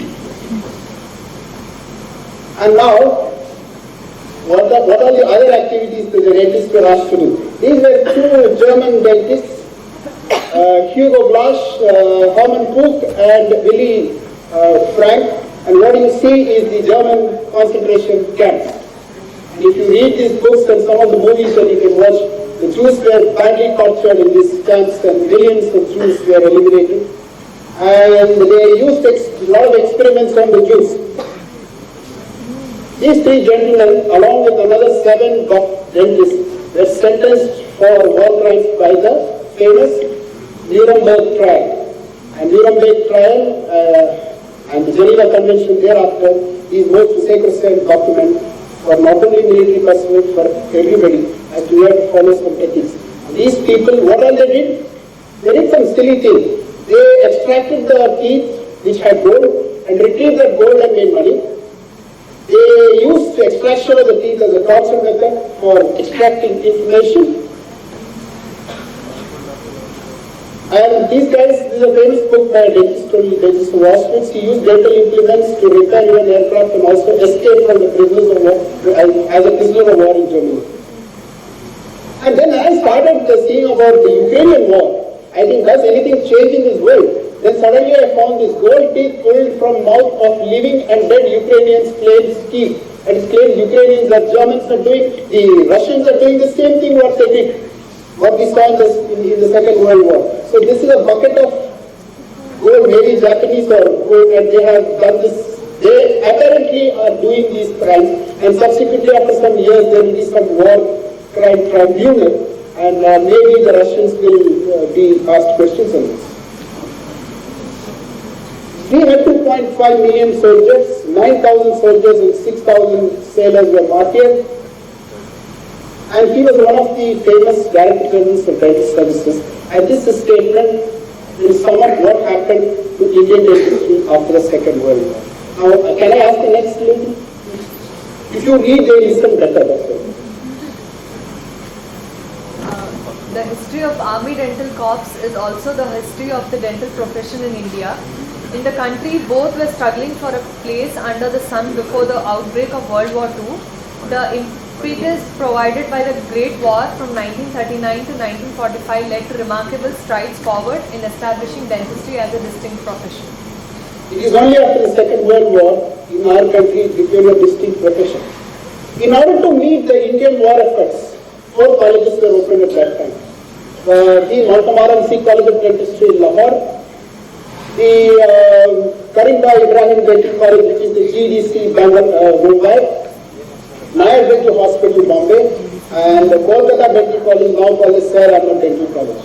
You think the British gave sanction and money for, it is only to meet the war efforts. You needed that dental manpower. From 7 dentists who was initially taken towards the end of the war, 130 Indian dentists were working all across the globe, along with 103 mobile units. So he was a father figure who decided to start an Indian service. And from 7 now, the Army Dental Corps has got 789 workforces, officers. The rest are dental operating assistants, dental hygienists, and dental technicians. Now, in this context, what my fraternity from the civil need to know? From a dental branch, why did it become a corps? Corps is a fraternity, a cohort. Dentistry is not about dentists. It's about your dental assistant. It's about your hygienist. It's about your technician. If you think these three elements are not there, will you be able to practice dentistry? Have they got the adequate attention they deserve? If there is an emergency, the first responder will be not you but your dentist. So core means it's an entire human resource complete. That is why it is called the dental core. So there were 103 dental units at the end of the Second World War. We were deployed against work all across the globe. And these were the people who actually converted the trade into profession in India. And many of them actually were prisoners of war also, particularly the Eastern Theatre, that is Burma and Malaysia. And many Indian dead bodies were used by the British dental officers to learn eyelet wiring and Colonel Scott's wiring. One service will know eyelet and Colonel Scott's wiring, which was very famous during the Second World War. And they used them to practice on the deceased. Probably if you do it today, it will be a gross human rights violation. These were our dental people of Indian origin who were our Second World War II veterans who went on to establish themselves. We also got a mention in dispatch. And then at the end of the war, the British, one thing you should admit, is they wanted to give respect to their soldiers. So they had to identify them. So you have this Commonwealth War Graves Commission. You go to Kohima, you go to Margarita, you go to Pune, you find the Second World War II memorials, and you have the cemeteries there. At that time, Major Graves was appointed to the War Graves Commission. He came to Colonel Nair and asked, you have the dental records, we need to identify some of the soldiers. And they used to meticulously record their dental treatment and dental load into the ground in the soldier's paybook. Soldier will never lose his paybook, he has state. And dental records were used to identify quite a few deceased soldiers, both Indian and the British, who were collectively buried because one day they could identify and then incidentally this is the Kohima Commonwealth War Memorial. Okay? And there are about 120 soldiers who died there and their bodies have been identified. So we are trying to say that the dental records are crucial and it came up during the end of this. So teeth is important. This is not trying to scare you. What all activities you do with the teeth you can see. One is a grenade, one your battle survival. These are some Gurkha soldiers who have to maneuver with their weapon. They can't hold it anywhere, they'll slip you. So teeth are very important as your digits. And there are very many books, but unfortunately we don't go into these literature. The NATO has got beautiful standards for forensic dental identification, and NATO standards itself for dentistry is very interesting. And there are very many books, and if somebody interested in some lateral reading and want to research, these are some interesting books. And after the war, the government of India appointed a commission under Sir Joseph Gore, and he decided that our nation should have 1:4,000. That is why only in the Indian Army today the ratio is 1:4,000. The rest of the country have not followed the same formula of 1 dentist per 4,000 people. And 1:5,000 for hygienists. One hygienist for every 5,000. So what should be our workforce then? So then the transition took place. He is the father figure as far as the father of military dentistry, Major General Kartar Singh, who was awarded the Param Vishish Seva Medal, and he was the first Indian dentist to be awarded the Param Vishish Seva Medal, the highest civilian honor the nation gives. So it is in the precedence of Bharat Ratna, Padma Vibhushan and Param Vishish Seva Medal. So he was there everywhere, and I had the opportunity to meet him when I was writing a book. And at the right age of 89, he wrote in his own hands a letter of appreciation for the book which I wrote, in which I included a lot of his history and pictures. So that was the grace of that person. So profession and grace is equally important. And this we established, you can go and see in the Air Force Institute of Dental Sciences. This is what do you call, in memory of the contribution of the Indian dental units of the Second World War. These are the dentists working with foot dental during the Second World War. And this is like a war memorial for us. And I had the privilege of establishing it. And after the war came in the Korean War in 1953. Anesthesia was still not dominant. But when Captain Balraj Soor was the first paratrooper of the Indian Armed Forces, dental, he used to do extraction, if not the same. And he was questioned, and then he was summoned back to India and was asked to demonstrate it in front of the then health minister. Whether this is actually doing or these reports are bungled, and Raksha Mantri was also equally interested. But that's the truth. And in 2000, great countries don't forget their soldiers. President Kim Il-jung, of the President of the People's Republic of Korea, invited him after 50 years of the war to honor his contribution towards the independence of South Korea. So that is the kind of history and that is the kind of pride they have. The various branches came up. Now you have identities, these symbols identified. The dental organization, which has got its own flag in the country, is unidentified. It's got its own colors given by the president. It has got its own crest. So that is a distinct identity. Like other countries also have distinct identity. Our people not only work in India, they are a part of various humanitarian peace missions. The humanitarian assistance and disaster relief is an important aspect as far as healthcare professionals are concerned. And then there are various forums under FTA called Section Defense Forces Dental Services, which actually debate on various military matters during their meeting. And today's mobile dental platforms for servicemen are much ahead, far advanced, whether it is on the land or which is on the sea. And this is what it looks like in the Afghan theatre when the Americans and the British were operating there.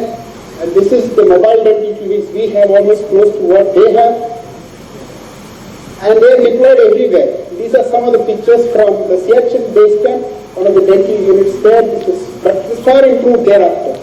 We work even in sub-zero temperatures. So what research needs to be done is what dental materials you can use in sub-zero, because your materials will freeze. What will happen to that glass and how much liquid? It will become like stone. What will happen to amalgam fillings? -60.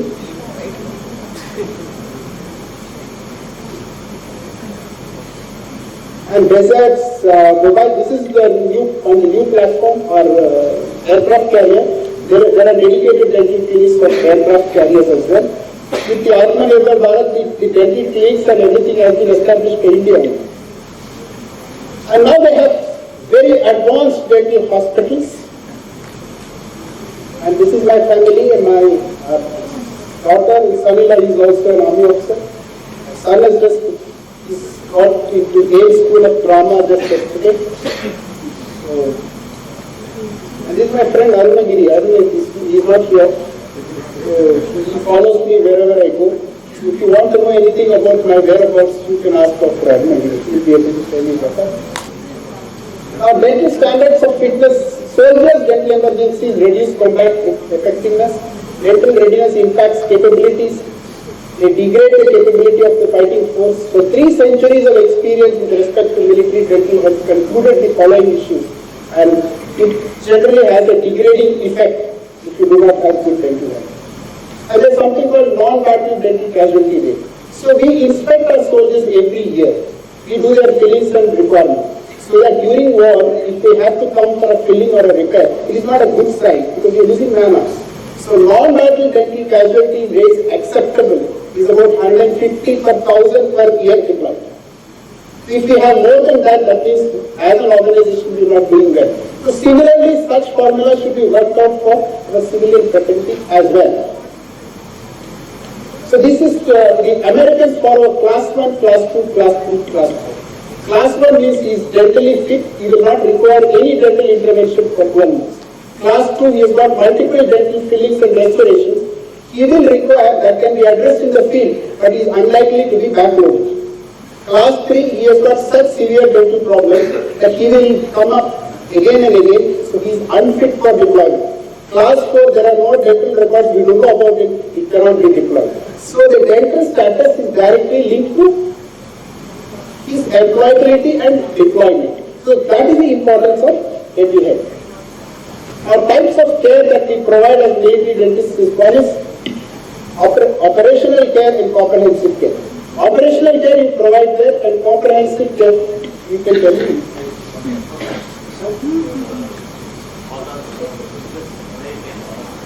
Operational care and comprehensive care. Operational care you have emergency care and essential care. Emergency care can be provided to the where the soldier is operating.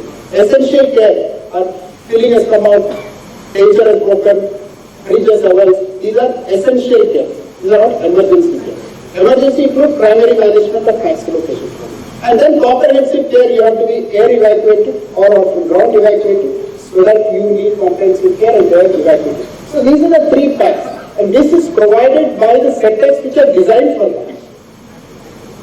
Even in Indian Armed Forces, at the divisional level, you can provide your first level care, emergency and essential.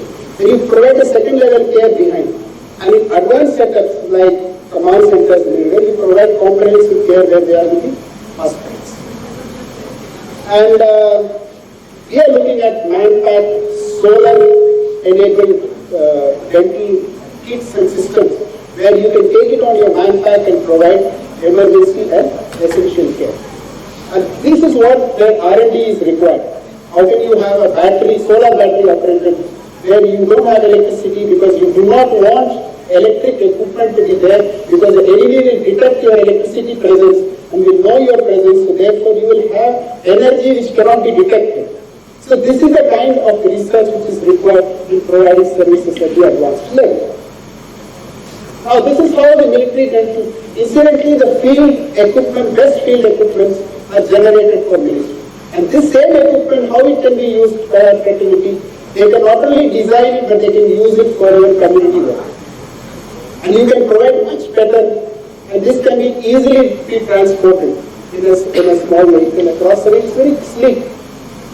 And it is got all your motor systems, adequate RPM, you got a light show system, you got your scalers, and you got your air rotors, everything is there. So you can actually use it, including your hand and X-ray machines, and that's the operating light. Now today we have added value. All dental establishments in the disaster and otherwise, few clinics will cater for management of priority 2 and priority 3 trauma cases. So what we are inculcated in our system, we have dental chair comes operating table.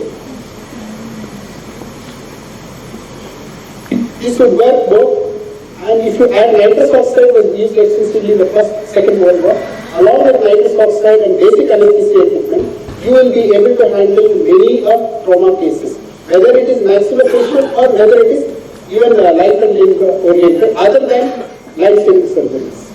So this is the value addition that you bring into the healthcare system per se.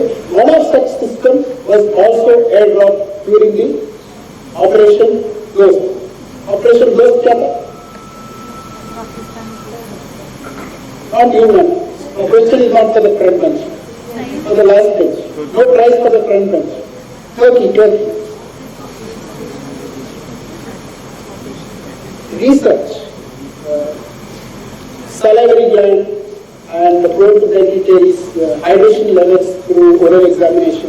Because when you are operating in deserts, you are likely to have large number of soldiers who are dehydrated.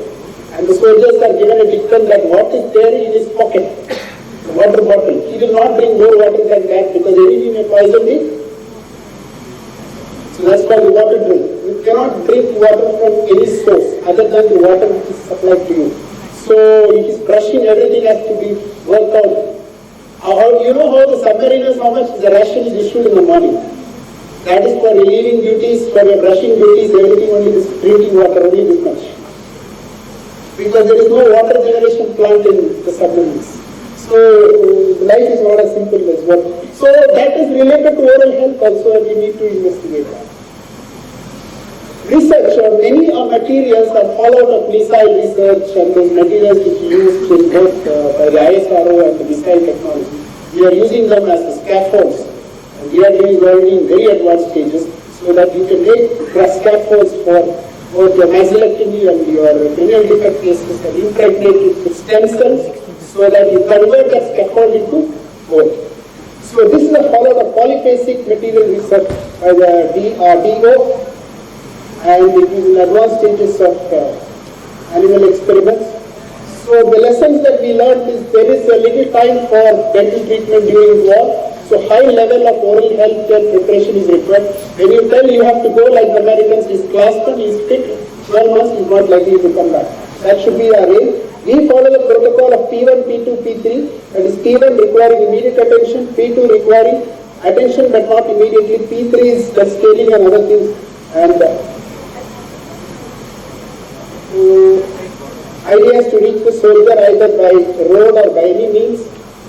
You have to know how to practice dentistry this way also. So the role of military dentistry is to promote dental health so that non-battle dental casualties are kept minimal, to provide essential and emergency dental services, primary management of dental and maxillofacial trauma, reinforce emergency medical teams, dental identification procedures, to provide dental corporate supports to the local population so that the military mission is accomplished. Suppose we are in Kashmir theatre. The army is often asked to do dental camps in medical camps.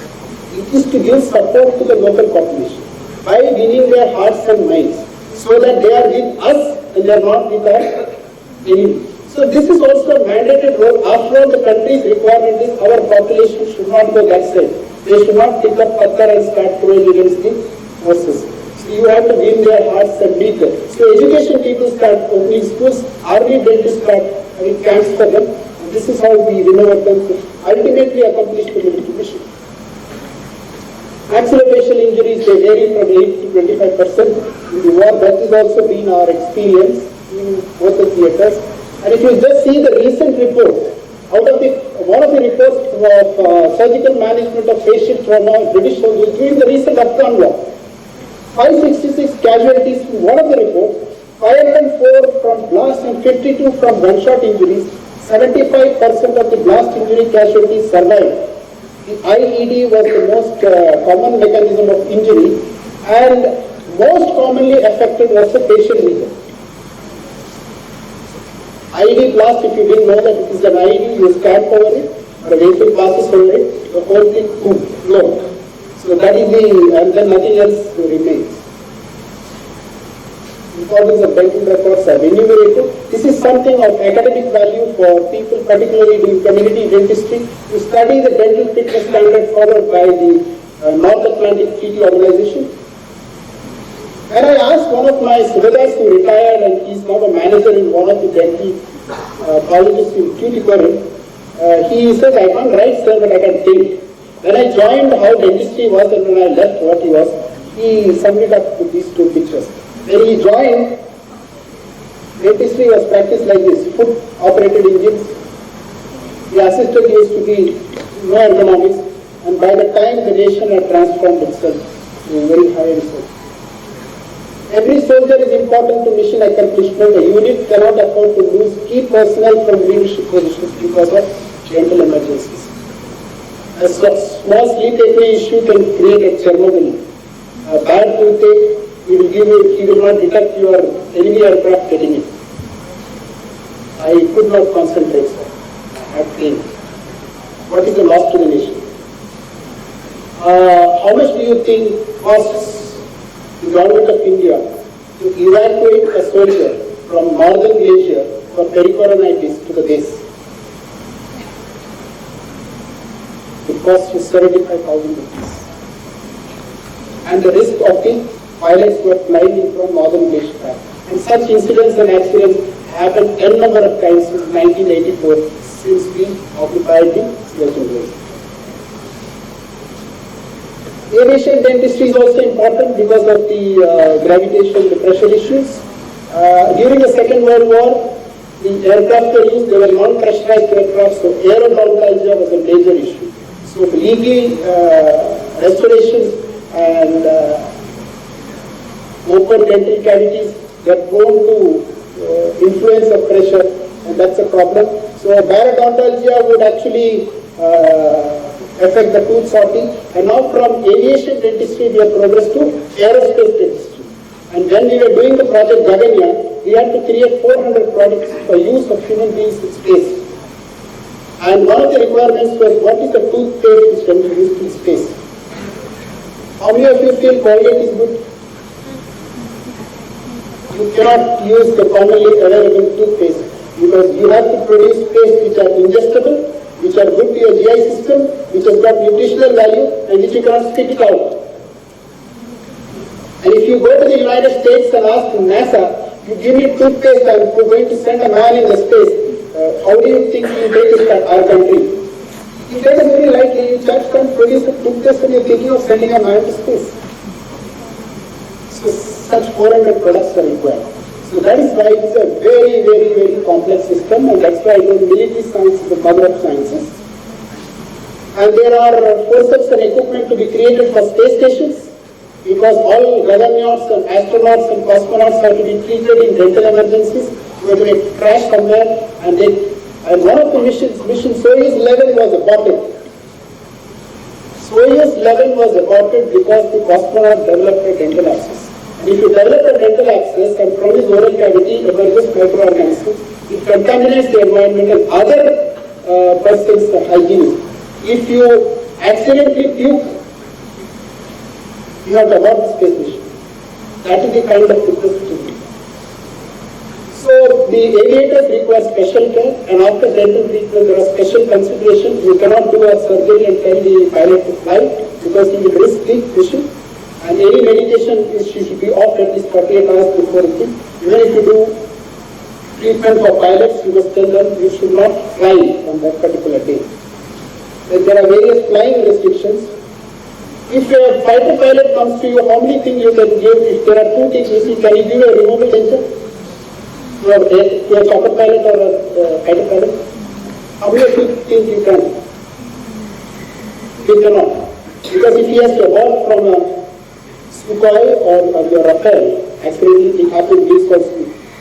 That product itself will become loose because he is rotating all the way. He has lost his chi, he has lost his balance. He could aspirate it, and that itself may be a cause of death mid-air. So removable prostheses and appliances are not recommended for our pilots who fly high-end machines. So it is an occupationally focused. So flight emergencies in spacecraft, I have told the astronauts need to be trained. Prime Minister has already declared this, so we had the opportunity to screen a lot of pilots for mission Gaganyaan. And I don't know how many of you read this on the Indian Express. I will tell you. Because usually was responsible for fitness, and in Russia, 500 fighter pilots are screened for producing one astronaut. So we thought, we first they sent 12 all unfit, again 12 unfit. Because you have to have zero infection in your life. And one more interesting thing I learned from the Russian space agency dentist. Only a dentist will screen for spacemen in Russia. A first screening investigation for astronaut. What do you think it is? Normally they come fit. It's the OPG. First you have to screen various dental parameters. And then they find the bone density not good enough, especially in the lower anterior region. He is unfit because he is likely to lose more calcium in space. So as a result of which he may develop osteoporosis. So while landing he is going to develop fractures. So he will be made unfit. And this analysis is made with just one OPG by the Russian space dentist. So that's the importance of dental screening. You can't have a cosmonaut going with pericoronitis or even an underfilled root canal is also a cause of very in space. So these were unfit, and finally we had to make them fit. Then I had to send my referring to Russian Space Agency, where we had a meeting with Valentina. Valentina then guided us how to screen, and then we developed a protocol with us, that is Cosmos. So again, I'm telling you, Guinness cases has not changed, but we are into 3D printing and 3D and we're able to print them better, but the soldiers face the same crisis. But our technology has changed, we have improved, our biosafety levels have improved thanks to COVID also. We are able to work in many places. That is why in the inaugural speech I said that we have to focus more on healthcare so that we are a value addition during disaster and epidemics. So we treated the Rashtrapati ji, and it was a privilege for me to have an audience with him in his chamber for having treated the Rashtrapati ji during the COVID-19 epidemic. And my team did a fabulous job, and Rashtrapati ji was graceful and benevolent to call us to his chamber to give us the letter of appreciation to my entire team. So finally, the relevance. Soldier dentist is a necessity human resource. So if you think you want to be a soldier, firstly, your discipline is important. You can't sit in the lunchroom and not come. Military dentistry is time-tested, trusted, preventive protocols. You must know the protocol and follow it. As management protocols for maxillofacial trauma emerges from the military, whether it is Indian or whether it is overseas, they are an integral part of emergency and disaster management. Why it is important? Because all of us needs to have good training in basic life support, ACLS and ATLS. Then your government and your medical colleagues will respect you more because you are a value addition and it is not rocket science. You can easily learn. Crucial for dental support for humanitarian missions, and we'll see one of them. Fast and easily deployable. You can just tell me to Sinjitori come to Bangalore, I could come. If he tells me the whole team with dental treatment, then also he will come. So he can be deployed anywhere, anytime, wherever you want. You want me to go, take the team to Ladakh, we will go. There is no problem. Easily deployable. No. Always go. Team dentistry and data management. And you emerge as leaders in role models in the profession. Because you also practice dentistry, like Tata also makes field. Closely work with medical establishment. Civil-military relationship is a key. Civil-military relationship is not at the bureaucratic level. This is also a relationship building. You will not know many things what I spoke maybe for the first time, but you need to know what is their view so that you develop more interest and learn things.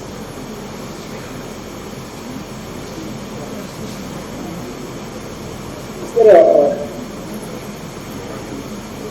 audio is not there? Audio is not there. This is the recent movement. This is just to motivate you people behind. What you can see on the picture frame, I think you can see a dental chair. Yes, sir. This is a dental chair which we carried in the recent Operation Ghost, and our maxillofacial surgery team was there. They treated over 300 maxillofacial casualties in Turkey as well as Syria. And from the First World War now, you can see how well we have developed, and which included a lot of crush injuries of the face and also the rest of the body, both isolated facial trauma and polytrauma. So he is one of the persons whom we sent, and he was with us in Agra. And he is just not a maxillofacial surgeon, he is also a paracommander. And his entire team of dental assistants, hygienists, technicians and support systems, all are paratroopers.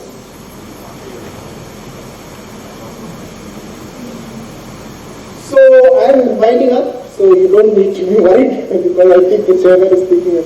Military dental organization today deliver an occupationally focused dental service that is deployable, agile and holistic to ensure that service personnel are dentally fit for military operations and that the impact of dental morbidity is minimized and they contribute towards maximizing the operational effectiveness. So it is an occupationally focused service. That is why I was insisting on the point fitness. Pilots' occupation to dental needs are different. Astronauts of dental needs are different. PV VIPs dentally is equally important. You can't have the head of the state going to a foreign country and having a dental problem. That is not good for dental fraternity of the country. So it is also occupationally linked. As the the audio is not working, so I will skip this video. So this again, I think who is going to read this? Who are reading? You can read it. This is for you, particularly. Eternal student. You read like this. I quote, then unquote. You quote first. You say I quote. I quote, there is no end to education. It is not that you read a book, pass an examination and finish the education. The whole of life from the moment you are born to the moment you die is a process of learning. I quote. J. Krishnan. Unquote. Okay? Good. So, we have built our nation in the last 75 years brick by brick. Every single organ of the state has been built brick by brick. It is left to you people behind to complete it into a wall. So, we have done our bit and now it is your time. Thank you, ladies.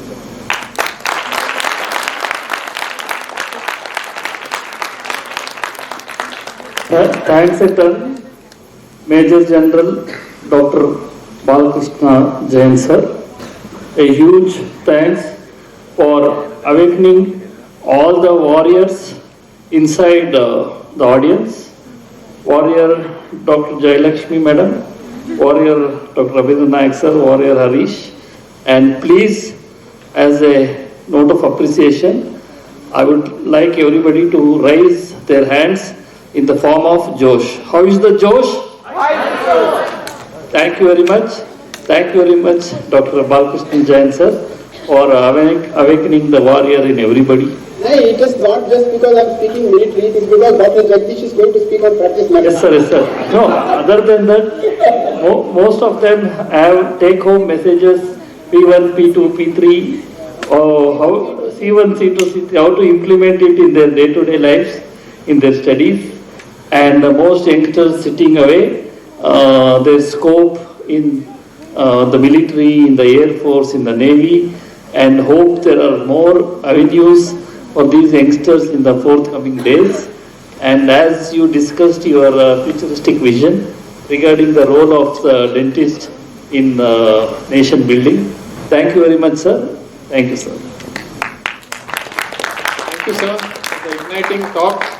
I think you must have ignited many young minds and also the old minds. Is there a scope for the old minds also to do some service along with you? Your service would be if you train them well. Thank you, sir. Thanks a lot.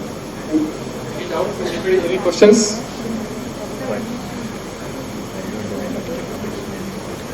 Thank you, sir.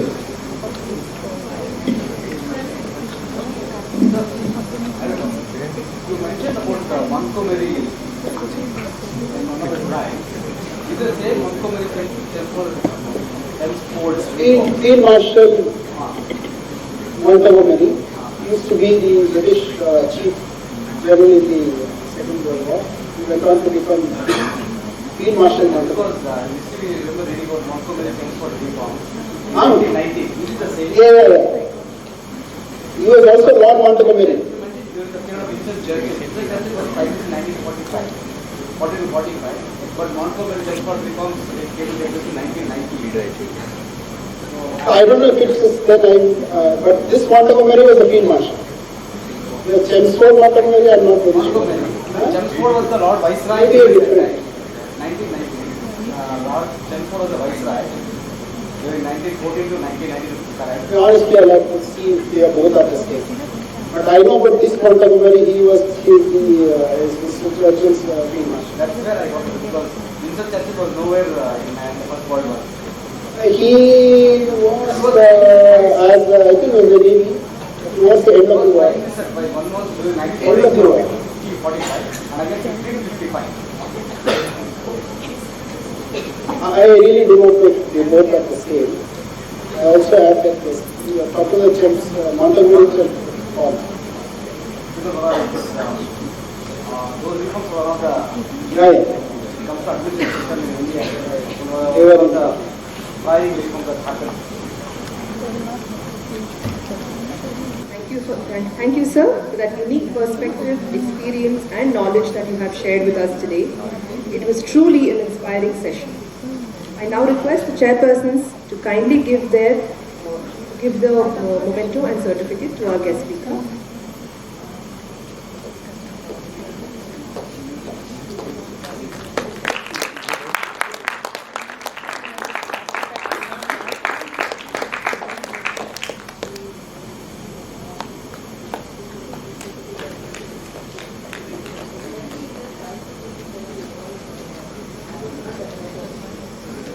Dr. Shivranjani to kindly give away the certificate to our chairperson.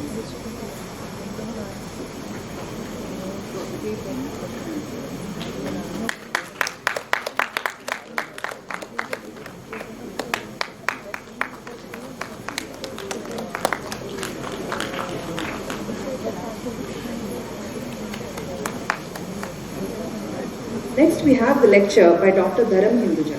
The session will be chaired by Dr. Jayalakshmi Ma'am, Professor and HOD of the Department of Conservative Dentistry and Endodontics, Krishnavaraya College of Dental Sciences, and Dr. Swaroop Hegde, Professor and HOD of the Department of Conservative Dentistry and Endodontics, FDA. I request the speakers and chairpersons to kindly take their seats on the dais. To briefly introduce the speaker, Dr. Dharam Hinduja is a Professor and HOD at SJM Dental College, Chitradurga.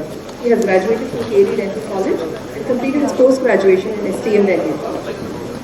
He has also completed his DNB degree from the Ministry of Health and Family Welfare, India. He's delivered several courses and conducted multi-CVE programs and is also a contributing author to textbooks with several scientific publications. He has also appeared on television and radio regarding various aspects of dentistry. He's been awarded the Health Icon Award of the year 2020 for the Best Outstanding Endodontist, Aesthetic Dentist and Academician of the Year Award. He is an adept at aesthetic restorative dentistry and serves as a specialist in several major hospitals. Sir will be talking on the topic endotactics, conquering the endodontic man. I welcome you, sir. Right. So, good afternoon, everyone, and I think it's always difficult for anyone to concentrate on a post-lunch session.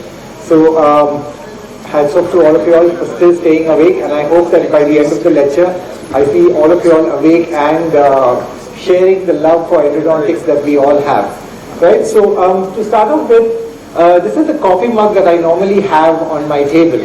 How many of you all would agree with this statement on this coffee mug? Okay, I see a few hands. Any more? Not many, I see. So let's hope that by the end of today's interaction, all of us would be happy to have this coffee mug on our table and show our patients proudly that we all do love endodontics and root canal treatment. Now, the topic that we've chosen today is endotactics, the conquering the endodontic miasma. And the reason we've chosen this topic is because endodontics is basically a tactical war, right, between you and microbes, right? It is whichever side is stronger is going to win this particular game of chess, right? On one side, it's you making the moves. On the other side, it's the microbes. Whoever's moves are better on that day is obviously going to win that game of chess. So let's see what moves we can make in this game of chess to checkmate microbes, bacteria, fungi, and win the war or win the game of root canal treatment. Now, as early as 1925, a person named Walter Hess, who's a well-known icon in endodontics, showed us how beautifully easy. I don't think the pointers were. Yeah. So he showed us how easy modern root canal is. Yeah, does that look pretty easy? Yeah, pretty simple. Yeah, all straight canals, single canals. Not really. That's what we encounter every day. He just showed us these are not special teeth. These are teeth that he just randomly picked up, that he stained, and he showed us what exactly, how beautifully God has created the anatomy, and yet at the same time made it equally complex for us as clinicians to treat this complex anatomy, right? we can have multiple ramifications, we can have multiple canals, lateral canals, you can have fins, you can have so many complications that present. And yet, in spite of all of this, right, in modern endodontics, as early as 2004, which is nearly around 20 years back, right, the Journal of Endodontics, one of the most reputed journals, has reported a functional success rate of nearly 97% in modern endodontic treatment, which is huge, right? Possibly no other field in a modern treatment, in the medical field, gives you that kind of success rate, right? Apart from possibly extractions, which give you maybe 100% success rate, because once the tooth is out, the treatment is successful. There is possibly no other treatment in the entire medical field that is as successful. And that's something that endodontics can be really proud about, because of the simple fact that we can give that kind of success rate in spite of these complications that we face. So I'd like to start off with a very simple case of mine. It's an old case of mine and a very simple case, because of the fact that I'd like to show the power of endodontics with something as simple as this, right?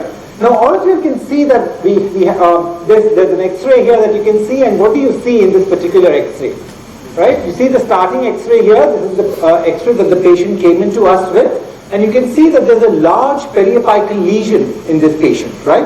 And this lesion, the patient came into us, he was a young software engineer, been to multiple clinics, nearly around 10 clinics before he came into the practice that I do in South Bangalore. And then he came into us with severe pain and swelling, and extremely worried, because he was worried whether he will be able to retain his lower anteriors or not. He was given multiple treatment plans, right from retreatment, right from surgical treatments to extractions, implants, and the traditional root canal treatment.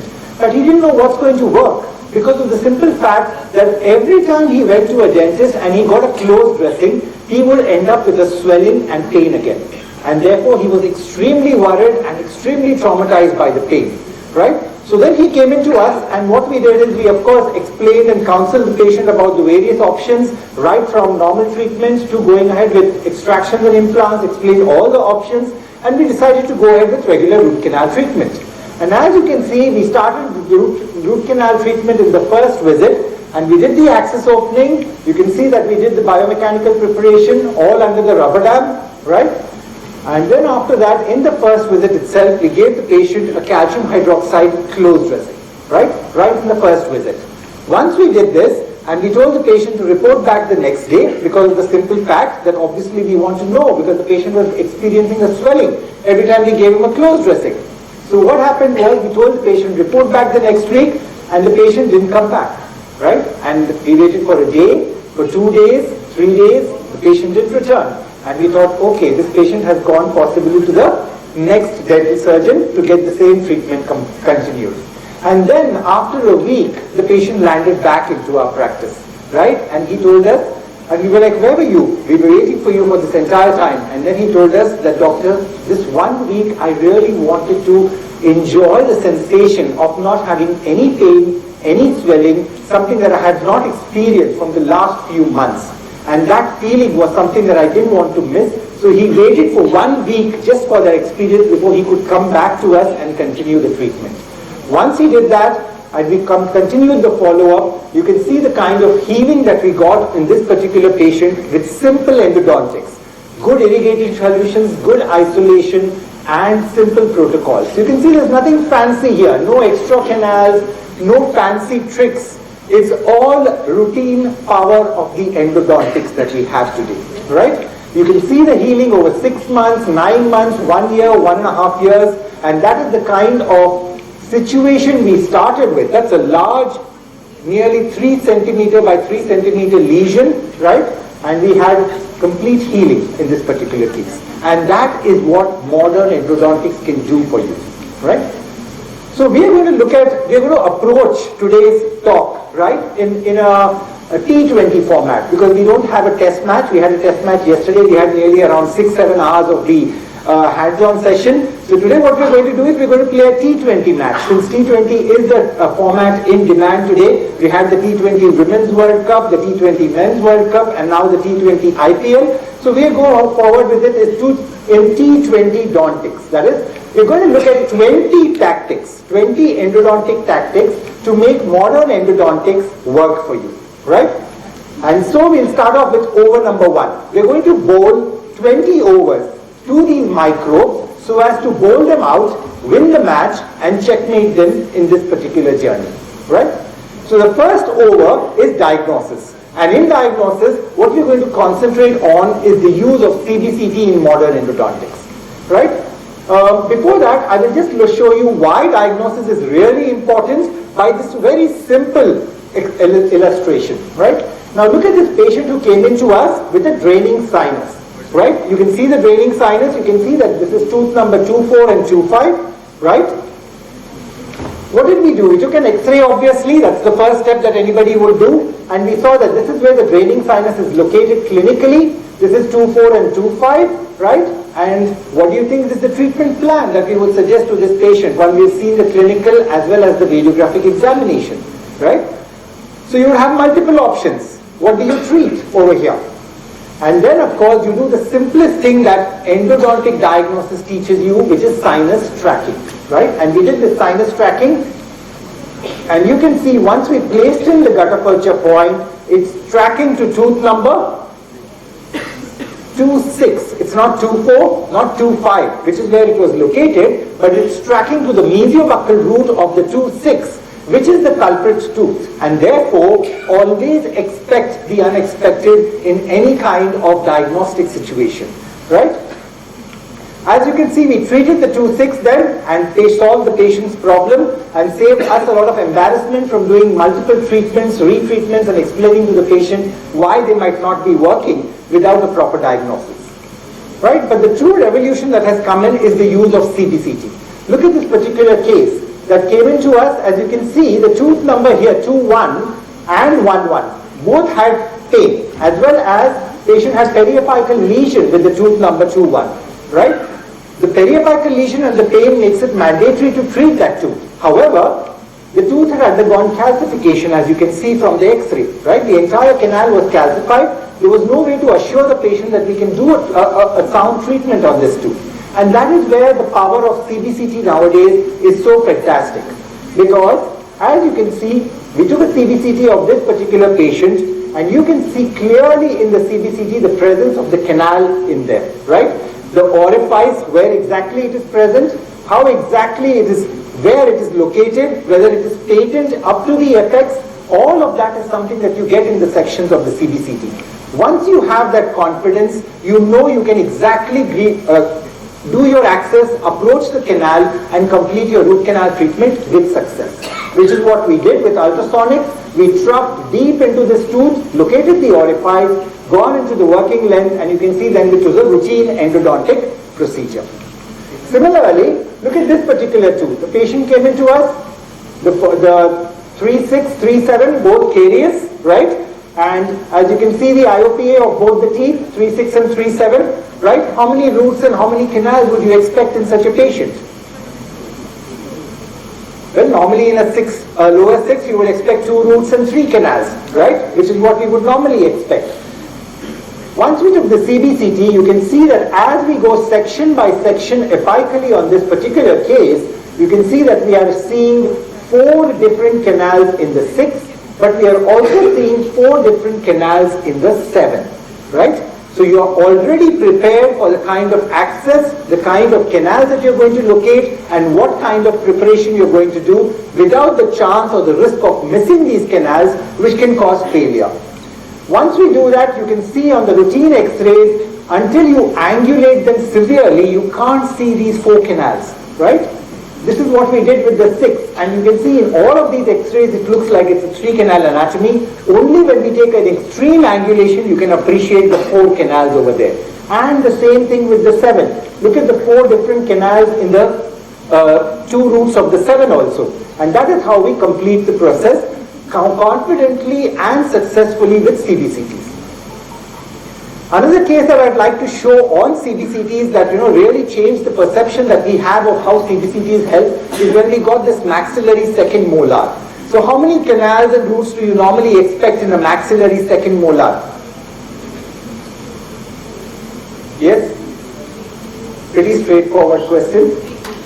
3 roots and 3 canals. Yes, that is what we would normally expect. And when we went into this patient, what do you see over here? Right? You see not 1 mesiobuccal canal, not 2 mesiobuccal canals, but 3 mesiobuccal canals. Right? Something that is a rarity and has been reported. Maybe only around 5 peer-reviewed journals have published articles of MD3 in a maxillary second molar. Right? You can see that we located the canals, did the biomechanical preparation and the obturation, and you can see the CBCT showing the canals patent all the way from the coronal area right up to the apical area.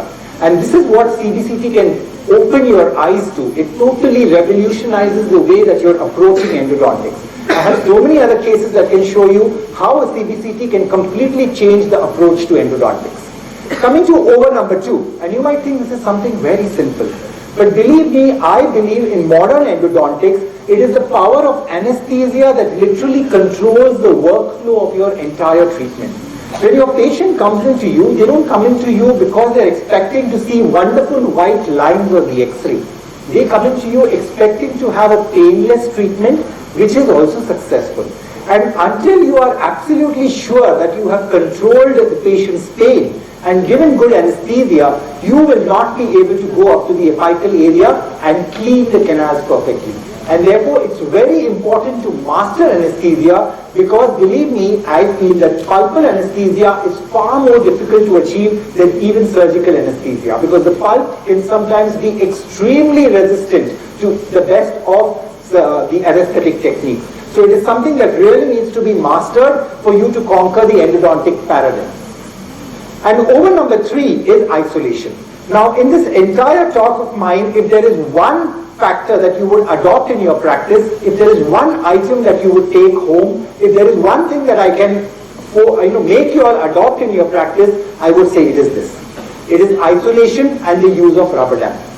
Endodontics without rubber dam is quackery, right? It is no use. It is literally giving the bacteria a free rein to come back into your canal, keep infecting it, and doing a treatment which you think is successful but is actually immoral, illegal, and unethical. So therefore, I feel isolation is possibly the googly and the fast ball that you can checkmate the microbes with, right? Everything else is a fancy addition. Isolation is the basic framework, right? And it's so simple in modern endodontics, right? Modern endodontics requires you generally to do only single tooth anesthesia, takes maybe around 15 to 20 seconds. By the time your anesthetic is acted, you are already onto your rubber dam application. And once you've isolated the tooth, either with the use of the routine rubber dam or with the adoption of your liquid rubber dam, you can see how beautifully you can avoid all the saliva, the cheek, the tongue, the microorganisms, as well as use the strongest solution that we have, that is sodium hypochlorite, to checkmate the organisms. Without this, you are doing nothing but quackery. So you can see cases like this, right, with para-radicular lesions, a retreatment case which will succeed. You can see the amount of pus that has been built up in this particular tooth. Such cases can succeed. Yes, you have to use all your techniques, your rotary, your intracanal medicaments, but without isolation, such healing will not occur, right? Only when you have isolation, we can heal such large lesions, even in posterior teeth, with complete confidence. Coming to over number 4, and over number 4 is the revolution of magnification in endodontics, right? All of us know the power of the microscope. Just to show you a small, this is the microscope with the motorized zoom that we normally use, right? Just to show you a picture of how the microscope works and how it improves your vision. Look at these slides. This is 3 times magnification of an extracted tooth where an access opening has been done, right? Once we go up to 5 times, you can start seeing the details so much more clearly, right? Once we go up to 8x, your orifices are automatically starting to be visible without you making much of an effort. And when you go up to 13x, which is a routine magnification that we try to use, between 8 and 13x, the orifices are literally telling you, doctor, I'm here, please come and clean me, right? That's the level of magnification, and that's the power of magnification, right? If you want to go up to higher magnifications, you can even detect cracks, you can detect so many other fins and micro irregularities, as well as instrument retrieval, all of which can be done under these kinds of magnifications. Look at the orifices and the dentinal map. They're literally laid out for you on a platter, and that is what magnification can do to you. Look at this case of retreatment. You can see that all the 3 canals have been filled up, but under magnification you can locate the missing mesiobuccal 2 canal. Once you have located that, you clean and shape that particular area, the MD1, MD2, you clean and complete your obturation, and you're done with your treatment under magnification, right? Over number 5 is endodontic armamentarium. And again, I'm not going to go into the textbook armamentarium, which is something that all of you all have read and given exams on and know by heart, right? We're looking at just 2-3 points that I feel that you all should have, basic things that you should have when you're doing your endodontics. One is, of course, this DG16 Explorer, which is something which is very easily neglected, but it's a beautifully useful instrument in your daily endodontics to locate as well as to get into the canals, right? Also, the use of safe-ended burrs for people who are starting off with endodontics is a beautiful addition, because it gives you that extra level of safety when you're doing your access opening. When you playing around with calcified canals where your files can break or where you can bend very easily, using the C+ files is a beautiful addition.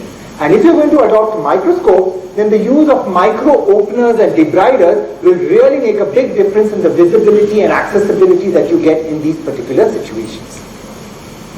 Over number 6 is, of course, appreciating the anatomy, right? Because without anatomy, there is no endodontics. There is no access opening, there is no way that you can do PMP, right?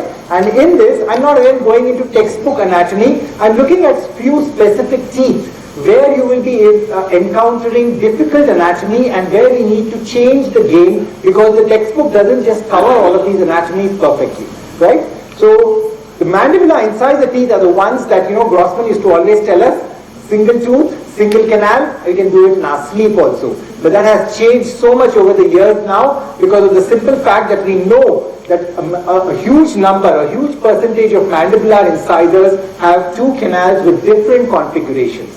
Right? And if you do the traditional access, right, which is what all textbooks teach us, then you will tend to miss this lingual canal which is normally present over here. So your access needs to go a little bit more towards the incisor. You need to modify that so that you can gain access to these kinds of situations. For example, look at this case where we had all 4 of the lower anteriors with 2 canal configuration joining in different ways, all the types of vertice classifications that you can see in this one X-ray. Mandibular premolar teeth, if you have this kind of a disappearing canal, you know that there are canals that are then, bifurcating deep down. You need to be able to identify these, right? This is a photograph of a similar tooth, not the same tooth, because obviously we saved the same tooth, right? It shows you how deep down you need to go to clean and shape these kinds of teeth. And if you miss these canals, obviously the bacteria are going to win. Then, of course, the teeth that started it all, the maxillary molars, right? There was one, I guess some dentist who was not very happy with the fact that he had to locate 3 canals, and he started searching for more, and then he found the MD2, and it started the whole problem for all of us. Because then people started finding out 3 canals, 4 canals, 5 canals, 6 canals, and today we don't know where it's going to stop, whether dentists are actually finding canals or creating more canals in the tooth, right? So the maxillary molars, as you can see, nearly around 64% of the Indian population has a mesiobuccal 2 canal, which means that you have to search for a mesiobuccal 2 whenever you're doing a maxillary molar, right? Examples of the mesiobuccal 2 can be 2 separate canals right up to the orifice, or you can have canals like these which are highly curved all the way up to the orifice over there, right? Or this is a different case from the one I showed you earlier, where again a maxillary second molar, right? A 7 having 3 mesiobuccal canals, mesiobuccal 1, mesiobuccal 2, mesiobuccal 3, and a distobuccal 1 and a distobuccal 2, right? Along with the palatal canal. These are the kinds of anatomy that you can encounter. I think there are possibly just 2 or 3 cases like this reported worldwide, but this is the kind of magnification and CBCT that you need along with canal identification to manage these cases. Mandibular molar teeth, of course, when maxillary molars can have so many canals, then why would mandibular molars be left behind? And you can encounter myriad anatomy, right from the presence of radix centromolaris, where you have an extra root with an extra canal, right, as you can see in this particular case, to the presence of 4 canal anatomy, right, each root 2 different canals, or you can have what is today in fashion, the middle mesial canal, right, something that everybody wants to notice and open. The earlier incidence was supposed to be 0 to 15, but people are reporting more and more of the middle mesial canal. So as you can see, in this particular tooth, you have the mesiobuccal, mesiolingual and the middle mesial there, which has to be cleaned, shaped and then obturated. You can see the X-ray of the same tooth. If you look at it, it looks like a routine mandibular molar. But it's only when you open it up, go through your angulated X-ray, you can see 3 different canals in the mandibular canal, and you can see that with clean shape and obturation. Also, C-shaped canals is another aberration, very difficult to manage if they are in more complex situations. So you need to be able to identify these and then attend to them. Over number 7 is your access. Now, access is always called as success, right? If your access is right, the rest of your treatment is completely straightforward. So access, just 2 basic points that I'd like to emphasize on access is firstly straight line access. Especially when we have gone to the era of rotary endodontics, without straight line access, you will just break your rotary files. So the straight line access, that concept that is being taught from UG, is very, very important in your day-to-day rotary endodontic practice, right?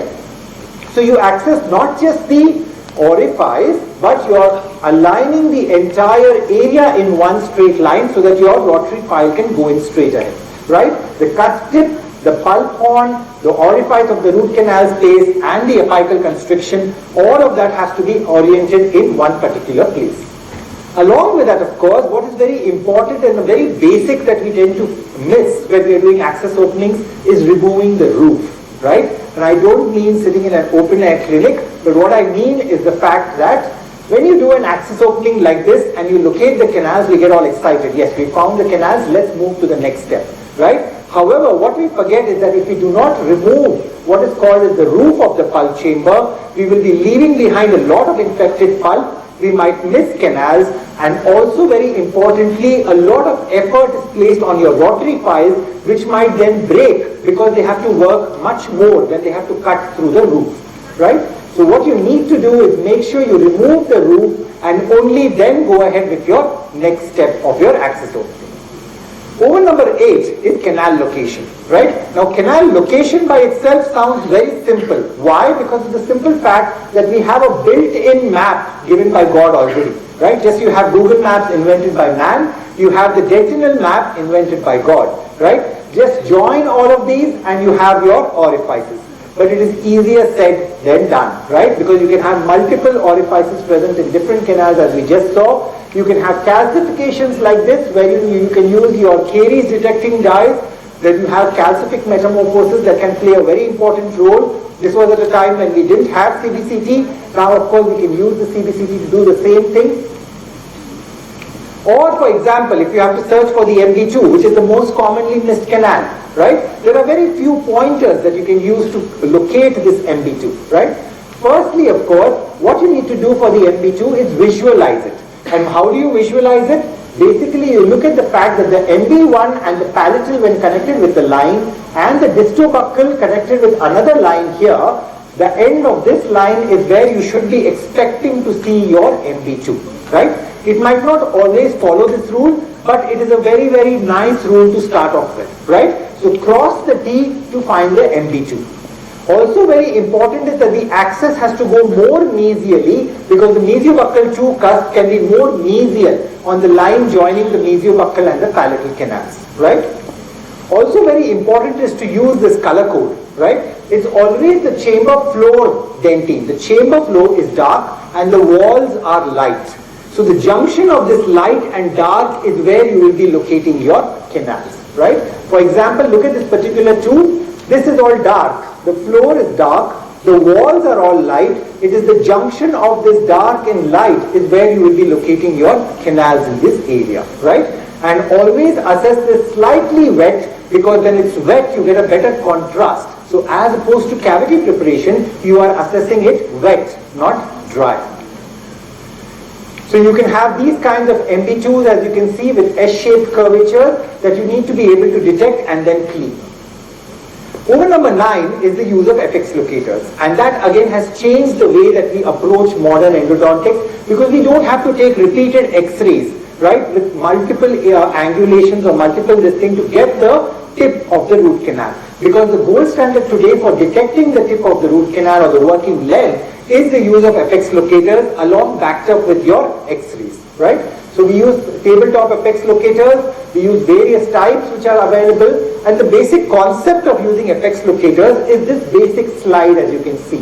Now all of us, when we take X-rays, what happens is what we see in the X-ray is this anatomic apex, which is where your root will end, right? Now the root ends at one point, but the apical foramen, which is called as the minor foramen, right, which is where your dentine stops and your cementum starts. Therefore, it's also called as the cemento-dentinal junction, is the point where you want to stop. Anything beyond that, you will irritate the periodontal ligament and cause flare-ups.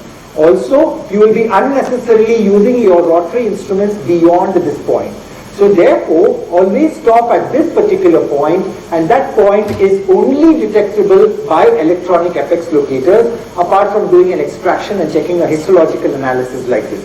So therefore, FX locators are the gold standard nowadays, and you can see in this slide again how the FX looks perfect in this particular tooth. But you turn the tooth and you can see that the same instrument is actually beyond the FX.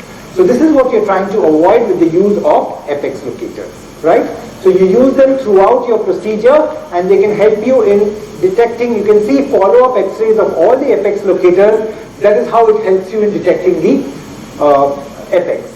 Then over number 10, right, we are halfway through the match, right, and the use of ultrasonics. Now ultrasonics is something that we all associate with. Normally we associate it with the specialty of periodontics. All of us know ultrasonics for scaling. But today, ultrasonics is such an integral part of modern endodontics that you can go back and start using it almost immediately. Because it is one modern invention that doesn't require you to buy anything very fancy, right? Your simple ultrasonic scaler with a modified ultrasonic tip can be used for so many functions, including canal location, cleansing of the canal, activation of the irrigation, retrieval of instruments, as well as endodontic surgery. Just imagine one small thing that can be used for so many different purposes. Right, so ultrasonics by itself, as I told you, can be used for canal location, like how we are using this ultrasonic tip here to locate the mesiobuccal 2 canal, right? Or you can use static tips like this, right, which help you to locate the canal, the MB2 canal, and scout it over here totally safely. If you use a burr for the same situation, you will perforate, right? Whereas when you're using an ultrasonic, you have much better visibility and much better accessibility. Statics 3 you can use for canal openings, right? You can use Statics 5 for removing pulp chamber stones, right? We all get calcifications and stones in the pulp chamber. Removing them is not a very easy task until you use something like ultrasonics, which makes it far more predictable, right? You can also have various tips like this, right? You can use them right to refine the pulpal floor, to refine the pulpal walls, to, as I told you, remove calcified, obstructions, as well as to remove what we call as, broken instruments, because that is where ultrasonics has made a big difference in the use of, more conservative techniques to remove broken instruments. Over number 11, and possibly one of the most important aspects of endodontics, is the use of irrigation, because modern endodontics has changed its entire philosophy from earlier. It was first basic thing was that we need to shape the canal and then cleaning comes. But today the main purpose is cleaning the canal, and shaping is a part of that cleaning, right? Your shaping has to actually contribute to your irrigating solution going in, which is the most important part.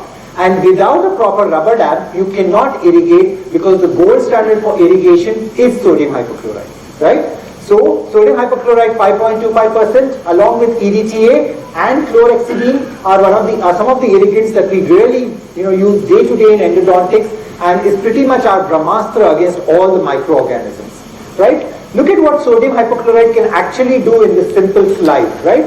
This is a pulp that we have retrieved from an anterior on a barbed brooch, as you can see. We put it into a solution of sodium hypochlorite, and you can see over a period of time how the sodium hypochlorite completely dissolves the pulp. This is what it does in your pulp chamber, in your canals, and on the microbes. And this is what you want in the tooth, right?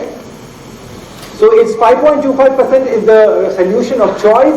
You can use warming it and ultrasonics to improve the effect. And volume is also equally critical, that you just can't use 1 ml or 2 ml, you have to use a copious amount of the solution, right?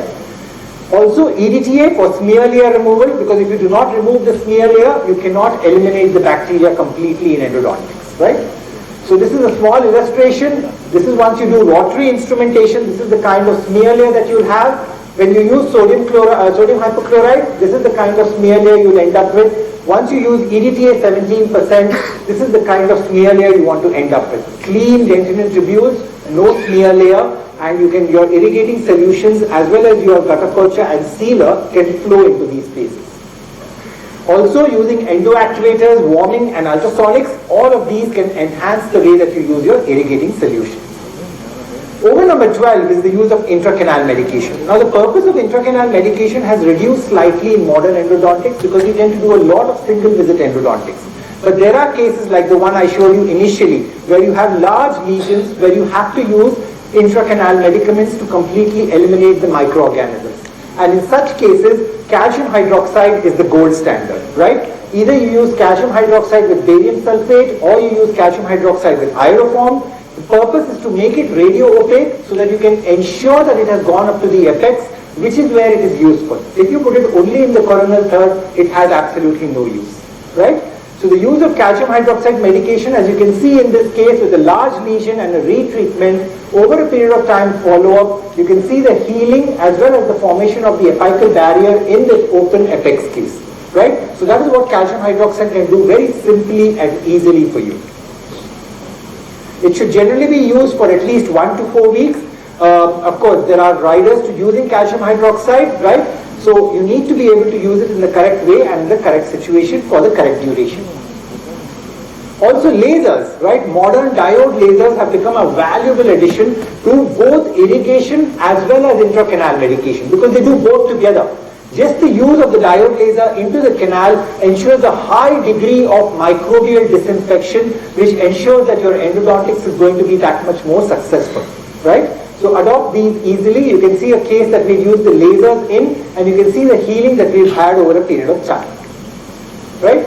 Over number 13 is the change from the crown, the traditional crown, what we call as the step back technique or the standardized technique to a crown down technique, right? Why have we changed to the crown down technique? Because the crown down induces a substantial reduction in post-treatment symptoms, right? For example, look at this particular case. As you can see, the patient has come in with a large lesion over here. Once we do a crown down technique, not only can you fill the canals with their proper working length and working width, but you can also fill up accessory canals like this, which will help in the healing of this particular lesion, right? Or also this maxillary molar, a similar situation. You can see the lateral or the accessory canals being filled up, which will then help you in healing. And all of this works very well with crown down because it helps the irrigating solution to penetrate much earlier and therefore starts dissolving the pulp as well as the bacteria much earlier. And these need time because only when you dissolve all of this will you be able to penetrate into your lateral and accessory canals. So the concept of crown down is eating the foramen at the dessert, right? What do we mean by that? When all of us have had our lunch, so when do you normally eat your dessert? At the end of the lunch normally, right? So that's how we approach even the apical foramen. We start with the coronal third, which is your snacks. We start with the middle third, which is your main course. And finally you come to the apical third, which is your dessert. And that is how you approach the crown down technique, right? Over number 14 is the mastery of protection equipment. All of us are now moving on to rotary endodontics, right? For those who haven't yet, I would say that's a wonderful addition to your armamentarium of endodontics, right? So rotary endodontics, to master, the first thing that you need to know is how to use the equipment that controls the rotary endo, and that is the electric motor. The electric motor is a wonderful invention because it helps you to control not only the speed but also the torque, which helps to reduce the breakage of your rotary files and helps you to control the entire parameter of the use of a particular rotary file. Right? So mastery over this, different types of endomotors will help you to go ahead with your rotary files that much more confidently. Over number 15 is the adoption of preliminaries. Never forget the preliminaries in endodontics, and the most important preliminaries are, first is establishing patency, right? What do I mean by establishing patency? That is taking an 8 number or a 10 number file just 0.5 mm beyond the apex, so as to make sure that that patency is achieved, your canal is patent, the apical foramen is open. That will ensure that your apex locator is giving you the adequate reading and that your rotary file will have a correct glide path to get into the system, right? So first is patency, the second is mastering the watch winding motion, and also making sure that you use hand files initially, because hand files are yet the gold standard in deducing canal anatomy, curvatures, as well as letting you know about blockages, right? So never take a rotary file where a hand file hasn't already been, right? Also, recapitulation. When you're starting off with endodontics, you need to be able to recapitulate every time. Always go back to smaller instruments and only then get back to your larger size instruments, right? Keep reassessing the working length and always take care of canal anatomy, because such kind of anatomy, especially canals which join like this at abrupt angles, can cause breakage of your rotary instruments. So any kind of canal anatomy like this S-shaped canals can be a huge difficulty for your rotary instruments, so you need to know how to handle these step by step, right? So if you manage the canal anatomy, like for example this premolar or lower premolar, where it's bifurcating right at the junction of the middle and the apical third, you can see that once you clean and shape these areas, even isthmuses like this, which could be harboring microorganisms, can be filled so deep down with your thermoplasticized gutta-percha technique. Over number 16 is the adoption of pre-flaring and the glide path, right? Now this is something that has always existed in endodontics, but these fancy terms have found new relevance because of the use of rotary endodontics. In rotary endodontics, if you do not do pre-flaring and glide path, you will end up with broken instruments or mishaps, right? And they are very simple concepts. They are nothing special, right? What are you doing? Pre-flaring is the preliminary root canal enlargement. Glide path is making a smooth canal preparation that the rotary instrument can follow. And traditionally, we used to do this with hand instruments, right? We used to use hand instruments of 8, 10 and 15 number to do this kind of glide path. But nowadays, we have rotary instruments to even prepare this glide path as well as do the pre-flaring and make the work that much more faster, predictable, as well as easier for the dentist. So things like these curved canals with 90-degree curvatures can be handled with this kind of rotary instrumentation if you prepare a proper glide path and do the proper pre-flaring, right? Or even long canals with anatomy, you can see that how we can respect the anatomy when you have these kinds of rotary instruments that do not cause transportation or ledging. Over number 17 is of course understanding that today is a night-eye world, right? All of us have moved into rotary endodontics, multiple night-eye instrument systems that are available right from Profile, ProTaper, Gold, K3, Raise. Understanding each of these systems and using what suits you is very, very important, right? You have to master that system, understand it in detail, use it on multiple extracted teeth, and then go on to your patient itself, right? So ProTaper Gold is a system that I personally use a lot, right? It's something that I find very, very convenient, but there are so many other systems that you can mix and match and make your endodontic practice that much more richer, right? So ProTaper Gold is basically a set of, you can have shapers and finishers. It's a set of an SX file, S1, S2 for the shapers, and then F1 to F5, which are the finishers, which help you to finish all of your root canal procedures. And this is the step-by-step procedure for any kind of rotary file effectively, right? You will go in first with your 10-number file and you will establish a glide path. Once you establish the glide path, then you will establish your working length, you will do your orifice enlargement, and only then will you start taking in your rotary files into that particular canal to reach the apex, right? Of course, since we're doing all of this so therefore, if you do not clean this, the debris will block the canal and the rotary file will break, right? So constant cleaning, inspecting and removing debris is extremely important, especially in something like this S-shaped curvature, right? Where you will have a lot of debris being generated, and if you're not careful, you will end up with lots of mishaps. Also, long radix centromolarises like this can create a lot of issues for your rotary files if you do not regularly clean and inspect and make sure that you're going by the step-by-step procedures for these. Also, something that I'd like to follow in rotary endodontics and something that is easy to remember is what we call as the mother-in-law rules, right? Now, these mother-in-law rules totally apply only to your rotary endodontics, not to your mother-in-law, so please don't apply them anywhere else, right? The first thing, of course, is don't stay too long. Right? What do I mean by that? It's not your mother-in-law who shouldn't stay too long, it is the rotary file. As I told you, rotary files are cutting at such a large speed that if you are there more than a second or two, you will cut much more dentine, you will unnecessarily create transportations. So as soon as you're in, reach the apex, 1 or 2 seconds and you're out. That is the level of the mindset change that we have to do from hand instrumentation to rotary instrumentation. Right? The other thing, of course, is don't push too hard. With hand instruments, we are used to, you say a 30 or a 40-number file, you'll try to push to go through the apex.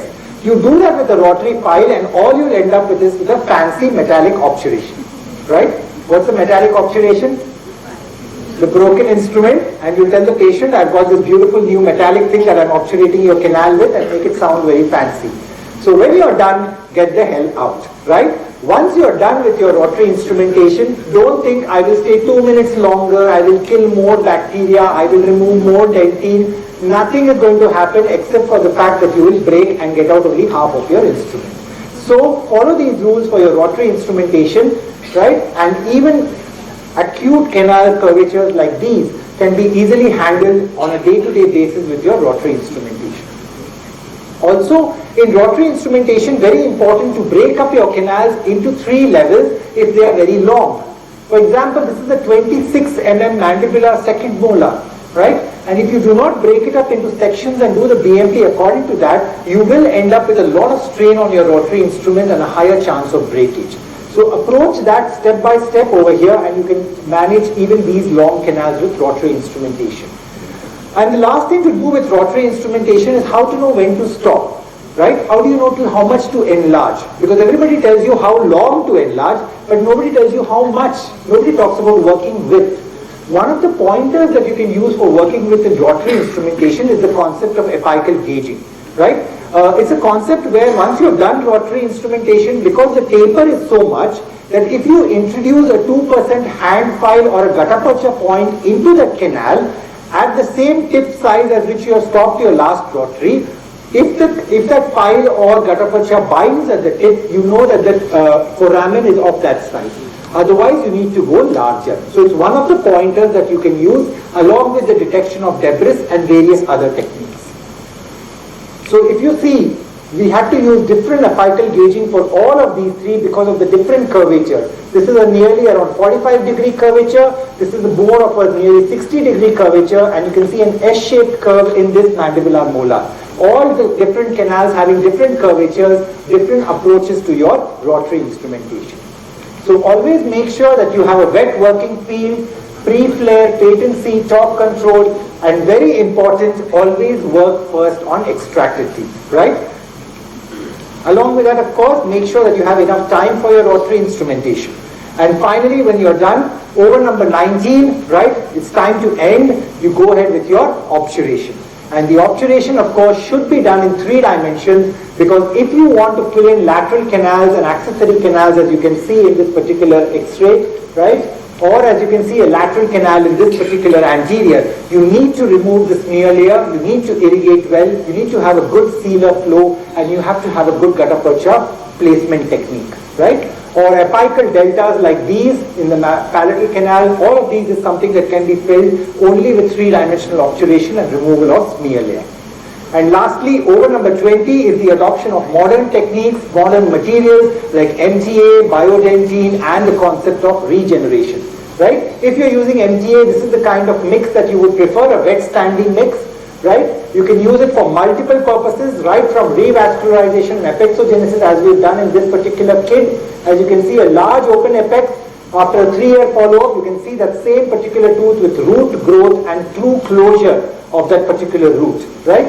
Or you can do MTA apexification, or you can do MTA sealing of perforations in cases where you get complicated retreatment cases with perforations. You can use white or black MTA, right? So look at this perforation case.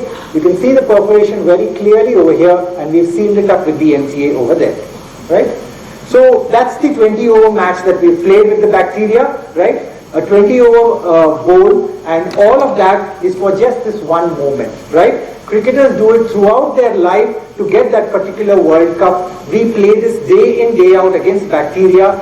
Every tooth that we save with modern endodontics is our World Cup. And we do that every day effortlessly for our patients.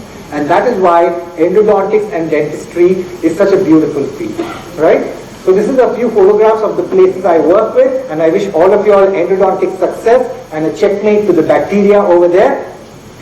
Thank you so much for being such a patient audience. And any questions, any doubts, please feel free to chat up with me on my emails or on my phone number or on my social media. Thank you once again everyone for being such a patient audience, especially post-lunch is one of the most difficult times. And thank you one and all. I'd also like to mention special thanks to Srinji Matthew sir for inviting me, as well as Ma'am for being such a gracious host, as well as HOD Dr. Swarup Hegde sir, who's always been constant encourager and a true guidance. Along with that, of course, Dentsply for helping us in the organization of this entire program. And an icon, Jayalakshmi ma'am, for being chairperson around here. It's more of a privilege for me to be speaking in front of such icons. Thank you so much, one and all.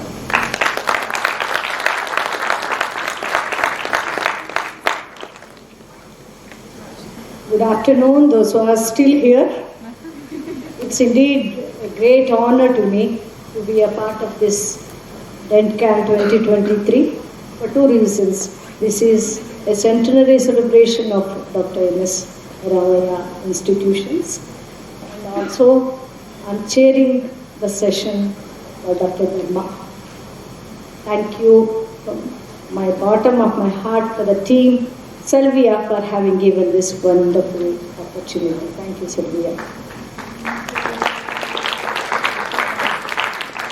Now, coming to his lecture, I was told by Dr. Sylvia that yesterday was a magnificent marathon module they had yesterday for 6 hours, and today's with 20 overs of cricket match. I totally agree, he will be the man of the series. To comprehend and put in just nutshell, I can tell in 3 eyes. The lecture was very informative. I wish the hall should have been fully, and the postgraduate students also should have been there. Very informative, because you have taken your cases and you told what to do and what not to do. And it was very interesting in the form of a story of your patients. You told the whole sequence, right from the access point, right from the case selection. And you have inspired, I'm sure, budding endodontists. All 3 I can just say it was in your lecture. Those who have missed the lecture have definitely missed something. A lecture by a handsome gentleman, and so informative it was. Thank you so much, Dharma. You made the day. Thank you so much, ma'am, for your kind words. It means a lot. Any questions from the audience? Audience, any questions?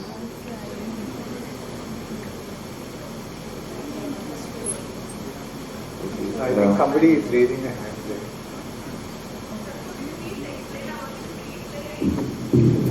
Yeah, I would love to and go into much more detail. Unfortunately, I was told to stick to 45 minutes and I think I was already slightly beyond time.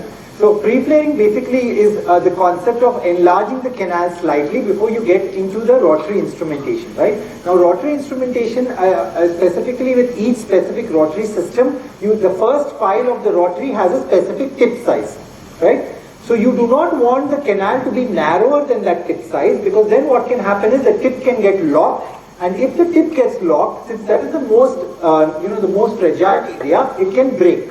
So what you're trying to do with pre-flaring is enlarge the canal so that the initial instrument that goes in, the tip will not lock in the canal. And the easiest way to achieve that, what we used to do traditionally, is with hand files. You used to use your 8 number, 10 number, 15 number, or even 20 number. But that's quite cumbersome, as we've all experienced. It takes much more effort. So therefore, we can do pre-flaring with a combination now of using an 8 and 10 number initially to reach the working length, and then using rotary files like the Pro Glider or various other orifice glide path preparation files to increase the diameter of the canal before your first rotary instrument goes in, so that it doesn't break over there, right? And then the rest of your instruments just follow in an easy sequence. Also, what it does is the fact that it makes sure that your entire canal, the pre-flaring and the glide path go hand in hand, right? Though they are separate terms, they're effectively done together. So it makes sure that your file can slide in smoothly and clean that entire area. I hope that basically answers your question. Thank you. Any other question? Okay. Thank you, Dr. Dharma. As Madam rightly told, you have taken this lecture to a different level. It's a wonderful lecture in just 45 minutes. A very, like a story you have enlightened all of us about the root canal treatment in a very simple language. Such a complicated things you have done it so easily. Thank you very much. Thank you so much. Thank you for your time. Informative talk and very practically applicable inputs. I now request the chairpersons to kindly hand over the memento and certificate.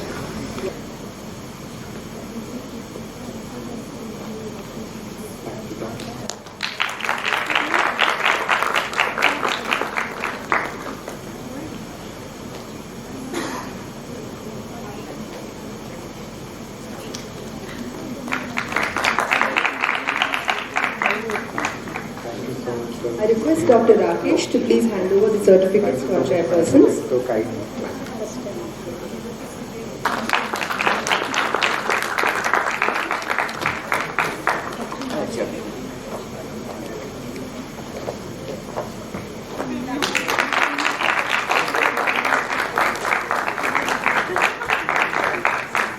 The next session of today will be by Dr. Jagdish, who will be speaking on the changing face of dentistry.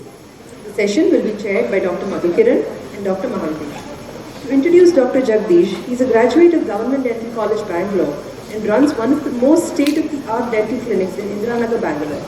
He has completed a hands-on course in Crowns and Bridges from Germany and undergone training in cosmetic and implant dentistry from the United States of America. He has visited and observed several dental clinics in the United States to acquire knowledge about the management of dental practice. He is also a syndicate member at the Rajiv Gandhi University of Health Sciences and an ex-president of IDA, Bangalore State Branch, and has been a convener for various conferences. Sir, you're welcome. Dear friends, I know it's 4 o'clock, you all want to go home. Believe me, you will love this lecture. And thank you very much for calling me. And let us not take much time. I won't take much time. Talk for about 30 minutes. So, as they introduced, I am Dr. Jagdish. I am a full-time practitioner. I have been practicing dentistry last 35 years. So, let us get into the subject. So, the changing face of dentistry. You have seen these pictures, and you have seen the ancient dentistry, how it was going on for many years. And you have also seen the pictures of the old dental clinics and the old dental instruments, and also the dentures and the toothbrush, which was used at the ancient time. These toothbrushes were not available for the common man. The king and queens used to use this toothbrush, and they could wear the sort of dentures. That was the dentistry which was going on for many years. Then comes the conventional dentistry, wherein we are all trained like this. Like we are trying to do extractions, we are trying to do silver amalgam restorations, and we were also trying to do dentures. You know, a little bit of orthodontics. It's just about 35 years back, not much dentistry was happening. Like we were doing basic dentistry for a very long time. So then comes the conventional to the modern dentistry or the digital dentistry. This is what is very interesting today. So the patients are coming with various problems. See, this patient who has come to me, he wants a restorations like this. So he does not want just fillings. He wants the teeth to look just like the natural teeth. This man again has come to our clinic. He has had no dental problems, like no pain or swelling, but still he wants to get the smile correction done and then look nice. So what is happening day by day, the patients are coming for a cosmetic solutions to the dental clinic. Again, this lady has got a huge gap. She wants this gap to be closed and then have a great smile, and it has to be done at a short time. So she comes and then does the work and then goes. And this gentleman, you see, he has got discolored teeth but no pain, but still he wants teeth to be corrected. He wants to have nice crowns and a great smile. And again, this girl, you see, she has a peg-shaped lateral. She wants it to be corrected and then have a smile like this. See, what I am trying to say, earlier time, patients used to come to us with problems, with pain, or with swelling, or with a missing tooth. These days, the patients come to our clinic, they are willing to pay any amount we ask, but they want cosmetic solutions in the clinic, which is very challenging today. See, earlier we used to do orthodontic treatment with the metal braces, then comes the ceramic braces.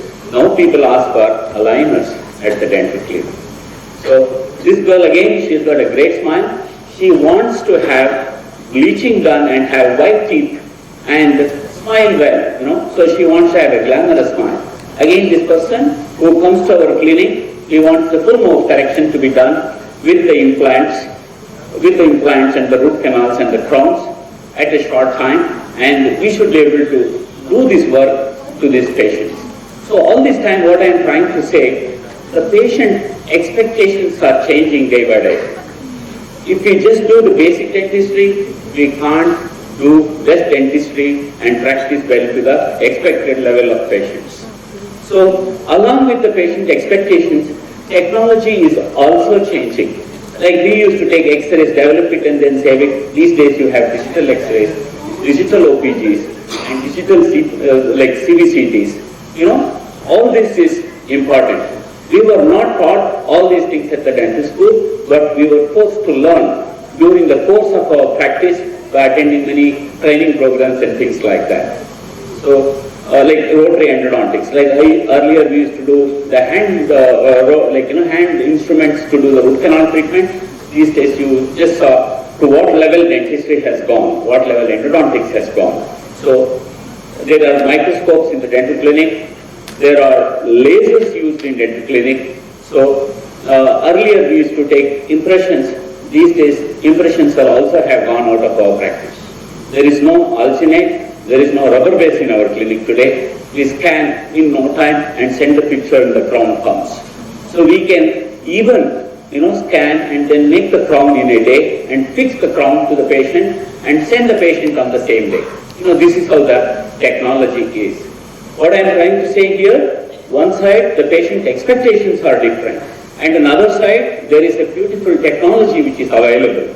So we will have to, only thing is we'll have to study in depth, understand what it is and then implement in our day-to-day practice. Just like the technology, even the materials have changed. Changed in the sense, it has become very, very simple. Earlier to do composite filling, we used to add layer by layer and then cure it. These days we have composites which are available. You can cure it to about 4 to 5 millimeter in one go. And earlier we used to mix powder and liquid and fix the crown, lute the cement, luting cement, we used to mix powder and liquid. These days we have cartridges wherein within no time, even an inexperienced technician can give you this luting materials and then we can fix the crown and go on. So, and the impressions have just gone out of our dental practice. And earlier we used to mix the silver amalgam, like silver powder with the amalgam, triturate and then do the filling. And these days the capsules are available. That is also made very handy. And glass ionomer again, if you have to do a filling, we had to mix it with powder and liquid. I used to always fight with an assistant. Assistant used to give us thin mix or thick mix at the king.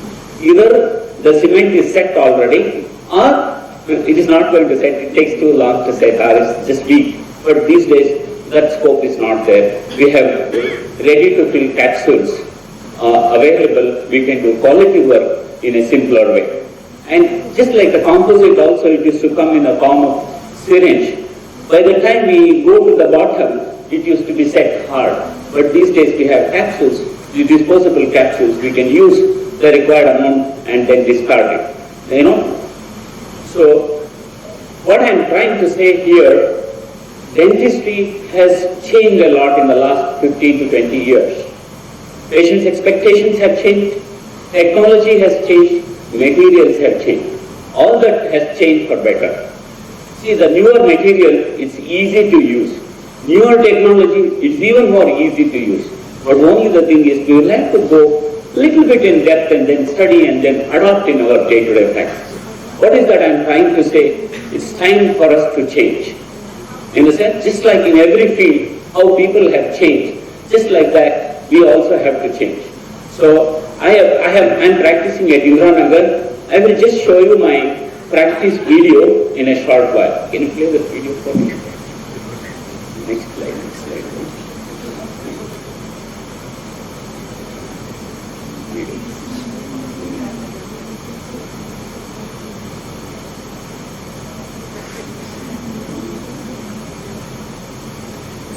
All music, with audio cable is not there. This is where I practice dentistry.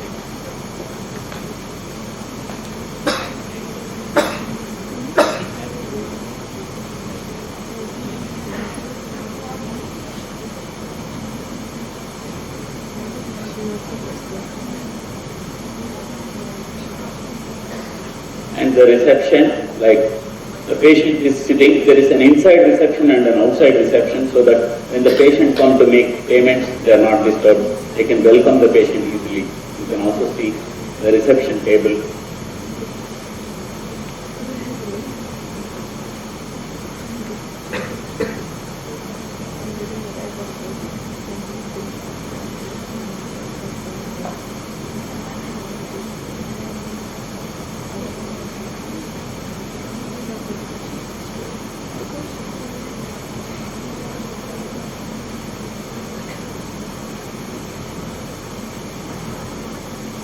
So I started dentistry with one chair. Like everybody starts small. I also started very small with a single chair. Like I got my professor clinic. He was an endodontist. Dr. Suresh Chandra's clinic with one chair. That chair had only one assistant. That assistant could make or break my practice. That used to be like that.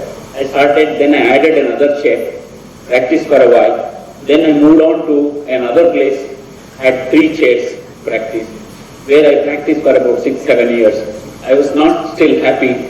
Then I moved to another place, third clinic, with 8 chairs, where I practiced for more than about 10 years. And this practice is about 10 years old, which is there in Indranagar.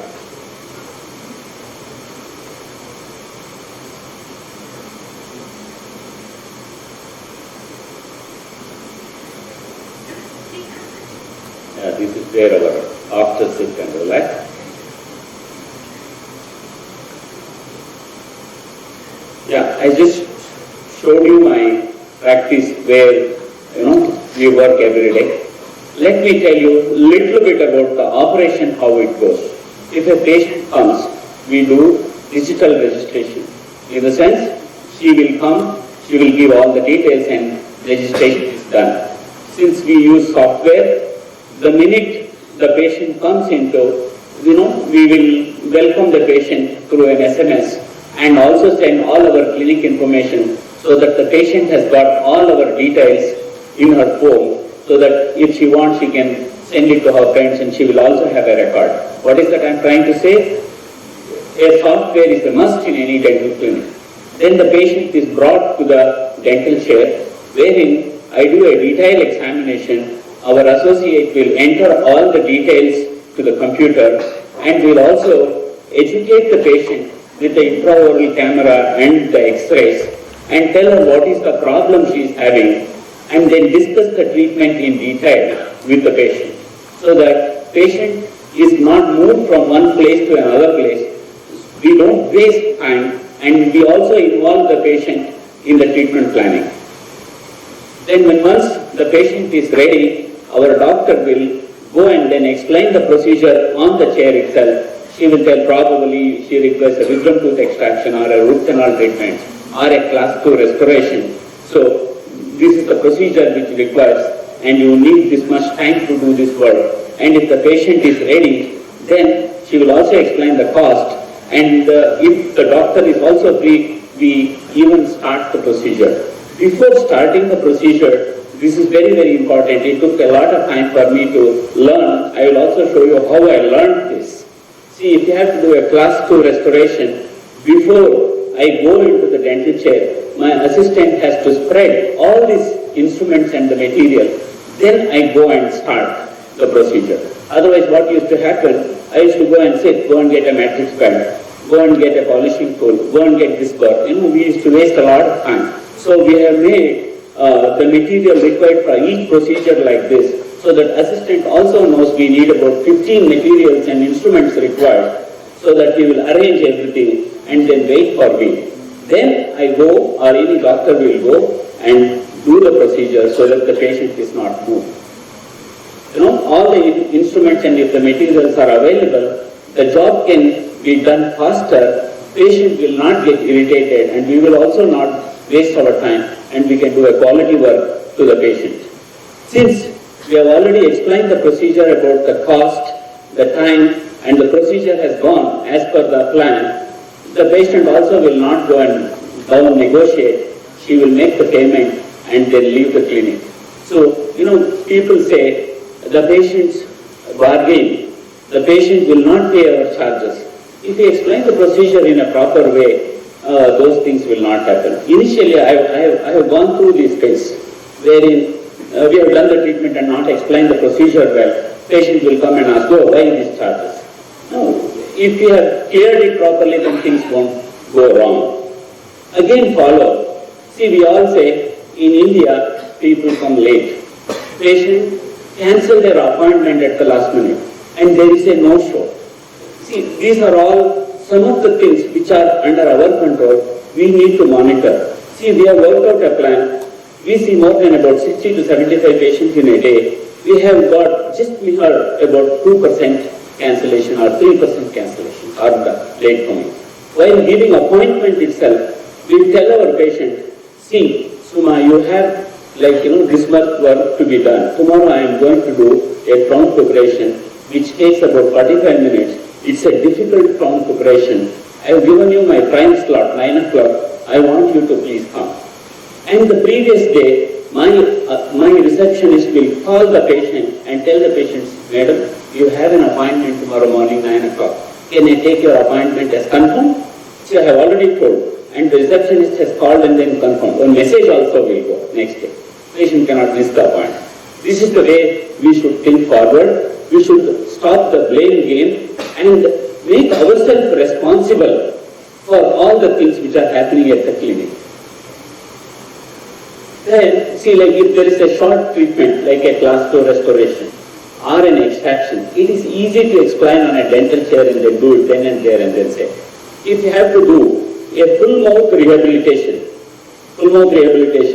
we need to definitely take the patient to the consultation room and then explain the procedure required, like you need this many teeth extraction, you need this many root canals, you need this many restorations. You explain everything with the audio-visual aids. These days, there are good photos, there are good models available. I still see many friends of mine trying to draw a diagram and show the patient. Say a wisdom tooth which is impacted, they draw a wisdom tooth impacted and then try to show. The picture may be very poor, or patient may not understand the things. You can show good videos or the pictures and have everything in your folder so that when you are educating the patient, it becomes very easier. This slide has impressed me very well, which I would like to share it with some of my friends here. See, if a patient comes when you are explaining the procedure, like I want to explain a patient about a wisdom tooth extraction. These 10 points I need to consider when we are explaining. Otherwise, patient keeps asking questions and you keep answering their questions.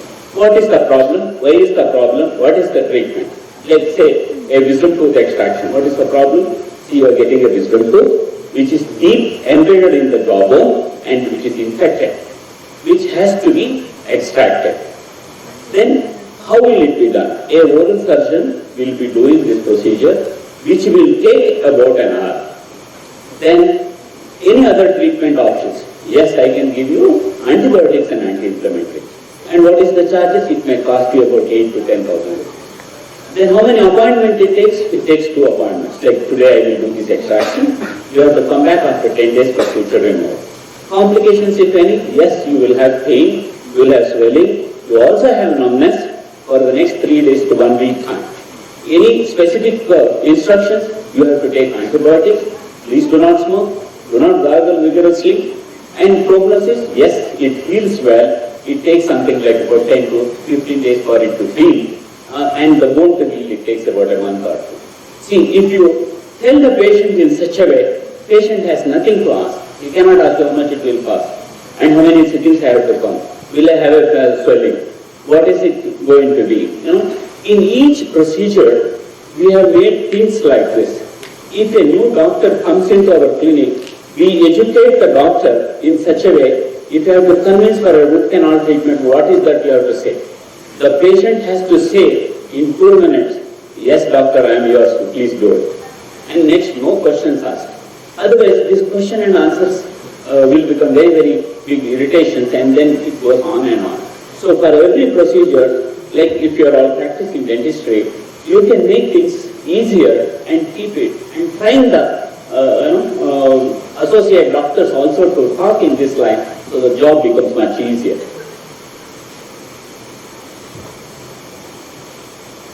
Then computer. First, we need to learn the computer. Teaching the assistants is much easier. Everybody uses the smartphone today. When they use smartphone, using the computer is not a big job at all. And then learning the software is also so easy. Teach the senior assistants. They themselves will teach the junior assistants. This is how things will go on. So software is a must. Computerization is a must. It has to become a paperless clinic. Our clinic is paperless for more than 10 years. And it has made my job so easier. If a patient comes, patient details are there, their x-rays are there, the treatment done is there, and the number of visits what they have done, the amount what they have, everything is displayed in the computer. It is so easy. Otherwise, every time we have to take out the paper out, and then, it takes too long to do the procedure. Then designing the dental clinic. If somebody wants to design a dental clinic, each operatory should have about 13 feet by about 10 feet to work comfortably. And you can see our clinic, our chairs do not have spittoons, and the lights are stuck to the roof, and the x-rays are fixed to the wall. Still there is enough place, even though it is 10 by 13 roof, wherein we can really work comfortably. And there is a monitor just behind the patient. And if the clinic is designed well, there is a good flow. Madhukiran has worked in our clinic. He should say, you can really do forehand dentistry if there is no spittoon and if the chair is positioned very well. I have a small thing to tell you how I got this clinic designed. I will tell you at the end of this. See, when they are standing and working also, the position is comfortable, the flow is nice. Patient can see what is happening opposite to that because there is a screen behind. Doctor also can see when they are working because there is another screen behind the patient.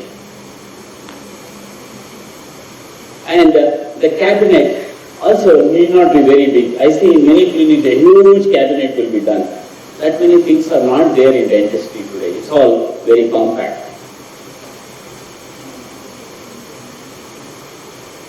Then, arranging the materials. See, every time we will be doing the work, because there are many doctors coming, there are many assistants working, we need to fix place for each thing. The first drawer is for anterior composite. Anterior composites are kept in the first drawer all the time, and it is easily accessible.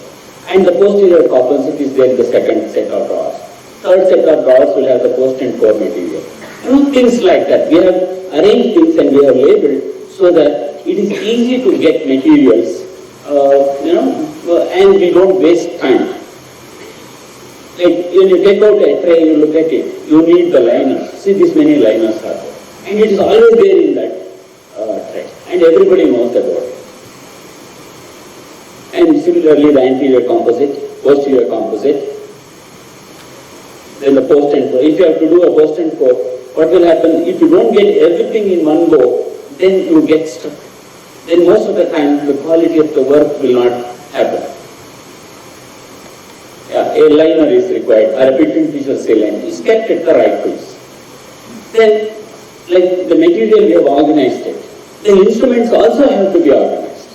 Like an inspection kit, it will have a molecular probe and a tweezer, and it's kept in the first bag, and a suture removal kit, or a restorative kit. So like that, we have made different kits. After autoclaving, the pouches are kept in these boxes, so that the assistant can take it and then arrange things well at a short time. And this is our lab. This is the autoclave what we have been using it for more than 7-8 years and it's doing good.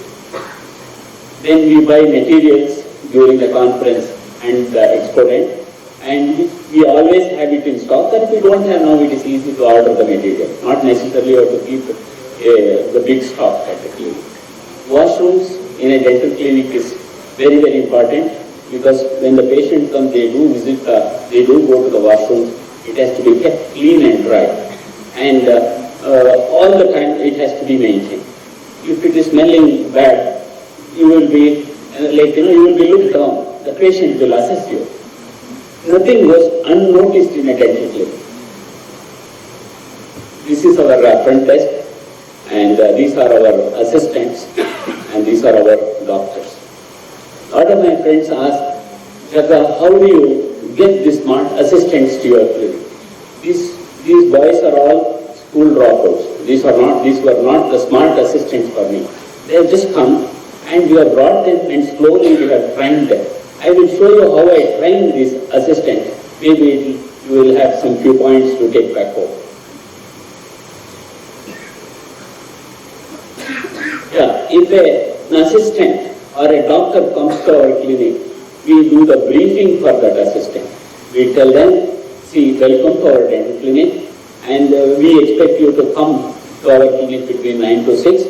We will give you 2 sets of uniform. We will give you 1 pair of shoes. You have to come clean to our clinic. You need to cut your hair, you need to cut your nails.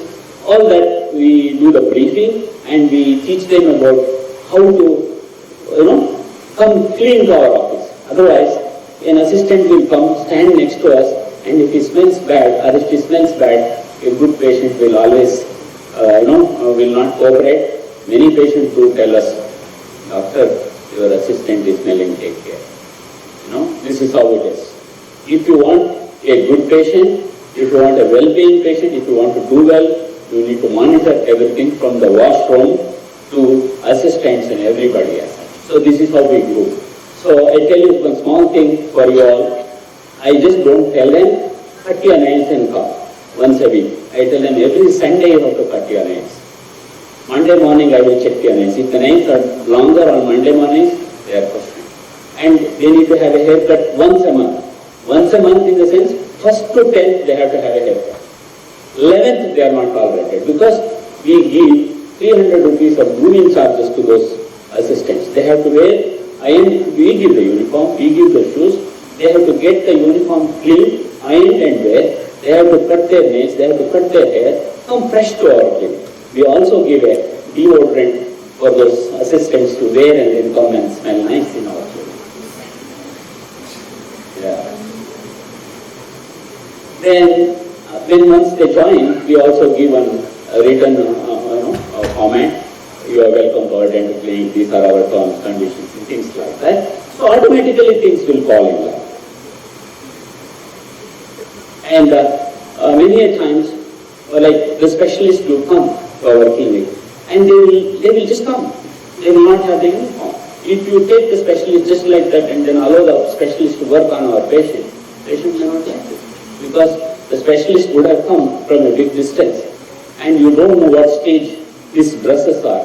So we give a clean apron to the coat to the specialist. They are expected to go to the change room, wear the new uniform, whatever we have given. These days we give scrubs.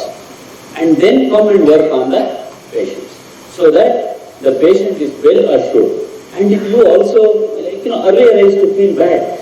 Specialist has come and he's already started working and is not wearing the uniform and is the best patient of mine. So that used to be the scenario, but these days we have come out of these problems because slowly we have fixed things. Then many friends go ask me, Jaga, is there a scope for dentistry? Can I put my son into dentistry? Now you tell me whether there is scope for dentistry or not. There is scope for good dentistry, but you have to be a good dentist. What do you mean good dentist? You should know everything about what is happening in dentistry, what are the expectations of the patients, what is the new technology, what are the materials available. It's not just that what we have learned in the dental school is going to be enough to do dental practice. See, like I just told you what I learned. I knew very good extractions, I knew how to do silver amalgam fillings, and then I knew how to make dentures. I don't do those things at all. We place implants, we do smile corrections, we do veneers, we do crowns. Those things were not taught. The materials what we are using, we did not even know about. Dental schools, just like the driving school will get you a license, they will teach you how to drive a car, but they cannot teach you how to drive a car in Madikeri or Chikmagalur at difficult places. Right? So you need to learn, you need to update your knowledge, you need to find the resources. Where do we go and learn? What do we do? How do we learn? These things are going to be, has to be implemented and slowly learned over a period of time. How did I learn all these things? How did I learn all these things? Like these days, there's a lot of information available on Google, YouTube or WhatsApp, and we also go to,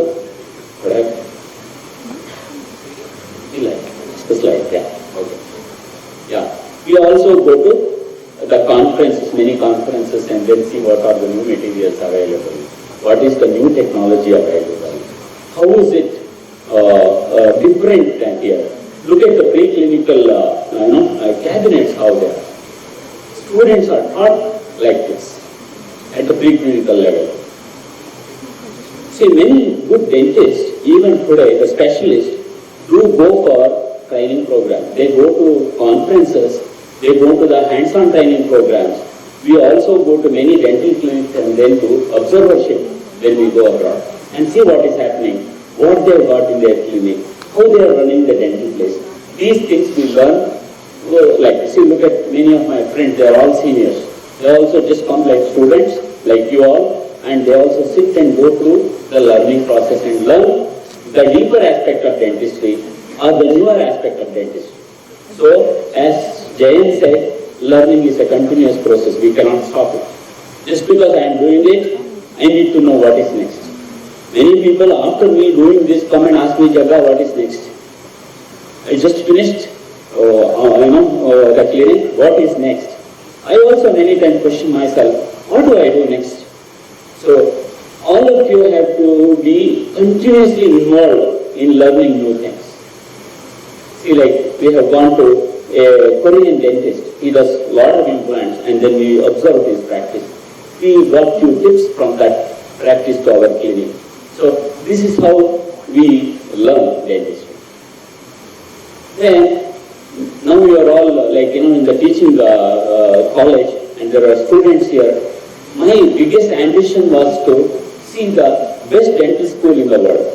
I wanted to know, like I passed out from government dental college. I used to be very proud because I am from government dental college. I am from the best dental school. But still I wanted to know what is best at the in different cities or different countries. We went to Michigan School of Dentistry. I will just show you one small preclinical lab, how they are. They train 100 students just like this in one go. 100 students will be seated and the trainer will be here. They will have each working compartment with the computers. When they are working, everybody can work together on an extracted tooth or a model. This is how it is designed. Can you play that video for me? Video?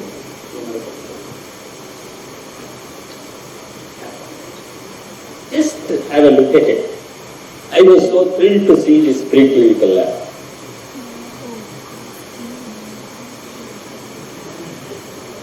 So this is where the trainer, the teacher will sit. See, if you have to teach a class to cavity preparation, see how nice it is. Like when he starts doing, everybody can work together.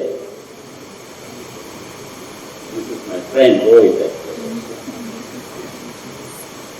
And each compartment, like how I said, you can sit there, there is a monitor, there are different drawers, all the materials are kept in an order so that it is easy for you to work along with the teacher. This is how they train people.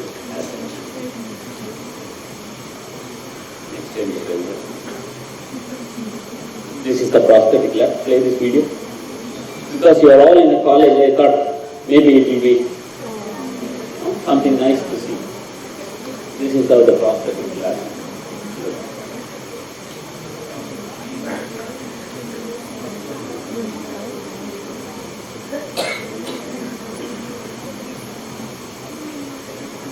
This is about 8-9 years back.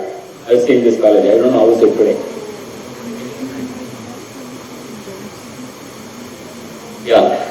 When the doctors, when the students come to clinical subject like third year, each operatory is like just like my clinic, which is being designed.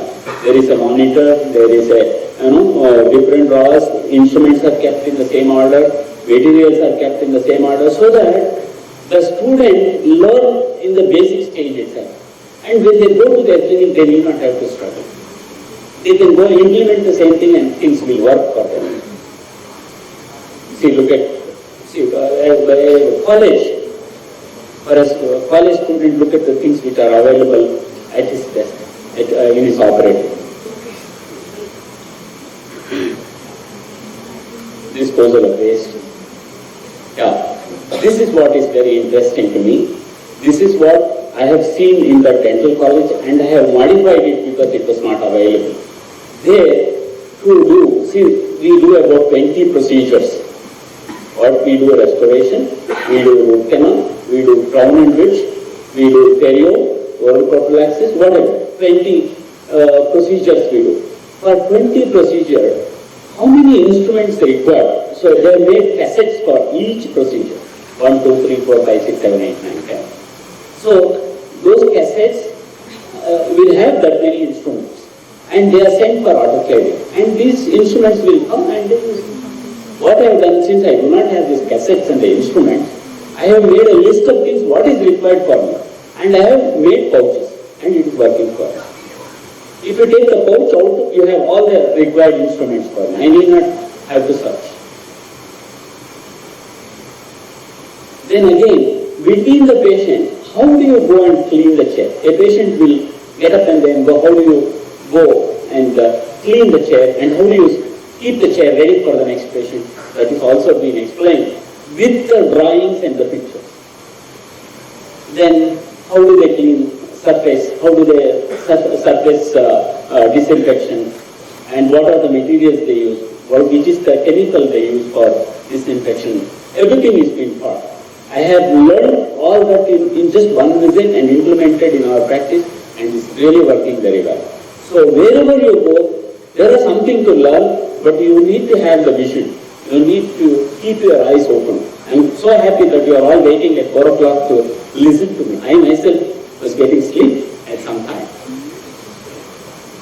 Yeah, see now, in the school, say I am a student, I have 4 patients. If I have 4 patients for 4 different procedures, I will just log in and say, I have this many patients and I want a restorative kit or a wisdom tooth extraction kit. You are all ready. Next day morning you go, procure this instrument from this provider. And in the evening, wash the instruments and then return the instruments back. So that again it goes back for level. Look at the systems, how they have implemented, where we are and why we cannot. It's easy. And most of it, I have done it in my practice. Most of it I have done it in my practice and it is working very, very well for me. And it is easy. So, I also get CV from different doctors to my clinic.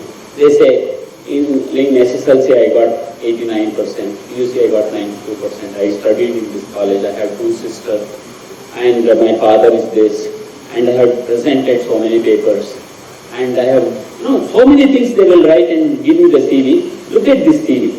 Just read this CV for a while. See how beautiful it is. If somebody can read, it will be very nice. A 4th year student, San Diego CA, I am a current 4th year dental student, and I am looking to either work as a full-time associate with mentorship or looking to buy a practice in San Diego. I have really an upbeat personality and can carry a conversation with almost anyone. I am all about working as a team and communicating well. I am willing to learn and be taught all things dental and business related. I do enjoy doing a variety of dental procedures. One of my favorite parts of dentistry is surgery.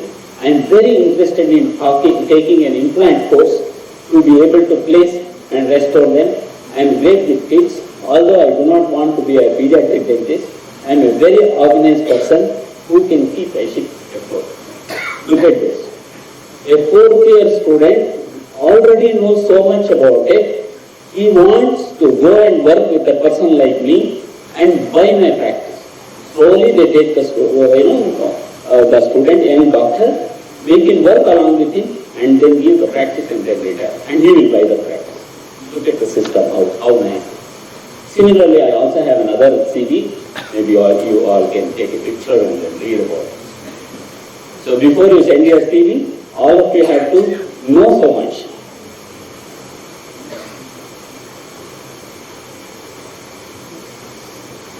So dear friends, doctors, students, and everybody, thank you very much for listening to me at 4 o'clock. I was thinking you will all go when I start talking. I'm so happy that you are all here.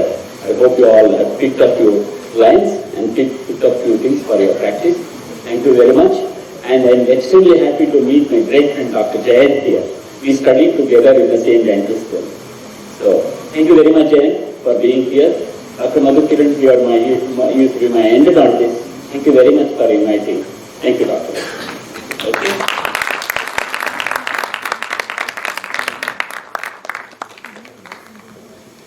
Thank you, sir, for your very enlightening talk. I'm certain your inputs will be invaluable to our young practitioners. May I call upon our chairpersons to have any, if they have any inputs? Of course, in India. And even the doctors, looking up to the chairside assistants, I was really shocked by the about the manual, about the handling of instruments. I was thinking, these people are better than my students who are giving exams. So that is the quality of knowledge they have got about the materials. These are, I'm talking about chairside assistants, not doctors. Sir has given, Sir's dental clinic has imparted, and it was really a very good experience to work with Sir. Thank you, sir, for sharing your experience. And I want to know about one more thing about that spittoonless chairs. Can you share it with the others? See,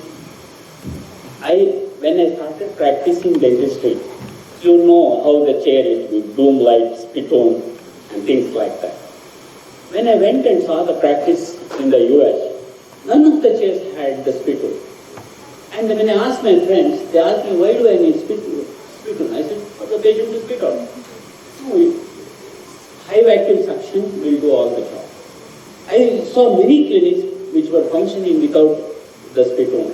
And when I came to my place and designing the clinic, when I told my wife that I want a spittoonless chair, she said, I'm not going to work in this clinic. I need spittle. That was the biggest resistance. I said no spittle. And it's working extremely well. Patient every time they need not go and then gargle. If you have a high vacuum suction, you can work very well. And when it is working for me and many of my friends, it will work for all of us. That is an unnecessary tool. And it's also difficult to keep it clean. When a patient spits, many times it spills. Every time to clean it is a problem. I think it's a good idea to remove spittoon on the Sir, just add on to that, when you want to buy a chair, people ask which color spittoon you want. That is a major thing to promote their chairs they're selling on it. And what you told, it's highly infected area in that dental operating area. It's very difficult to clean. And most of the times when you give anesthesia, ask them to spit, they'll spit out of the spittoon, not in the spittoon. So that is a very good idea. Even I am also implementing that, sir. The only common thing between you and me is that Madhu. So most of the time, most of things I copied from your clinic. I am putting it in my clinics. Thank you. And it was a wonderful lecture, and which we never teach in the college, how to manage the practice management. So this we have to learn from outsiders like you people only. Those are already established and teaching in and out of how to manage it. Thank you so much for accepting our invitation and spending the time with us. And thank you so much for this. My pleasure to come here. Questions from the audience? I now request our chairpersons to kindly hand over the memento and certificate to our guest speaker.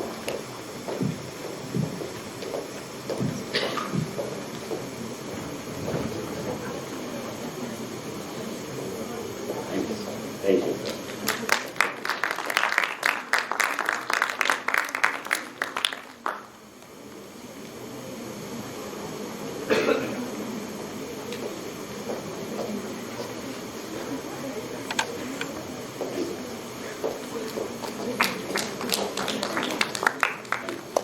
I request Dr. Prashant to kindly hand over the certificate to our chairperson.